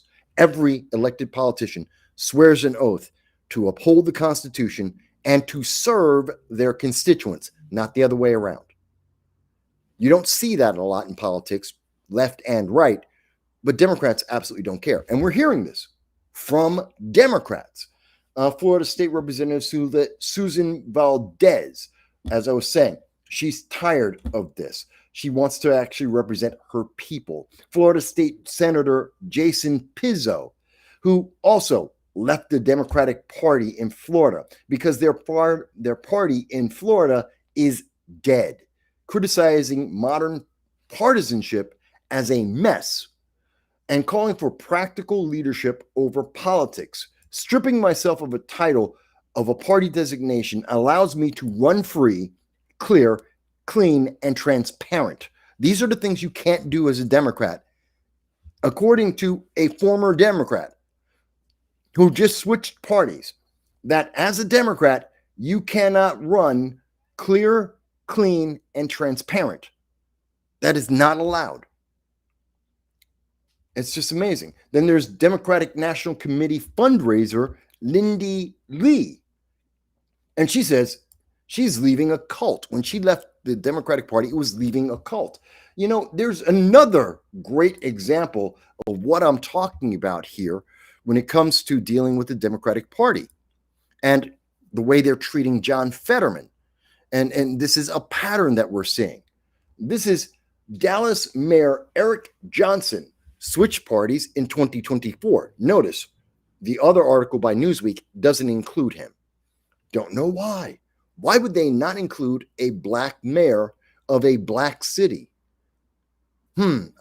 Because it really sends home. They're going to go with everyone else, but yeah, here's one of the biggest names for the Democratic Party. Here's a black mayor of a black city, Dallas, and in 2024, he told everyone he's leaving the Democratic Party for the exact same reasons as everyone else we've just mentioned. Do I think John Fetterman is going to be kicked out of the Democratic Party? Absolutely. Do I think he has a choice? No. And what does this tell you about the Democratic Party? They don't care about the constituents. They don't care about the rank and file members. They don't care about how much loyalty you may have. Fetterman absolutely has said he does not want to be anything but a Democrat. That he votes, in his mind, 90% of the time. Maybe it's because of the brain damage. It's actually 80% of the time. He's voting with his party on almost every single issue. Not good enough. Not good enough. You have to be an absolute puppet of the party for the Democrats.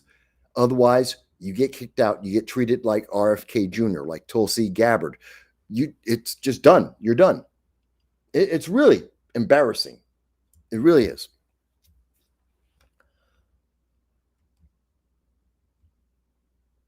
And I don't know. So I thought it was important. And by the way, you know, you can take a look at, and I did include, and I will include in the link, in the links after the show. Here's the record. This is his record. So you can see how he's ranked the second most left compared to the Senate freshman. In the Senate, as a freshman, John Fetterman ranked second, politically left. He is the second most leftist in the Senate. This is coming from GovTrack, a neutral site that just ranks every member of elected office, every congressman, every senator. They just rank them all. They tell you what their record, what did they vote for, what did they introduce, what got passed. That's all they do. They just ranked him versus his other fellow members of the Senate, and he's one of the most leftist. And that's not good enough. That's just not good enough for Democrats. It tells you where their priorities are, and you're not one of them. I'm sorry for my audience that watch this and they're a Democrat or they're a leftist, they're progressive, and they're hate watching this, or they're watching this to get a different point of view. Sorry, they don't care about you. You may want them to. You may feel like they should, and maybe you feel like they do, but in fact, they don't care. And you got to remember, you're not to the Democratic Party, and maybe the same thing can be said for the Republican Party. Individual rank and file voters are not as important as elected officials. Just not as important. You don't rank. They don't know who you are. They don't care. They're not going to raise money for you to be able to pay your bills, but they will raise money to get these people reelected, and they don't care about you.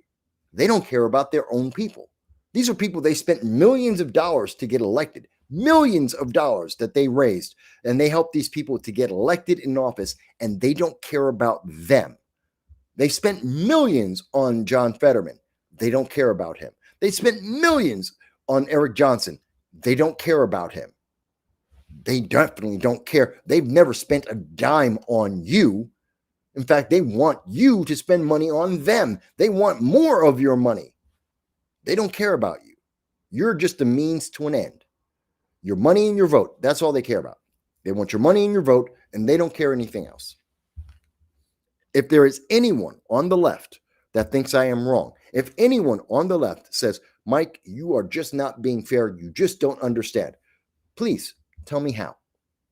Tell me how. If you are a Democrat in elected office and you think, Mike, you just don't get it, you're just wrong, you just haven't talked to enough Democrats, you just haven't talked and interviewed enough Democratic elected officials, you don't understand. Fantastic. I will give you 12 hours to explain to me how I don't understand.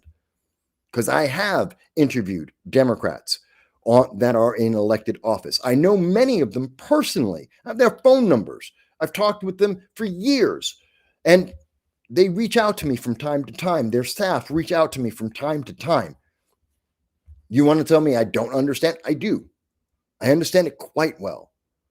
You just don't like that I'm being honest with the public about what is happening in the Democratic Party. And as bad as you may say that the Republican Party, and in particular, the New York GOP sucks. They are horrible. I have said it many times. It's why many of the New York GOP are pissed at me, because I've been honest with them. I'm known for being harsh and direct, and they have screwed up election after election many, many times across New York State. Curtis Sliwa, his election, the mayoral race, is yet one more example of how the GOP screwed over the rank and file Republican voters, how they disrespected their candidate. Just another example. But that's still not as bad as what we're seeing from the Democrats. The Democrats are even worse. Even worse. It's amazing. I don't know. Maybe it's just me. By the way, just as a side note, because I know people hear about this all the time, and I'll just cover it real quick. You've been told that the economy is dead, that Donald Trump has destroyed the economy. We're in a recession. We're going into a depression. Money will no longer matter. Everything is over. Donald Trump has killed the economy. You'll never be able to afford anything ever again. Complete lie. It's a lie.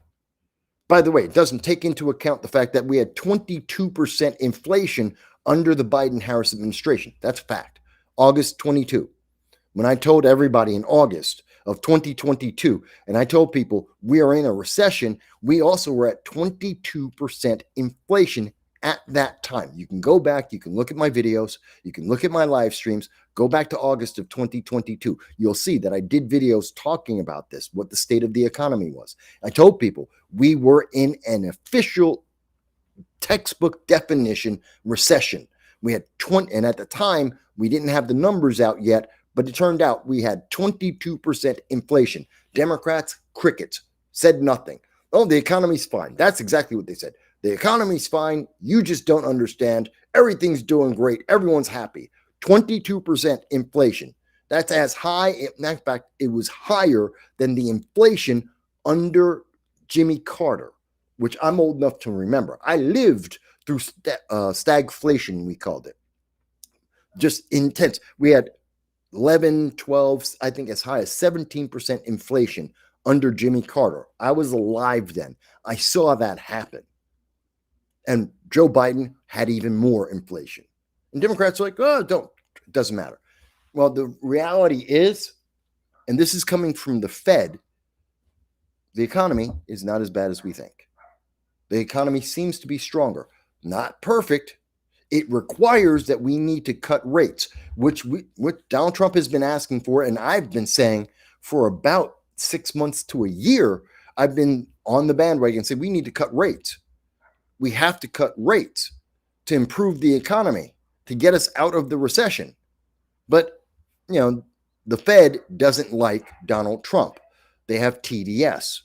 And so they have been holding back because they know if they cut rates along with what Donald Trump has been doing and shrinking the size of the government, reducing the amount of wasteful spending like U.S. aid, and also working on the tariffs for the long-term improvement of America, well, that means they need to cut rates so that people can open up new businesses to replace the things that we're buying as imports from China.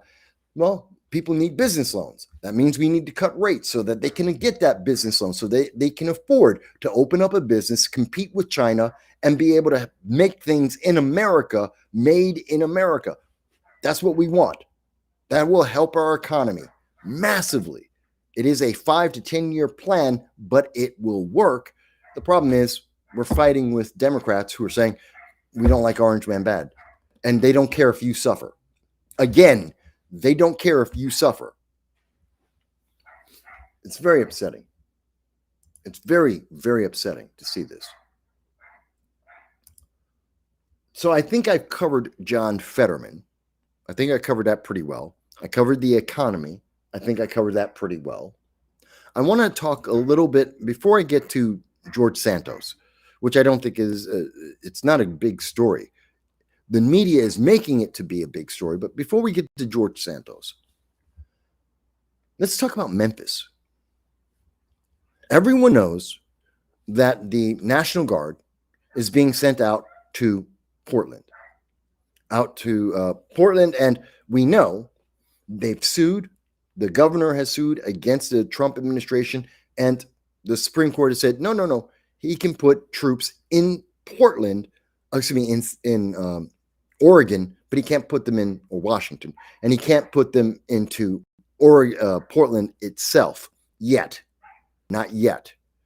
But that was a win for the Trump administration.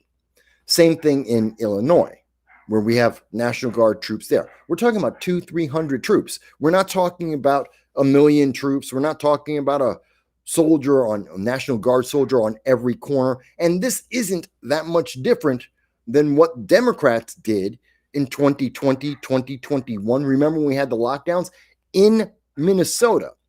Tim Walz activated the National Guard and sent them up and down the streets to enforce the law, to put you into your house. You couldn't even stand on your porch. There's video of this. I think I showed it last week. There's video. We have video evidence of National Guard troops under Tim Walz telling people you can't be out on your porch, that they were going to fire paintballs at people and try and arrest people for being out on their porch during the lockdowns, which we now know was not a big deal. We now know there's no reason why you shouldn't have been able to go out on your porch. We now know that using the National Guard to force people into a cage or turning their homes into a prison is authoritarian and unnecessary. It did not save lives doing that. In fact, it might have cost people some lives. Some people were trapped in their homes with the air recycling, breathing in the pandemic over and over again, instead of going outside, getting some fresh air and airing out their house. They weren't able to do that, so they were trapped with the virus in a very small room. And that was bad for some people's health. So they actually harmed American citizens, not helped them, by locking them into their houses. We know that now. Many of us thought that then. Many of us said that was illegal and violated the Constitution. I remember I said that directly to the Broome County executive, Jason Garnar. And I know Jason. I know Jason personally. And I told Jason that just like I'm saying right now. I said it to him publicly and I said it to him privately. But this is what J.B. Pritzker did. So what's happening in Memphis? 2 weeks ago, the National Guard went into Memphis in Tennessee. Didn't get a lot of attention because they really weren't worried. They wanted the help. They needed the help. And this is why you didn't hear about this on the mainstream news. This is why this isn't national news. Were there protests? Kind of, a little bit, just a little bit. It wasn't like Chicago. It wasn't like what we see in Portland. It's not like what we saw in LA, where mayors, vice mayors in LA were reaching out and sending messages asking foreign gangs, we're talking about the MS-13, the Tren de Aragua, and asking them to actively attack federal officers, ICE officers, to prevent them from enforcing the written law. That didn't happen in Memphis. And in fact, what did happen in Memphis is that the people of Memphis are happy because they were able to get 1,000 criminals arrested. This is from their news source. This is News Channel 3 in Tennessee. And I believe that's I'm not sure which station that is, but it's in Memphis, Tennessee. And as you can see on the screen, you can see it for yourself in the article. And they go and they list it. As of Thursday, they have 978 total arrests. Not 197 firearms have been seized, illegally owned firearms. 2 people were arrested because of parole and probation violations. 8 homicide suspects were arrested. 43 sex offenses, individuals that were convicted of sex offenses were arrested. 101 people were arrested for narcotics. 147 other crimes, people were arrested and brought to justice. We see that 181 illegal aliens were arrested so that they can be mass deported as the American people voted for in 2024. They had 392 people picked up because of outstanding warrants. That's what the Trump administration did. And the people of Minnesota are happy. The governor of Minnesota is upset. The governor, who's a Democrat, they're suing. They don't want the National Guard there. Memphis, they're happy. They want the troops there. They want them there for the next 30 days. They want to lower the crime rate.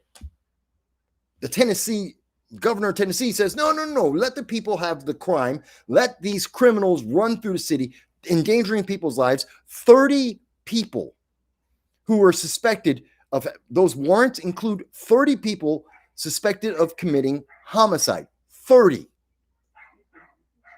And what did they do? The Tennessee governor said, no, we'd rather have the 30 people who may be murderers, leave them in the street, let them endanger the lives of citizens, because If we don't do that, we're helping the Trump administration. We're making Republicans look good. It will be hard for Democrats to win in the 2026 election cycle. They don't care about you. Okay. I know. So there's not a whole lot more that I want to cover, but I do want to cover a couple other things. But I think this is important for you guys to know, because no one else is saying this. This is not national news. They don't want to. It's not international news. It's not national news. They do not want you to know this. They do not want you to see the benefit that is happening. They want to tell you orange man bad, Republicans, MAGA, America first, evil. That's all they want to tell you, because they want to get power. This is about power. This is about winning the 2026 election. That's all it is. And this is the evidence. This is the proof. Besides what they're doing to John Fetterman, besides what they did to Eric Johnson in Dallas, besides all the other politicians who are being kicked out of the Democratic Party for daring to live up to their oath to serve you. No. They don't care about any of that. Okay. There's only a couple more stories that I want to cover, but you may have heard my dog, which is not the one you hear barking right now. That's outside. That's someone else's dog. But my dog he's looking to go back out. And so this is the final time in the night, but he's 14. I go and take him. So I'm going to need just a few minutes. Please write down in the comments. Tell me what you think about all of this. And I will get back to your comment. I see, John, you see, did I hear about the hunter perch the FBI found near an Air Force One landing site? No, I did not. I did not hear about that. Sounds like more breaking news. John, leave me a link or tell me a bit about the story. I will be walking my dog. I will be back as soon as I can so I can finish the show. I do want to talk about the danger. This sounds like an assassination attempt or a plan for an assassination attempt against Donald Trump again. That's what it sounds like. I will talk to you about that, but I'm going to be gone for about 20 minutes, thereabouts. I just got to walk the dog real quick. So I'm going to go back to my interview with from Friday with Matthew J on the Matthew J Show, and then I will be back.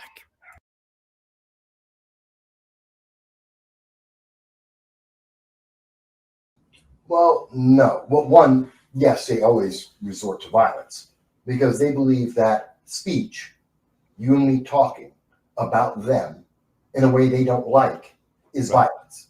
In their mind, and we get this from the colleges, that speech is violence. Therefore, it's a microaggression, and microaggressions are violence. Therefore, you can be violent against the microaggression, which happens to be speech. This is the excuse why Charlie Kirk was killed. This is what they believe and they teach. So they do believe in that violence.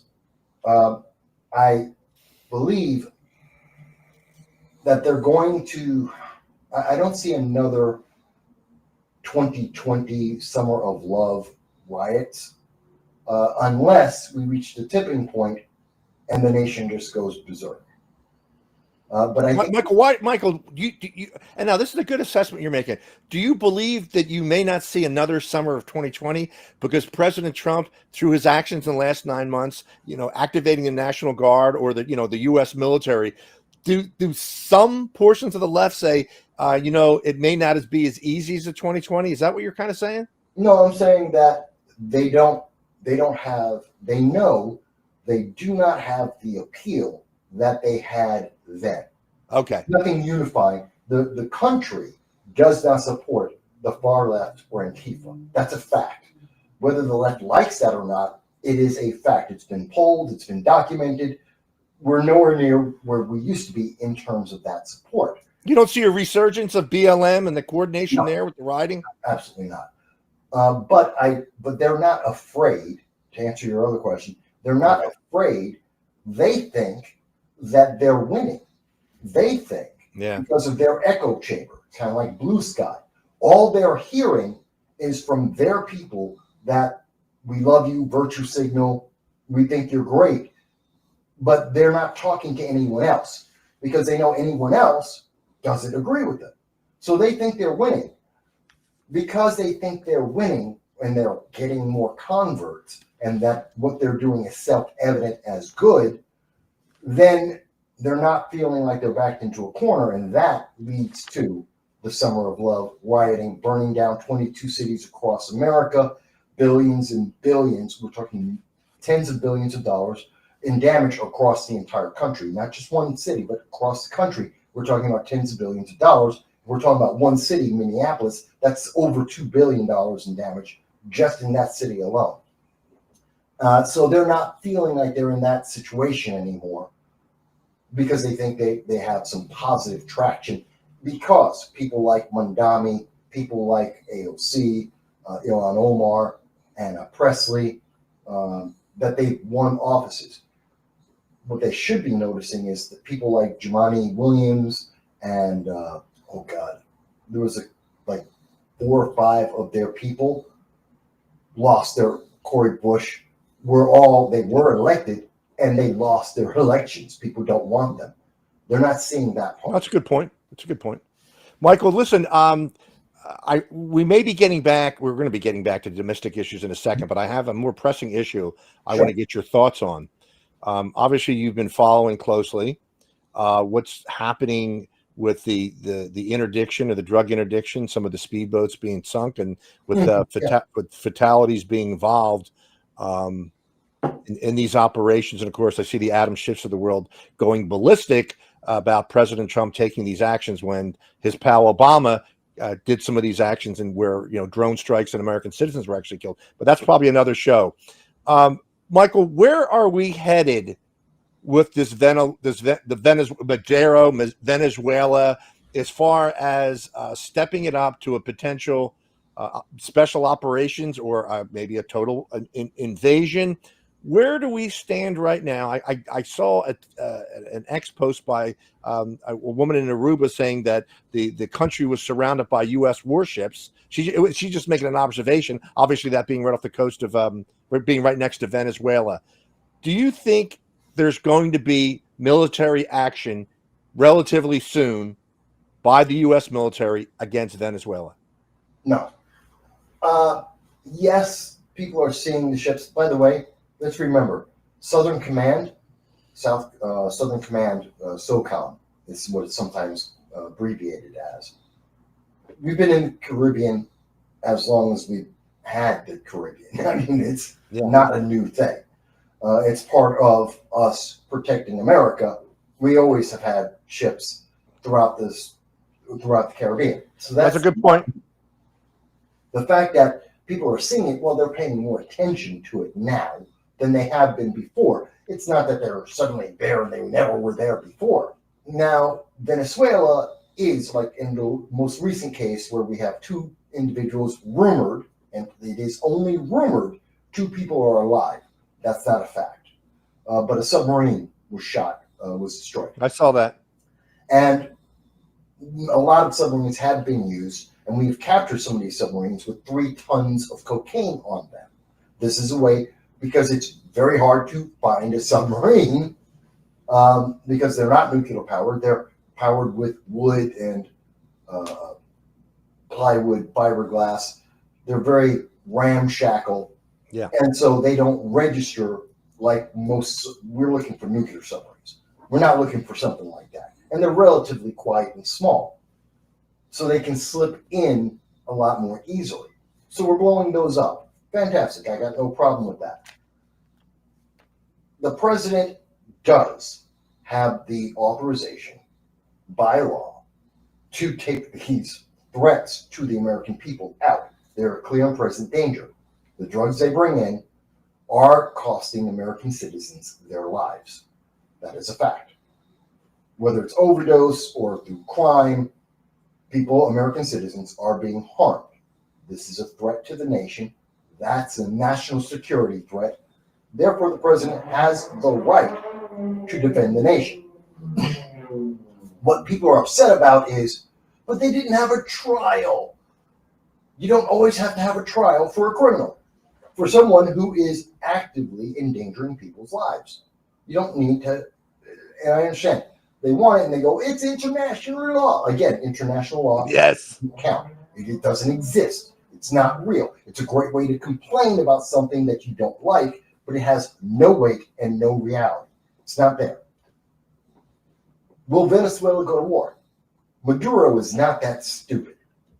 If anything, he would love for America to invade for a day so he could surrender, and the rest of the world will take pity on him and empathy, and because Orange ran bad, and they will give his country all of the food and help that they need because socialism doesn't work. He hopes that America will invade because it will help improve the quality of life for the citizens in that country, and it will help hold off an uprising that will get rid of the socialists. It'll take time, maybe another 5 years.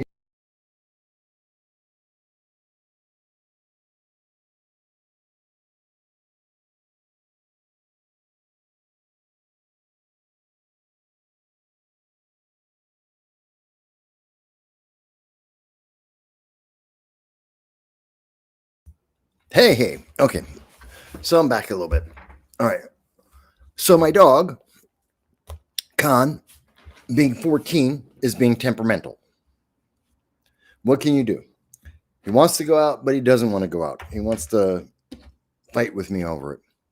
He wants me to be hanging out with him, but he wants to go out, but he doesn't want to go out. So for those who are dog owners, especially dog owners of old dogs, and 14 years is an old dog, it's one of the things you go through sometimes where they want to do something, but they want to do it when they're ready to do it, even though they're telling you that they want to do it. It's what can I do? He's temperamental. Okay. So I did look up and I did check on the Air Force One story.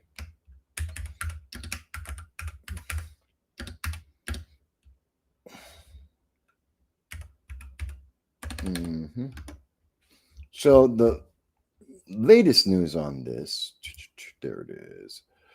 And it seems that this came out about between 3 hours and 21 minutes ago, somewhere in there. In the last 3 hours or so, there has been the breaking news that came out. Now, Fox News has the story as well. And it is that the FBI is found a hunting stand, which is usually in trees where hunters, they go after deer and other animals. They'll sometimes have a stand that is in a tree. It's elevated a bit and in against a tree. So think of it as a kind of like a tree house almost. It's like a little flooring that they can sit in or stand in, and they can look and be able to see if there are any deer that are in the area, and they can shoot down at them. And this way, the deer don't know that they're there. They won't see them on the ground. And they have a better line of sight because they're shooting over the underbrush very often. So that's what we're seeing. And it seems that this was found, and it seems that Fox News says that they were the ones to initially tell the story. We're seeing that the FBI has, the Hill has come out and said that about 3 hours ago that they saw this, that somebody put together a hunting stand that would give them line of sight to the Palm Beach airport where Donald Trump enters and leaves from Air Force One. So whenever he's going from Mar-a-Lago back to Washington, D.C., or going to trips on behalf of the United States, that would give them access. And so Donald Trump is now using a different set of stairs to get into and out of Air Force One. Obviously, whenever the president does something that is unusual, like using the main set of stairs, which are usually much more ceremonial and more what people are accustomed to, if he's not doing that, then people start having various horror stories, and they make up all kinds of reasons, and they would say, oh, he's not feeling well, he's weak, he's like Biden, blah, blah, blah. No, in fact, it's not because there's something wrong with the health of Donald Trump. It is, in fact, because it would seem, and again, it is early, the FBI is investigating this. It would seem that someone was trying to prepare to try to assassinate Donald Trump yet again. This would be the fourth or fifth time, I believe it's the fifth time, that someone would have been trying to assassinate Donald Trump since the last year, when someone tried to assassinate him on the campaign trail. So in the last roughly year, this would have been about the fifth time that someone's tried to assassinate Donald Trump. Except the FBI found this, and they are now investigating. Now, we would hope that they'll find some DNA.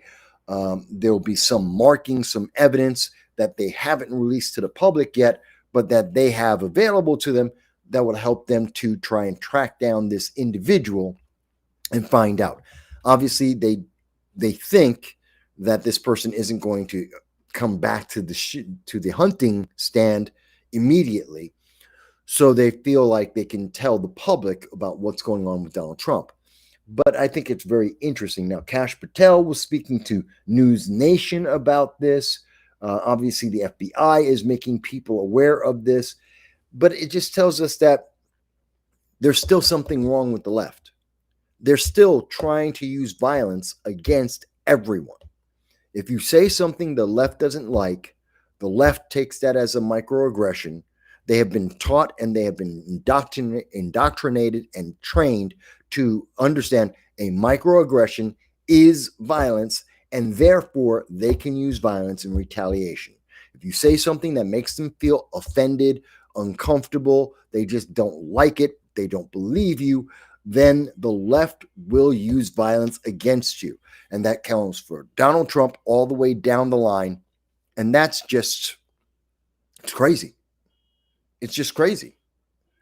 And I'm sad to hear that we yet again see indications, and again, it's early in the investigation, could be completely wrong, could be someone who is just trying to hunt deer. I'm trying to be as open-minded as possible, that this was just somebody who didn't realize how close they were to the airport. I don't know how that's possible, but let's assume that, and that they thought this was a good spot for deer, because of course, deer absolutely would be foraging right next to an airport where big planes like Air Force One are landing and taking off with huge amounts of noise and sound and air disturbance. That's something that deer wouldn't run away from. So it would make sense that, of course, you put a deer stand there. Deer wouldn't be running away from airplanes. You know, it sounds less and less credible to say that this is anything but an assassination attempt. It just sounds more and more like this has to be an assassination attempt, that someone was planning to try and kill him, because nothing else makes sense. Nothing else makes sense. But again, I'm trying to give them the advantage. And even if, and I see what Dow's saying here, Dow says, given its location, it is definitely for the line of sight. It could be a shooting stand for wild hogs. In Florida, wild pigs are just as prevalent as deer, probably maybe even more. And wild pigs, kind of like boars, they're violent. They are vicious, and they're hard to kill. They have a decent amount of hard skull, and they have a decent muscle. They got a lot of muscle. They can put up a fight. They can fight alligators. They can fight, well, I don't think they can fight bears, but I know they can fight dogs and wolves and coyotes. They can put up a very good fight in the wild. They're not a nice creature. And so you, as a hunter, may not want to be on the ground, because if you're shooting at one hog, if you don't kill them, that thing is coming straight at you, and they're fast. They are very fast. They can move like 30 miles an hour. So they'll be running up on you, because once they get aggressive, they are not shy about trying to gouge you with their teeth and to bite into you and to ram into you. They have no problem doing that. So if you're on the ground and you don't hit it straight on and kill it with one shot, you may be facing a really angry wild animal that could be very dangerous to you. So it makes sense you would want to have elevation. But I again would say, I don't know. I don't know many animals that would want to be near an airport, that they would normally forage and run around. Everything that they would eat, everything they would be uncomfortable under a jet planes flying in and out and around them. The sound, the temperature, the disturbances in the air, I don't think they would do that. So I don't think it's even a wild hog, a wild pig. I don't think that's it. But it is, they are bad in Florida. That's true. Let's see. Dow goes on to say, his brother-in-law said they are particularly bad in areas where there's quasi-industrial low residency areas. Airport isn't really low. It's low residency, but it's not really low traffic of human beings. There's a lot of people in that area back and forth. Again, something that would distract and cause animals not to be in there. But again, I could be wrong. I don't know. But I wanted to make sure you guys heard about that breaking news. And yeah, I do take it as someone yet again trying to kill President Trump. Was there anything else? I just want to make sure. Did we leave out? Oh, George Santos. I just want to cover George Santos. Well, one other thing real quick. Zoran Mandami. I hear my dog in the background. Zoran Mandami was very clear. He wants to have community policing. It's a stupid idea. And they're going to do it in Brooklyn. There's a 2-block area in Brooklyn. Do I have the map of it here? Yeah. So this is it's not a no cop zone. It is a cops unwanted zone in the heart of Brooklyn, in one of the highest crime areas in New York City. And they think that people, just the community policing them, is going to be able to stop this. This is stupid. This is a death trap. This is going to get people hurt. But this is what Zoran Mandami wants to do. Because if they can if they can lower crime, we're talking about prostitution, drugs, we're talking about drunken disorderly, we're talking about robbery. If they can get that down in this 2-block area, Zoran Mandami says, well, that's fine. Then the 20 miles of New York City can be just as safe. We'll just have more communities, more social workers, and that'll make everybody safe. That is stupid. That is a stupid idea. But this is what they're trying to do. It is already trying to destroy the neighborhood. Not having police. Think about this. If you're a drug dealer and someone walks up to you and says, you can't sell drugs here, and they're not a cop, what are you going to say to them? Because I see it in my neighborhood, in the Bronx. They'll tell you to fuck off. That's what they'll tell you. And they'll threaten you. And these guys will be like, oh, well, but you can't be here. Are you a cop? No. Can you arrest me? No. Do you have a gun? No. They do. They have a gun. And what you going to do? Call the cops? Well, then they'll run away and come back. And now they're pissed at you. Now they have a reason to hurt you. This is a stupid idea. This is just going to endanger the public. And it's like the idea that we saw in San Francisco, which was a failed idea. It didn't work in San Francisco. It doesn't work anywhere in America. This idea that they were going to pay $300 to criminals to not commit crimes. Remember that? That was San Francisco. This was back in, 2021. And they were paying $300 a month to criminals not to commit more crime. By the way, what happened? How did this brilliant idea work out?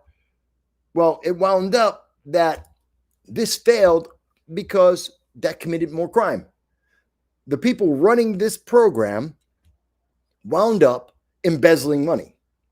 They wound up cheating the public. They used the money for this program for themselves.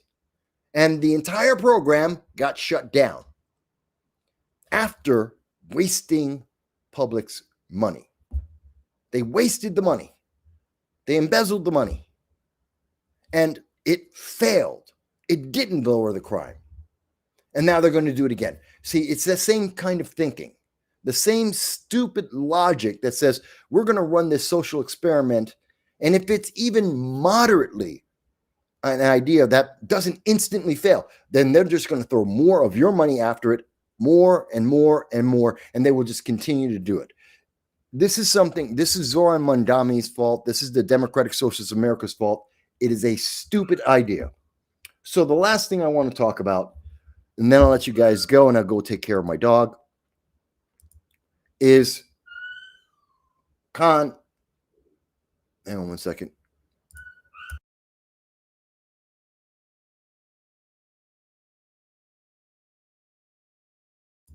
Sorry, I'm talking to my dog. I just wanted to cover George Santos. George Santos was a congressman.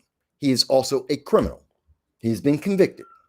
He's been convicted of fraud. He's been convicted of lying to the public. He had a resume that was a false resume. That doesn't really stop people from getting hired. Many Democrats have been hired. Many people have been hired with a bad resume. That isn't true. Think about the principal who was arrested most recently. He's an illegal alien. He lied about his education, that he's a doctorate, and he's a superintendent, and he was registered to vote, and Democrats are defending him. It's the same thing. Ian Roberts, that's his name, Dr. Ian Roberts, who is not a doctor. He doesn't, all of his credentials are completely artificial, and he was a superintendent getting paid about $300,000 a year. And Democrats support him. George Santos did not do anything as severe. And he did get elected. He was duly elected. You would think that if he had such a criminal record and he was such a bad guy, that the Democratic Party in New York City would have brought up all of his crimes during the campaign so that no one would vote for him. All they had to do is reveal all of the lies, all of the crimes, and this guy would never have been elected. But he didn't lie to the voters, other than his resume. But he made promises to the voters of what he would do, and he went to Congress, and he was doing it. And that's why Republicans and Democrats did not like him. They did not like him. Even though he was a Republican, they were upset with him because, like with Democrats, like with John Fetterman, he wasn't following the party line. He wasn't on the reservation. He was off saying, no, I'm going to do my own thing. I'm going to do it my way. You guys are not paying attention to the constituents. So they kicked him out. And this is against the regulations of Congress. You cannot kick out a congressman unless they have been arrested, they're being convicted. Think of Bob Mendez. And he was bribe after bribe after bribe. Think of Charles Rangel. Think of Barney Frank. We can go back decades on this. There's a lot of history on this. It is almost impossible to kick a member of Congress out until they get convicted of a crime. Then they get kicked out of Congress. George Santos was kicked out before he actually got convicted of a crime. He got kicked out on the accusation, not even the trial, the accusation that he may have committed a crime. And you know, Democrats love accusation equals guilt. They love that. And so he got kicked out. I think that's unfair. Santos was convicted for 7 years, that he would be in jail for 7 years for his crimes. And of course, he got kicked out of Congress. Over the weekend, Donald Trump commuted his sentence. He didn't pardon him. He didn't say, a pardon says your crimes never existed. He didn't do that. The crime exists. There is a record of it. He just doesn't have to serve any more of his prison sentence. He was supposed to be in for 7 years. He spent 3 months in, and now he's free. So the commutations just says you don't have to stay in jail. It doesn't mean he's still guilty of crimes. It's still on the record, but he doesn't have to stay in jail anymore for it. That has been forgiven. I don't really think it's a bad thing. I don't think George Santos is a good guy. I don't think he's an innocent guy, but he's also not a big deal. There are much more important things to worry about, but Democrats are losing their mind as they defend and protect illegal aliens that did exactly what George Santos did. In fact, did worse than what George Santos did. They're defending illegal aliens that did that. But George Santos, oh my God, he's an American, and you know what? He's just evil. He's a Republican. Oh my God, he did what Democrats allow happening. This is what Democrats allow illegal aliens to do across this country. So there's that.